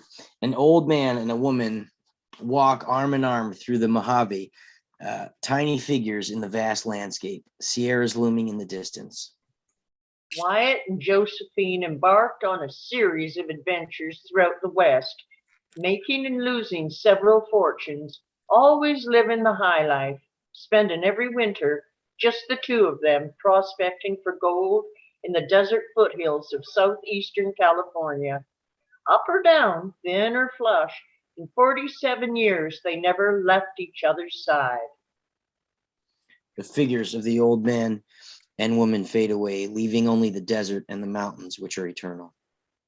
Wyatt Earp died in Los Angeles in 1929. Among the pallbearers at his funeral were early Western movie stars William S. Hart and Tom Mix. Flickering images of early Hollywood silent films split the frame. On one side, the grim but impassionate figure of William S. Hart, the original Western good bad man, crouched menacingly behind a pair of six guns, his costume dusty and severe. On the other side is Tom Mix, the original Western fantasy hero, so lighthearted and optimistic in his sunny grin and fancy white outfit. Tom Mix wept. Hold on these two images as the music swells and we fade to black. The end. That's excellent. That was such an excellent read. And yeah, Woohoo! Well done. everyone. Good job, everyone. Yeah. Good job, Mulder. All right, we'll go around. Everyone can be a little more elaborate about who they are, what they're doing, and where people can find them on social media, the websites, what they want to do, etc. And as I said in Angel Dust, great teamwork. Yes. Great teamwork tonight. And then we'll talk more about the transcript and how it compares and the red flags of it compared to a real script and other things about the movie and stuff afterwards. And I do have a cool genealogical fact about Wyatt Earp. Okay, and we'll get that to it later as well. But first, let's go around and give everybody a chance to talk about themselves and where people can find them just in case they have to go for the night. This one went a little later than usual. So, Morgan Toll, you're up first. Hi, I'm Morgan Toll. I am a SAG-AFTRA actress, voice actress. I live in Los Angeles. I'm also the talent coordinator for Streamily.com, which is a super cool company where we do live autograph signings of celebrities, and we host events. So if you haven't seen it, check it out on youtube.com/Streamily. Yeah, if there's any show you like that has like a voice actor, well, and stuff, maybe more than just voice actors, right? Yeah, you have the talent. Oh yeah, we've the got live, the Christina people. Ricci is coming in a few days. We've got some really big people up in the works. Yeah, you want to follow that because you'll get to hear from them and get things signed by them. Yes, she's done it. The company has done an event for, what is her name? Now I forgot her name. Denise Crosby and Walter Scott Jones from the Power Rangers. I did watch that event, by the way. Jacob told me about it. And if you guys ever have questions, please let me know because I can ask the actors and also shout you out on Yes, camera. Morgan shouted me out to Denise Crosby and sent me the video. I'm so grateful. That's awesome. And also, if you guys have like fans of people or shows or things that you love, you can tell Streamily and they can maybe make something happen. Yes. Oh, and you can follow me on Instagram at Morgan Elizabeth Toll. Sweet. Thank you, thank you, thank you. And Mr. Clint Monroe. Hey, my name is Clint Monroe. Yeah, I've just been doing a lot of filming and a lot of writing recently. We got a pilot that we're still dialing in the episodes, meeting with the producers to get that all set up, and then just doing some filming on the side. I was a DP on a little film noir, which is kind of fun. And yeah, just taking baby steps, running this marathon to the top. So it's been a lot of fun, and I will see you guys there. Very nice. And Sarah Bailey, please tell us about yourself, what you're up to, and where people can find you. Hi guys. I'm an Aussie in LA, and I'm out here. Well, I specifically came out here for to be an actor, but then the COVID hit, and then I got myself a gig on radio and doing the broadcasting, the podcasts. I've got one, or I've actually got two now. One is my own, so I've kind of titled it like an Aussie in LA, or the only Aussie in LA, but just like a perspective of what it's like to be, living abroad. And then I'm in the crazy industry. Things have gone back to normal now. So you've got the, live in-person, like auditions, and then I love it when it's Zoom. I like the Zoom. I'm still a Zoom person. I like the convenience, you know what I mean? In that sense. And then do these table reads like with you guys. I do have a writing group, which we meet. And then now I found you guys, which is great, because it's always good to kind of, see different people's styles. And I haven't actually done a Western in a long time. So I was like, whoa, you know what I mean? So now I'm like, Never have. hey, now I know a little bit more about the US. Yeah, this was our first Western. When we picked the different films for the year, tried to get a sprinkling of all different types so we can cover the gambit. Gotcha. But And we're just so you know, Vicky, Aaron, and I are from Canada, so we're from all over. Oh, okay. Well, I got a manager. She's in Canada. Like I have a manager here in LA, then I have a manager in Canada. Because I know we share the same Commonwealth country. So when the Queen's birthday, I don't know about you guys, but we used to get drunk, but we loved her for that. But anyway, let's not go there. Like a public holiday. But yeah, I don't know what we're gonna do now. Since You could do it for the king. I mean, it's royalty, Oh, yeah. royalty. That's true. But yeah. So, and if you guys want to find me or locate or reach out, my IG's on my I put it on my name, so everyone can just kind of. Very cool. And I'm always looking for readers. I don't know about you guys. When I do auditions, I'm always looking for readers for self-tapes. I don't know what it is. It's like for me, I'm like pulling teeth. But so I don't know what it is. I know there's plenty of actors out here in LA. Well, if you ever need one, I'm more than happy to help you. I've helped someone before, so I understand how to do it. Okay, appreciate it. Thank you, guys. I'm in school, but I still have time to help other people. Awesome. Excellent. Okay, thanks, guys. And great to meet all you guys too. Yeah, you too. Thank you for joining ours. And if you want, you don't have to, but if you wanted to plug any of those others by name, you're welcome to do that as well. Oh, yes, please do, because I'll get to mine in a moment when Jacob calls on me. But Go ahead, Heather. Get to it right now. my name is Heather Lee Cameron. I'm an actor, I'm a writer, I'm a creator, and I'm a family history research student. I won't say what school because I like to protect some things. Recently, in the last couple of weeks, in 2021, I was part of a film that was it's a mini series called Angel Dust, and it was recently released on Amazon Prime. It's got 4 episodes. I appear in a scene in episode 2, and my credit appears in episode 4. It was filmed in Medicine Hat, Alberta, which is about 3 hours from where I am. And everybody's been trying to promote it.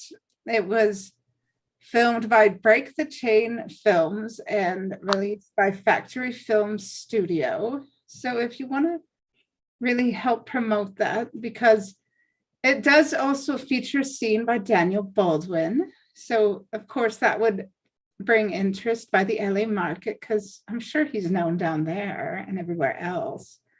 But we also want to show that Southern Alberta is a good place to make films. And I am currently unrepresented, and I have tried to get represented, but you know how it is. I am neurodivergent and a little weird, but I have done plenty of things. I've done plenty of things in the entertainment and writing industries.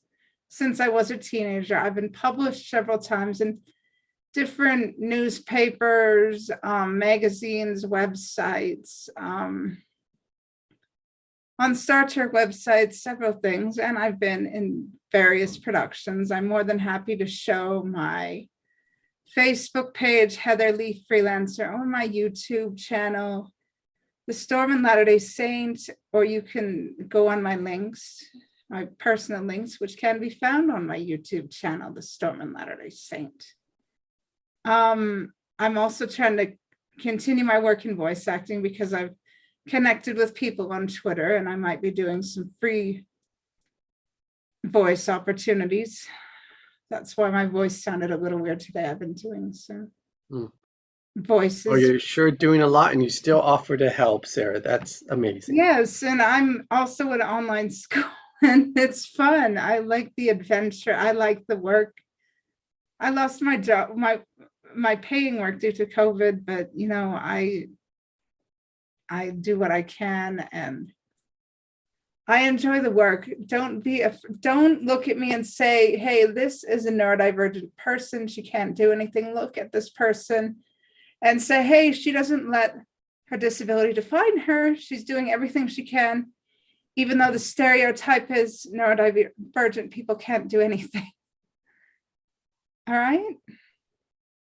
Well, we know that's not true of you, so you're proving that here every week. Thank you. I prove it everywhere. Yes.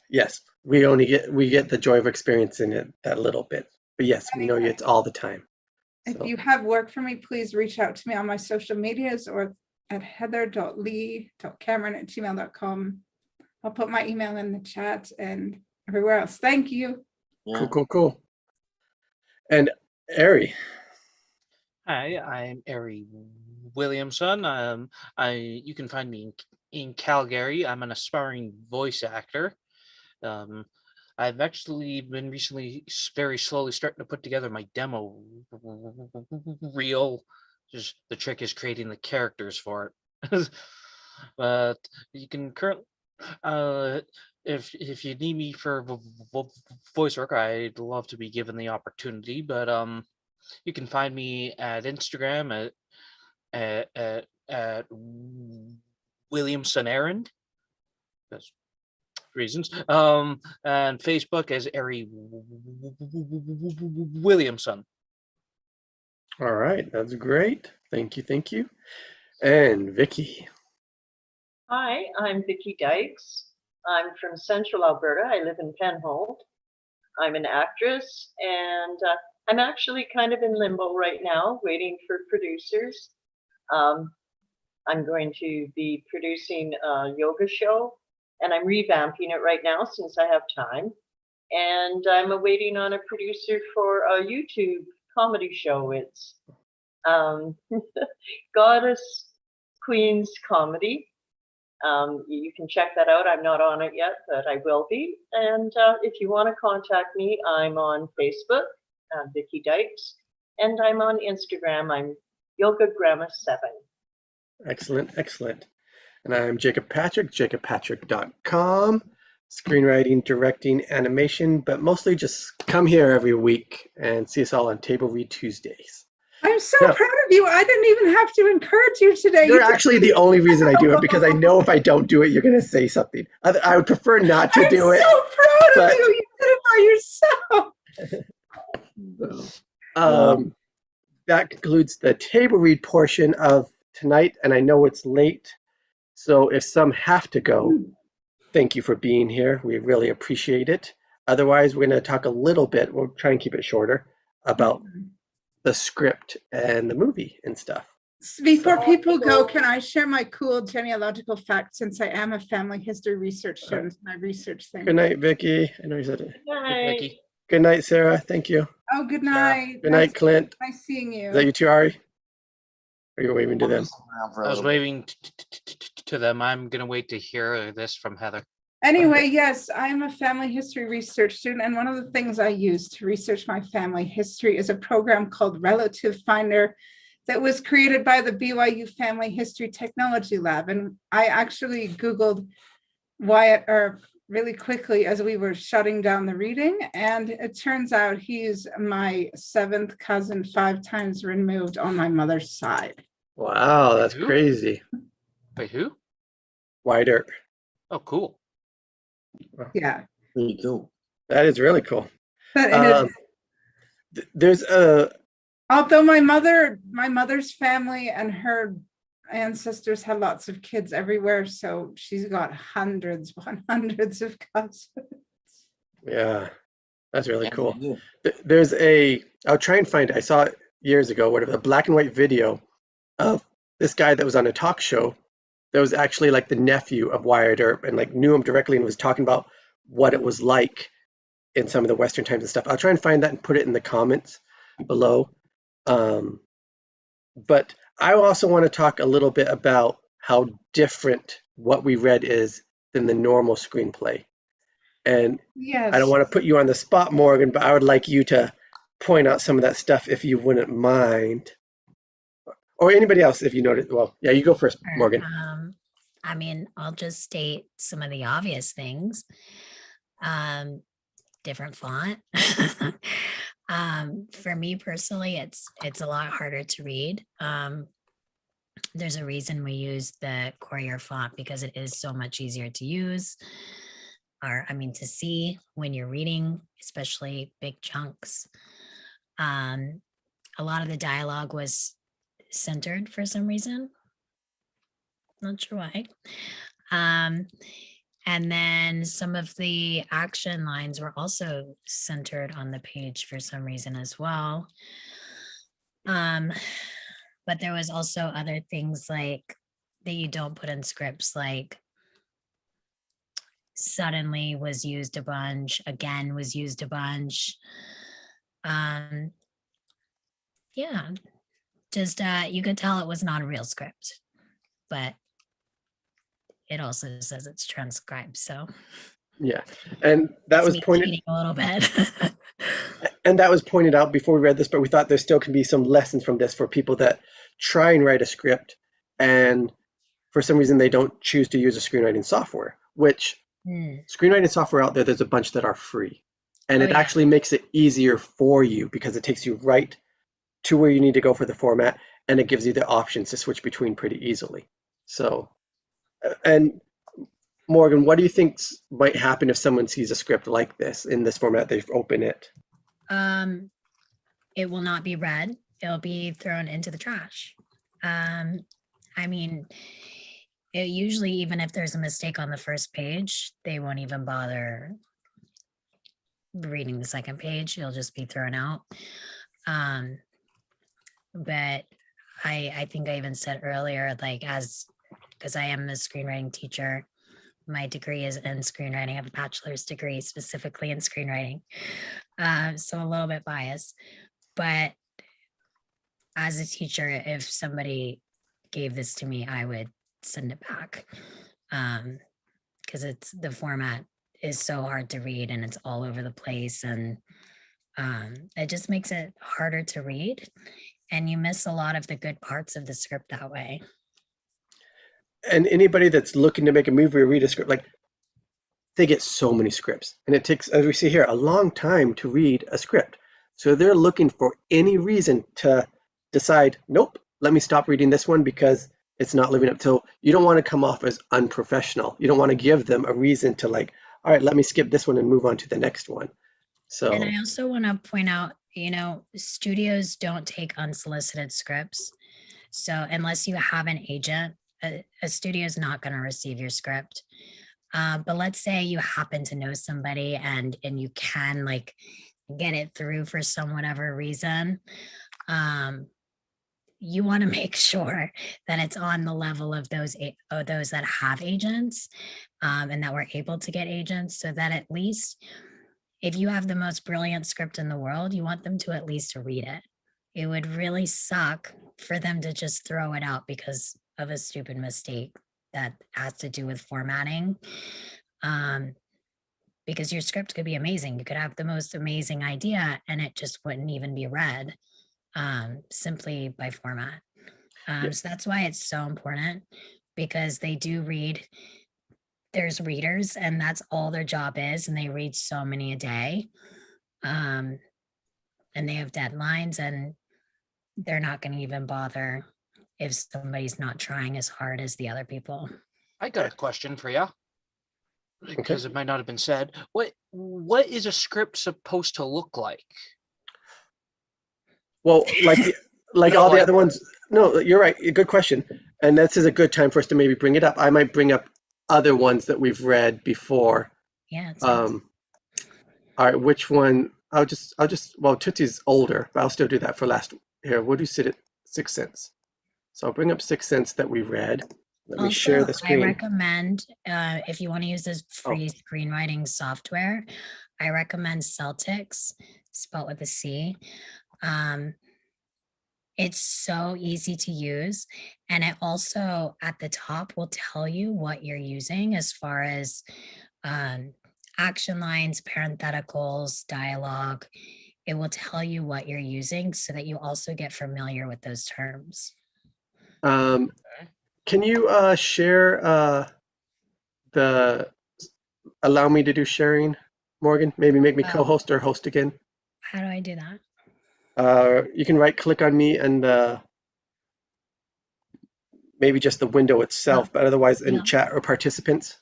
Yep, done. Okay, cool. I'll be sharing. Here, let me see if I can switch this into two separate ones. Yes. All right. 1 second, you guys. I'm just trying to get this laid out nice. There we go. So I'll share the screen. And one of the best things you could do is read scripts, honestly. That is true. Be a writer. Yeah. Okay. All right. So sharing this other screen here. So one, as Morgan pointed out, is the font difference. So we can see the font difference here. So when you look at the New Times Roman 1 or whatever it's called, the font is so much smaller, and when you have chunks, it's so much harder to read. Rather, if you're using the Courier font, it's spread out and you can see things clearly, and you're not like trying to, Squint. move your eyes around. Yeah. And you can see how the dialogue here has all this weird shape going back and forth. Yeah. Someone tried to make something that looked like this, but they didn't know how, and so they just centered it.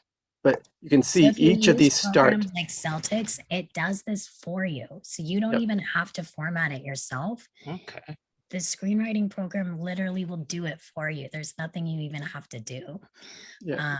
So I highly recommend using one of those. Yeah, I've used Celtics. I like it a lot. There's also Writer Duet, which is also free and online. There's a bunch of them. I can't think of the other names at the moment. The Sense here looks way more clean than the Tombstone. Yeah, and we're not blaming the writer of Tombstone. Oh, of course not.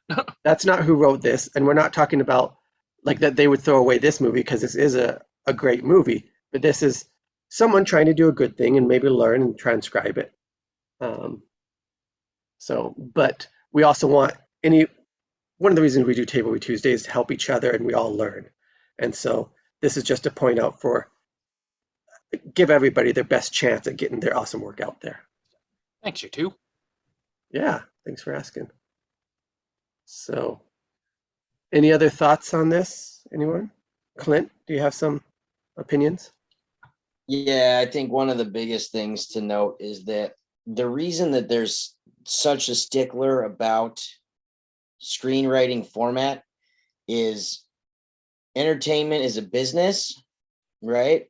And people are investing money in making this product with the hope that it's going to make money. And with that said, this script has been dialed in to 1 page a minute. When you change the font, that changes the 1 page a minute, right? And when you're looking down at the business aspect of it and the money side of it, I mean, you're paying your actors, you're paying set lighting, your gaffers, your grips, you're paying PAs, you're paying your art decor or your art design, you're paying so many different people to do this. And when you're not in that format, that's why it's instantly thrown out, is because you cannot gauge how much that's going to cost. You can't gauge how much it's going to be. And that throws off all the production, that throws off all of the numbers, right? Which there's a lot of people involved in the process of making a film. So that's why the script format is the way that it is. And I was surprised that this went as late and took as long because I'm like, oh, it's 120 pages. But you're right. Look at this and look at that. That's one of the reasons it took a lot longer because So that's It the, also when shows you that you're you're just not making, ready for the industry. I mean, yeah, if there's people that are actually taking their time to do the thing, and you're not taking that time to do the thing, then you're just not ready, and that's okay. You still have time to get ready. You just need to learn and be prepared, just like everybody else had to do before you. yeah, and that's just again, if it's important to you, like you might again have amazing stories to tell and amazing other abilities, but you got to learn some of the rules, some of the guidelines. You don't want to go like, I'm going to be this amazing football player or basketball player, and you go out there and you don't know what a foul is, you don't know what the different points are worth. Like you have to learn some of those rules to be able to play the game. And so, and if it matters to you, you'll seek that out. You'll want to know that stuff when you take those terms. And there's so much you can learn online. Just Google it. You don't even have to take a screenwriting class. I mean, like I said, my bachelor's degree is in screenwriting. I probably could have learned it all online and through books. There's no reason to take a class. Just read up on it. And if you have questions, ask people that are in the industry and have done it. Or come here on Table Read Tuesday, read with us, and afterwards ask the questions, and then we'll all talk about it and discuss it. mhm. That being said, I mean, Yes. as far as the transcription's concerned, this person has done a great job. Yeah. Work stands for it. They great writing, filling in the blanks, the action descriptions.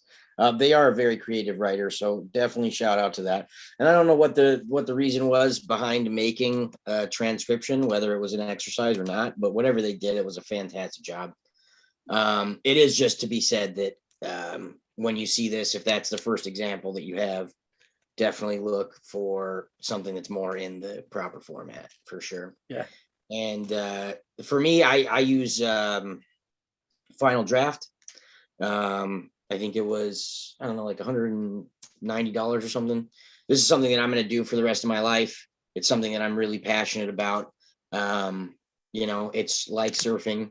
If you really want to do something, if there's a sport that you really like, might as well get the best. And through this whole pilot writing process, I've really been able to dig deep into that. And they say that 95% of productions in Hollywood are made on Final Draft. And when you dig into it, it's pretty amazing. It's not just a script writing software, especially if you want to be on the production aspect of things. There's so many different features that you can pull from that software. It's really great. You can do one of the things that we're doing right now is running reports on our shot lists, which locations we have, how many times they come back, especially when we're writing 2 different episodes, right? And we've only got a tight time to film.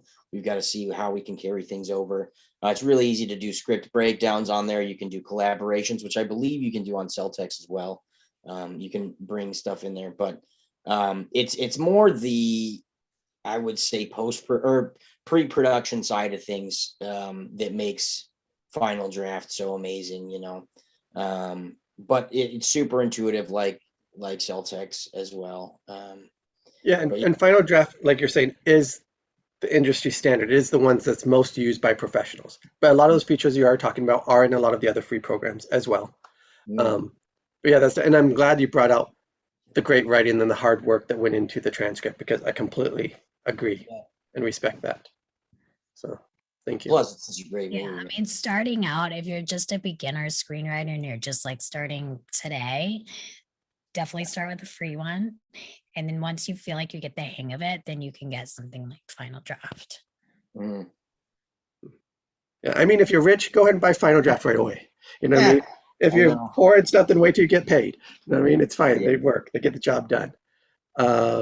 Just have a couple extra ramens and peanut butter 1 month, and save up. That's what I had to do, What did they in Metallica, right? They were famous for the bologna and ham sandwich, right? Because all they could afford was the bologna. It depends Potato. what you're using it for. I mean, people make fun of me because I still edit some things in iMovie and I'm not using Final Cut or Premiere. But if it's like a little thing, I don't I'm just need kidding. to, do a big shebang. iMovie is going to do the trick. So sure. whatever And you're going it's to need it for. and it's what the final product looks like. Like if at the end of the script and you do your PDF out there and you can't tell which one it came from, then it's good. If the edit looks good and you can't tell what it was edited, it works. Yeah, I use a movie maker right now to edit some of my Let's Plays when I need to remove or add something. I use Premiere. Just kidding. It's like in voice acting, everybody wants you to use Audacity, even though it's super complicated and GarageBand works just as well. I'm surprised they want you to use Audacity like that one because to me that's a free one and that's the one I know because it was free when I was doing stuff before. But I would think something else would be more the standard, the professional. Yeah, I use GarageBand for all my editions. So No, but that's great. A lot of people made I awesome haven't heard of music that with one. that. Huh. It's a Macintosh one, so I don't. If you're Mac, then you know GarageBand. Gotcha. GarageBand's super fun. Although I did find out that all their loops are copyrighted, which is weird because you can like set them up. So I've composed a couple songs, but everything on it's copyrighted. I still think they're amazing songs, whatever. I got a MIDI keyboard that I'm playing with now so that I don't have to deal with that anymore. I'll make my own stuff. But yeah, that was a blow to the chest. Awesome. Heather, you've been a little more quiet recently. What do you got? Yeah, any what's going thoughts? on, Heather? No, Oh, I Heather, just Heather, am come glad on that now. we had a good read and I meant to ask while Sarah and Vicky were still here, but who has seen this movie? Me. I've never heard of it. I think I might have. I'm not 100% sure because some parts that we were reading through sounded very familiar. On the Facebook group, I forget where it's to, if it was Tubi or somewhere, I put a free link. It's also free on YouTube. So I plan to put the link to the free version on YouTube in our comments below. So if somebody wants to watch it, you can watch it for free. I may watch it now that I know that it exists. I never heard of it before. It's amazing. Yeah, Yeah, it's like Val Kilmer's performance of like Doc Holliday, I think is phenomenal. like him and then playing Jim Morrison, I think are probably some of his highlights for sure. Doc Holliday was amazing. It's a great movie. I mean, this is the first rated R movie that I saw when I was a kid. And I mean, I'm from Arizona, this is my bread and butter. I grew up on all these stories, went to the towns, driving around through the cactus and volcano mountains. I'm sure you guys saw me cracking up when they started reading that, going under the night skies in the desert. Hell yeah, man, that was me through and through. Everything about this movie, this whole story is it's so legendary. I mean, it's one of the most timeless stories in the Wild West. And they did a great take on it. There's also another one with Kevin Costner that kind of goes into this as well. But for my money, this was the one that really hit it home. And yeah, I mean, I learned a lot from this movie. When Morgan dies, I remember being a real tiny little baby child and thinking how it couldn't work out. That doesn't make sense because he's the youngest. How can he die first, And with that little naive childlike logic, and learning how the world worked through this movie, it's this is my jam. How young do you think you were when you got that realization? I would say probably 5 or 6. Whoa. I Wow. mean, yeah, this was, I mean, it for my money, it was kind of the tamer of some of the Western ones. I mean, obviously, pre this was Fievel Goes West, so that's always a classic. But I mean, this is such an amazing Western. I know some people diverge and they say that it's not quite like to the grit of the other ones and it's more like glamorous, but it's an amazing movie. And I think it brought back the Western as well, because the Western throughout movie history has kind of come and gone. But it is such a classic, timeless and true American story. You know what I mean? I mean, this is not an experience. The Wild West is not an experience that other countries really have, So there's a lot of fondness for these movies. Yeah, and like when I did a little research, like Clint was saying, like there's like 50 other, I think they said Wyatt Earp movies, and they said in most of them they stop at the OK Corral, and this Yeah. one goes past it, and they keep Wyatt Earp kind of like as a stoic whatever person, and they make some fake drama between Doc Holliday and him because they want to make it more interesting for the movies and stuff. So what they're trying to do here, looking up research, trying to make it a little more real to all of that. And they did mention like how close it could have been or would have been for like who looked like the good guys or the bad guys from the OK Corral, like Mhm. and who shot first and stuff. But Yeah, I think it's a good movie to watch. it's awesome. Mhm. The whole gold panning thing. Yeah, I mean, dude, I'm from Arizona, man. Like, we would go out when I was a little kid, and there was like these old pioneer western towns, and you go out and you'd pan for gold, you know. And we all knew that it was pyrite; it was all fake, so none of the techniques worked and stuff. But I remember, like, we had this old military vet that took us out into the Superstition Mountains, and we would go pan for gold. You know, there's stories of gold up in those hills up there. You know, I mean, it's just that whole western style is just everywhere. You know, so. Yeah, thank you for letting me read. Thank you for letting me read Wyatt Earp. Guy was a true legend in my eyes, and lots of childhood hours playing cowboys and playing Wyatt Earp, and also years in college as well. So You were doing it yesterday. Come on. yeah, you know it, man. Uh, anyway, Right. Any other thoughts, you guys? Any other things you Well, guys we want to should talk about? apologize for all the politically incorrect language that was in there, just to Yeah. be safe. And you guys don't see the chats, and yeah, Heather tried to apologize in one of the chats, and I wrote in there, my brain doesn't process fast enough to read it ahead of time, notice it's going to be a thing not to say, and then be able to filter it out and change it sometimes. So sometimes I yeah, just read what's written. Yeah. But yes, yeah. we There was a apologize for line in that. there that was like hilarious. It was just so bad. But came really early in the script, but I thought it was, I mean, it was so bad it was funny, to be honest. But yeah, it's just interesting, man. The old West was a crazy time and place, you know. There's a great show, what's it called? About building the Transcontinental Railroad. Oh, anyways, on Netflix, amazing. If you And they talk, remember it, coming back and put it in the comments. yeah, I'll come back and put it in the comments. But yeah, it's an old Western show, and it talks a lot. I think a lot of Westerns don't really pay homage to the exploitation of Chinese Americans that were moved over here, Chinese immigrants and laborers. And that was one of the ones that I had seen where they did pay a decent role to those individuals, you know, that played an influential part in creating America and still influence it today, you know.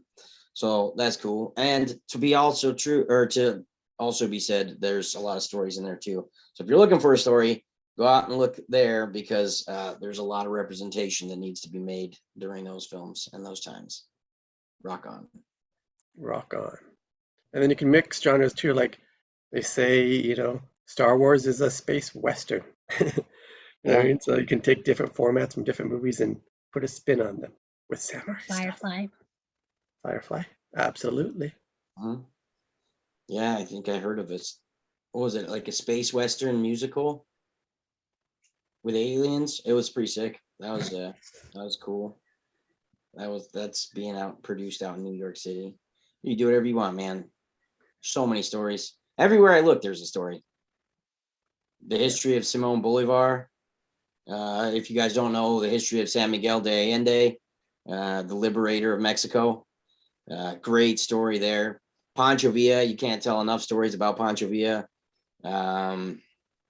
Yeah, I mean, everywhere you look, there's somebody, you know, some kind of crazy story. I've only seen what's it, Leopold, the what was it, Leopold II, who's the king of Belgium during the African colonization. Probably one of the most evil men that's ever lived. I believe I have only seen that guy in one movie that was a Flemish film created in the 90s. Is it Kate and Leopold with Meg Ryan? Is that it? I'm kidding. Bad joke. You know, when Wyatt and his family just, arrived and said, "Oh, we're finally together," it sort of had a Walton-esque feel to it. I don't know if anybody's ever seen the Waltons. Uh, I didn't watch that one. Oh, thank God. I mean, people are normal here. You all have seen the Waltons. Thank God. I'm kind of curious to see the story of how Heather Lee Cameron and Wyatt Earp are related. What I don't happened? honestly know. It just shows up. I mean, there's got to be some bustling romance, just some from action. another side of the family. It's a very ethnically diverse side of the family. I couldn't tell you. Fair enough. We're still know. my mom and I are still figuring that out through DNA matches. Fair enough. But no, I mean, it just had a Walton-esque feel, and I'm almost tempted to like ask if we could ever find a Walton script, because there's so much ethnic representation and ethnic stories and war stories and combat stories on the Waltons. Yeah. And if you say you've never seen the Waltons, Jacob, I'm going to freaking cry. I haven't. It sounds like a Oh thing my that's God. even older than me. So, Morgan's seen it, and she's younger than both of us. is it an My stepfather was obsessed with the Waltons and would DVR it and watch every episode. So My I've mom seen loved it. I've it, seen and it my multiple uncle in Texas, when he was alive, he had some strokes and he couldn't do very much. That's all he'd do all day is sit in his recliner and watch the Waltons on DVD. And when he died, I emailed my aunt, like just this last year or so after COVID, I literally said, "Can you sell me my uncle's Waltons DVDs? And I want to give them to my mom." And I learned about his Good Waltons watch habit. if you want to go back to the simple life. It was just, and it's sort of almost part of this story also reminded me of like Road to Avonlea as well, the whole close-knit family. Because as much as the Kings fought, they really were a family. And y'all probably don't know what that is, Road to Avonlea. Maybe Aaron does, but it was a Canadian series.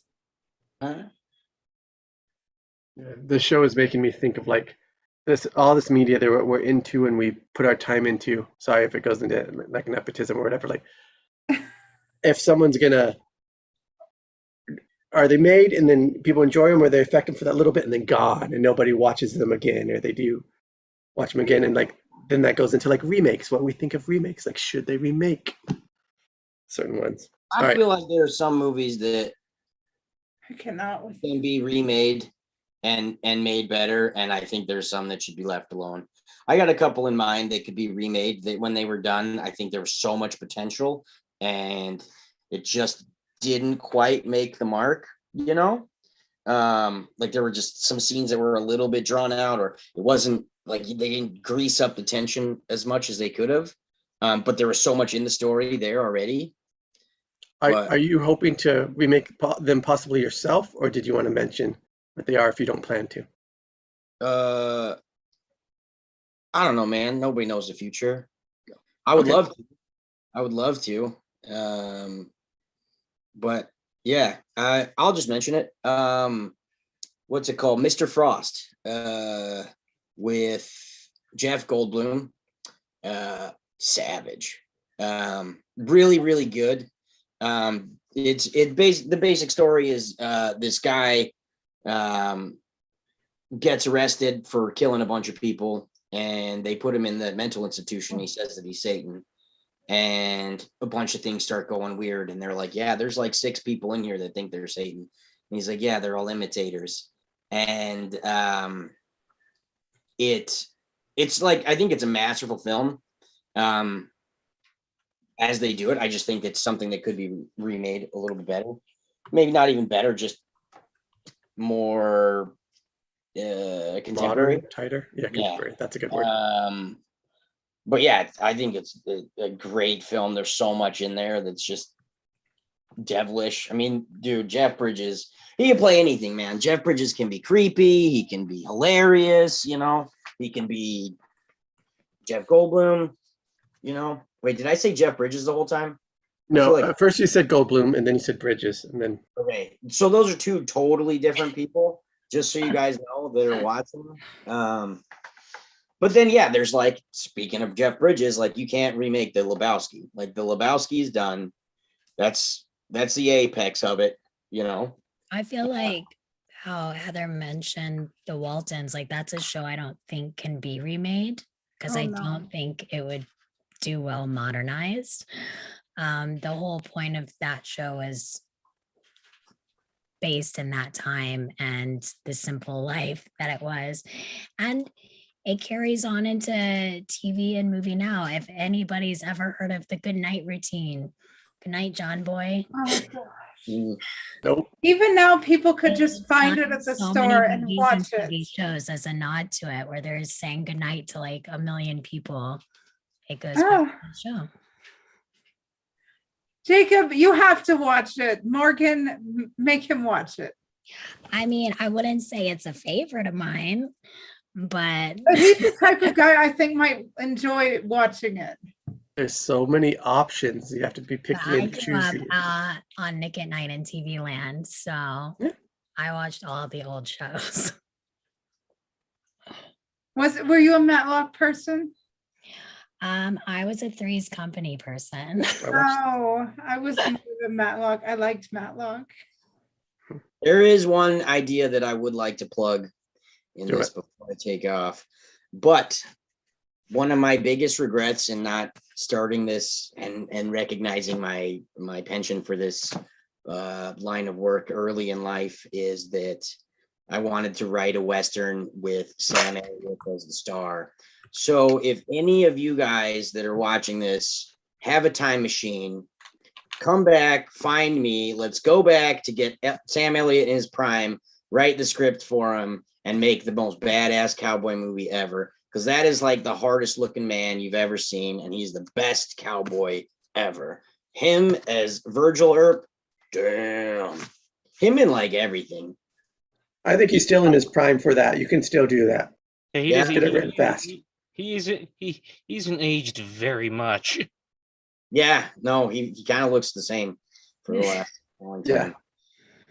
And But, Petra, when she was saying she can't make it tonight, she pointed out like originally some different actors were in mind for some of these roles, and they were written with them in mind. And the real, what's his name that starts with a V, the older brother, Virgil, is not quite as old in the age difference of the actors and the characters in the movie. He's Mhm. younger and stuff. Mhm. So, but yeah, write that movie. Story, man. Get him to Four make brothers it riding quick. to town. What was that? This is a crazy story, man. A couple brothers riding to town, take it over. Mm-hmm. Mm-hmm. All right. Any other thoughts? Does anyone else have any movies they want to remake? Yeah. I don't All I know. can think of at the top of my head at the moment. I got one, but it's kind of offensive.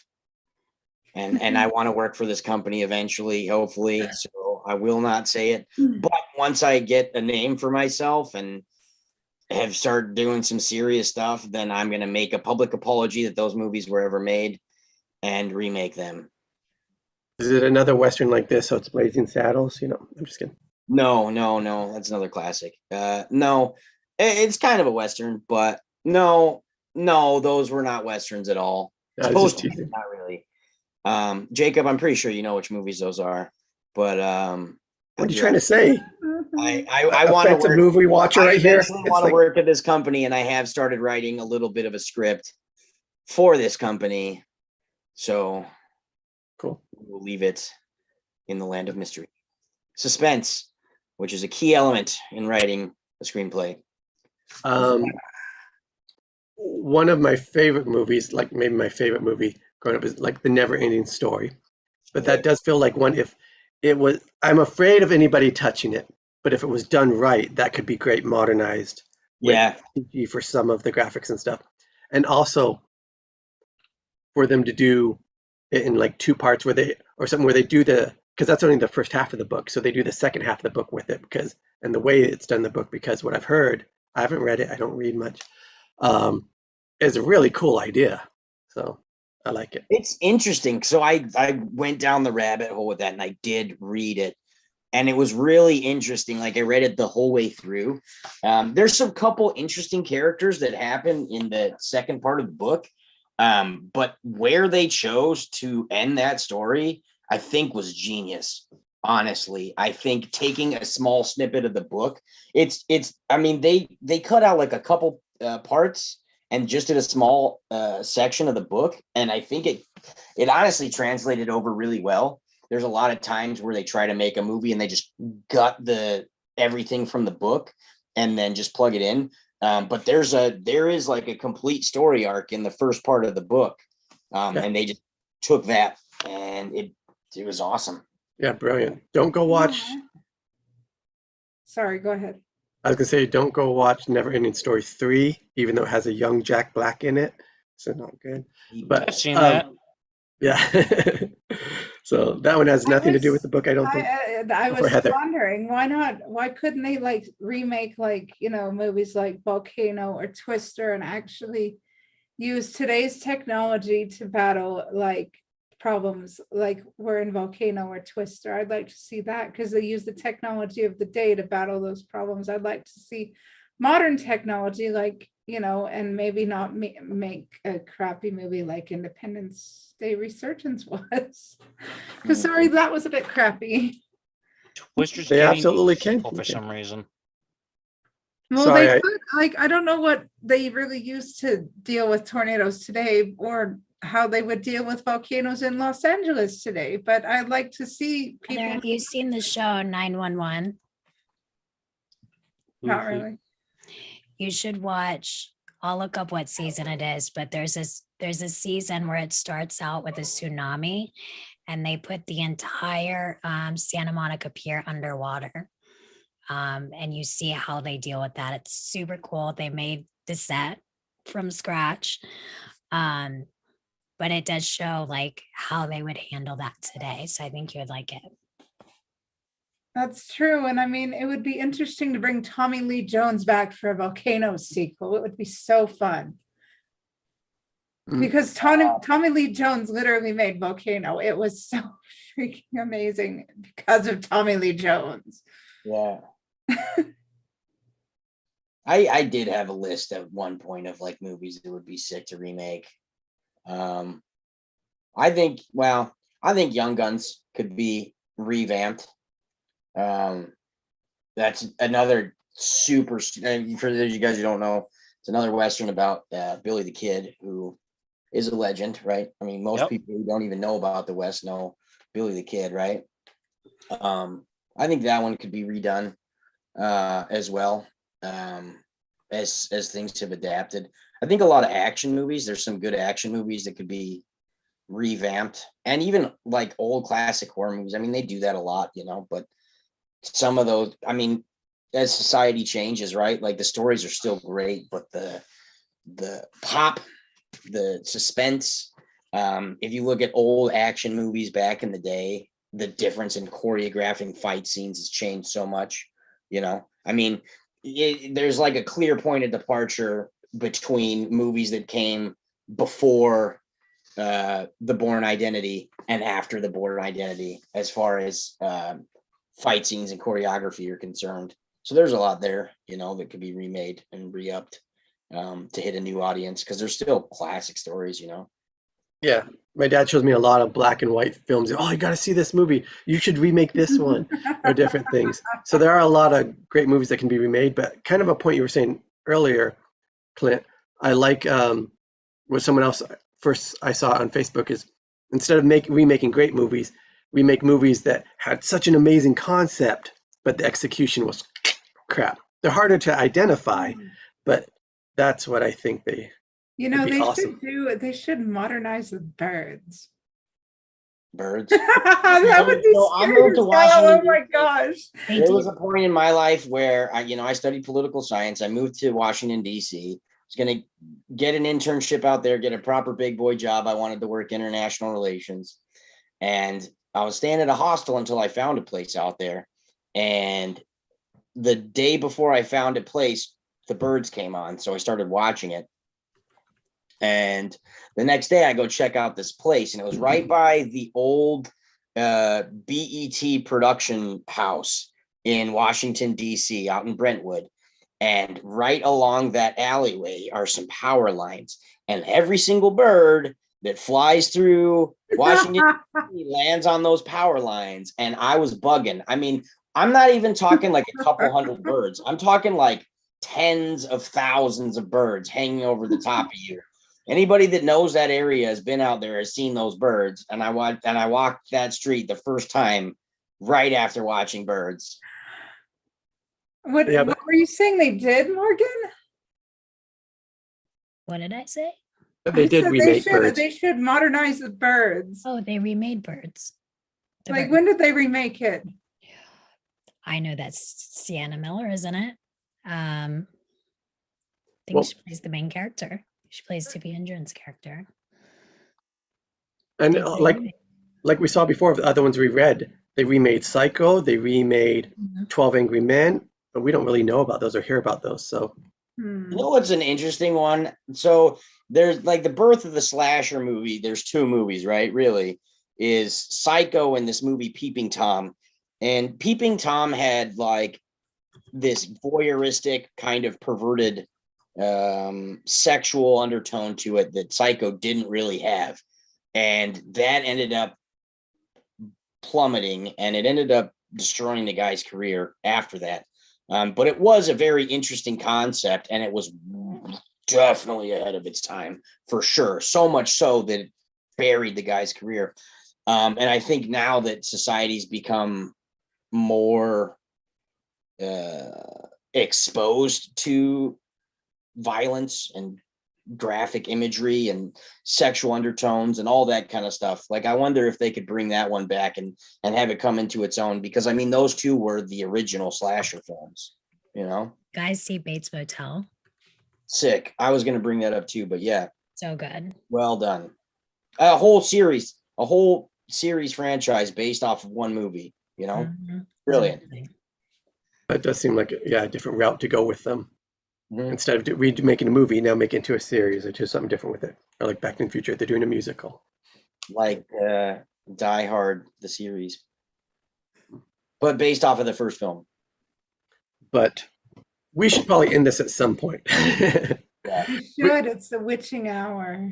Yes, we can talk again next week. What is next week? What is? We don't know. It was at first going to be 50 First Dates, because I want to do a romantic comedy, and then maybe a TV show, because we haven't done a professional one this year yet. So maybe this is us. But more like Morgan suggested, Girl Interrupted, and I don't think we've done a lot of movies that in that range either. Because again, like with this Western, trying to do a broad spectrum of types of movies. Girl Interrupted is on my top 3 favorite movies. What about The Holiday of the Family Stone? What is so funny? It's a good one. I was surprised that I like The Holiday and Family Stone. I'm trying to remember it. I know the name, but it's not clicking in there. Family Stone is good for the cast. I wouldn't say it's the best written film, but it has a great cast in it. Sarah Jessica Parker, my God, I can't. I haven't watched that one. I haven't seen that, I don't think. If all of you guys want to become fluent in Mandarin or Cantonese, there's a couple foreign films that we could do. That'd be sick. Also, there's a couple Hungarian films. So if you guys want to bone up on your Hungarian, we could go that route. And then obviously there's a lot of Spanish films too. We should definitely do a Santo movie. For those of you who don't know who Santo is. Santo is a luchador who fights vampires. He fights werewolves. He fights zombies. These are films from the 50s and 60s down in Mexico. Santo is a legend.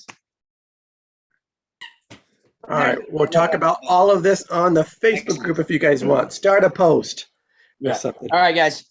If anybody's made it this far, then you have to like and subscribe. because you couldn't make it this Oh, far. if you join don't us. We love like our this. fresh meats. Yes, join us. Go to the Facebook group, Table Read Tuesdays. We got a page there. We got an Instagram. We got a Twitter. Yes. All right. Thank you, everyone. You're all amazing. Have a lovely evening. Take Yes, care. sir.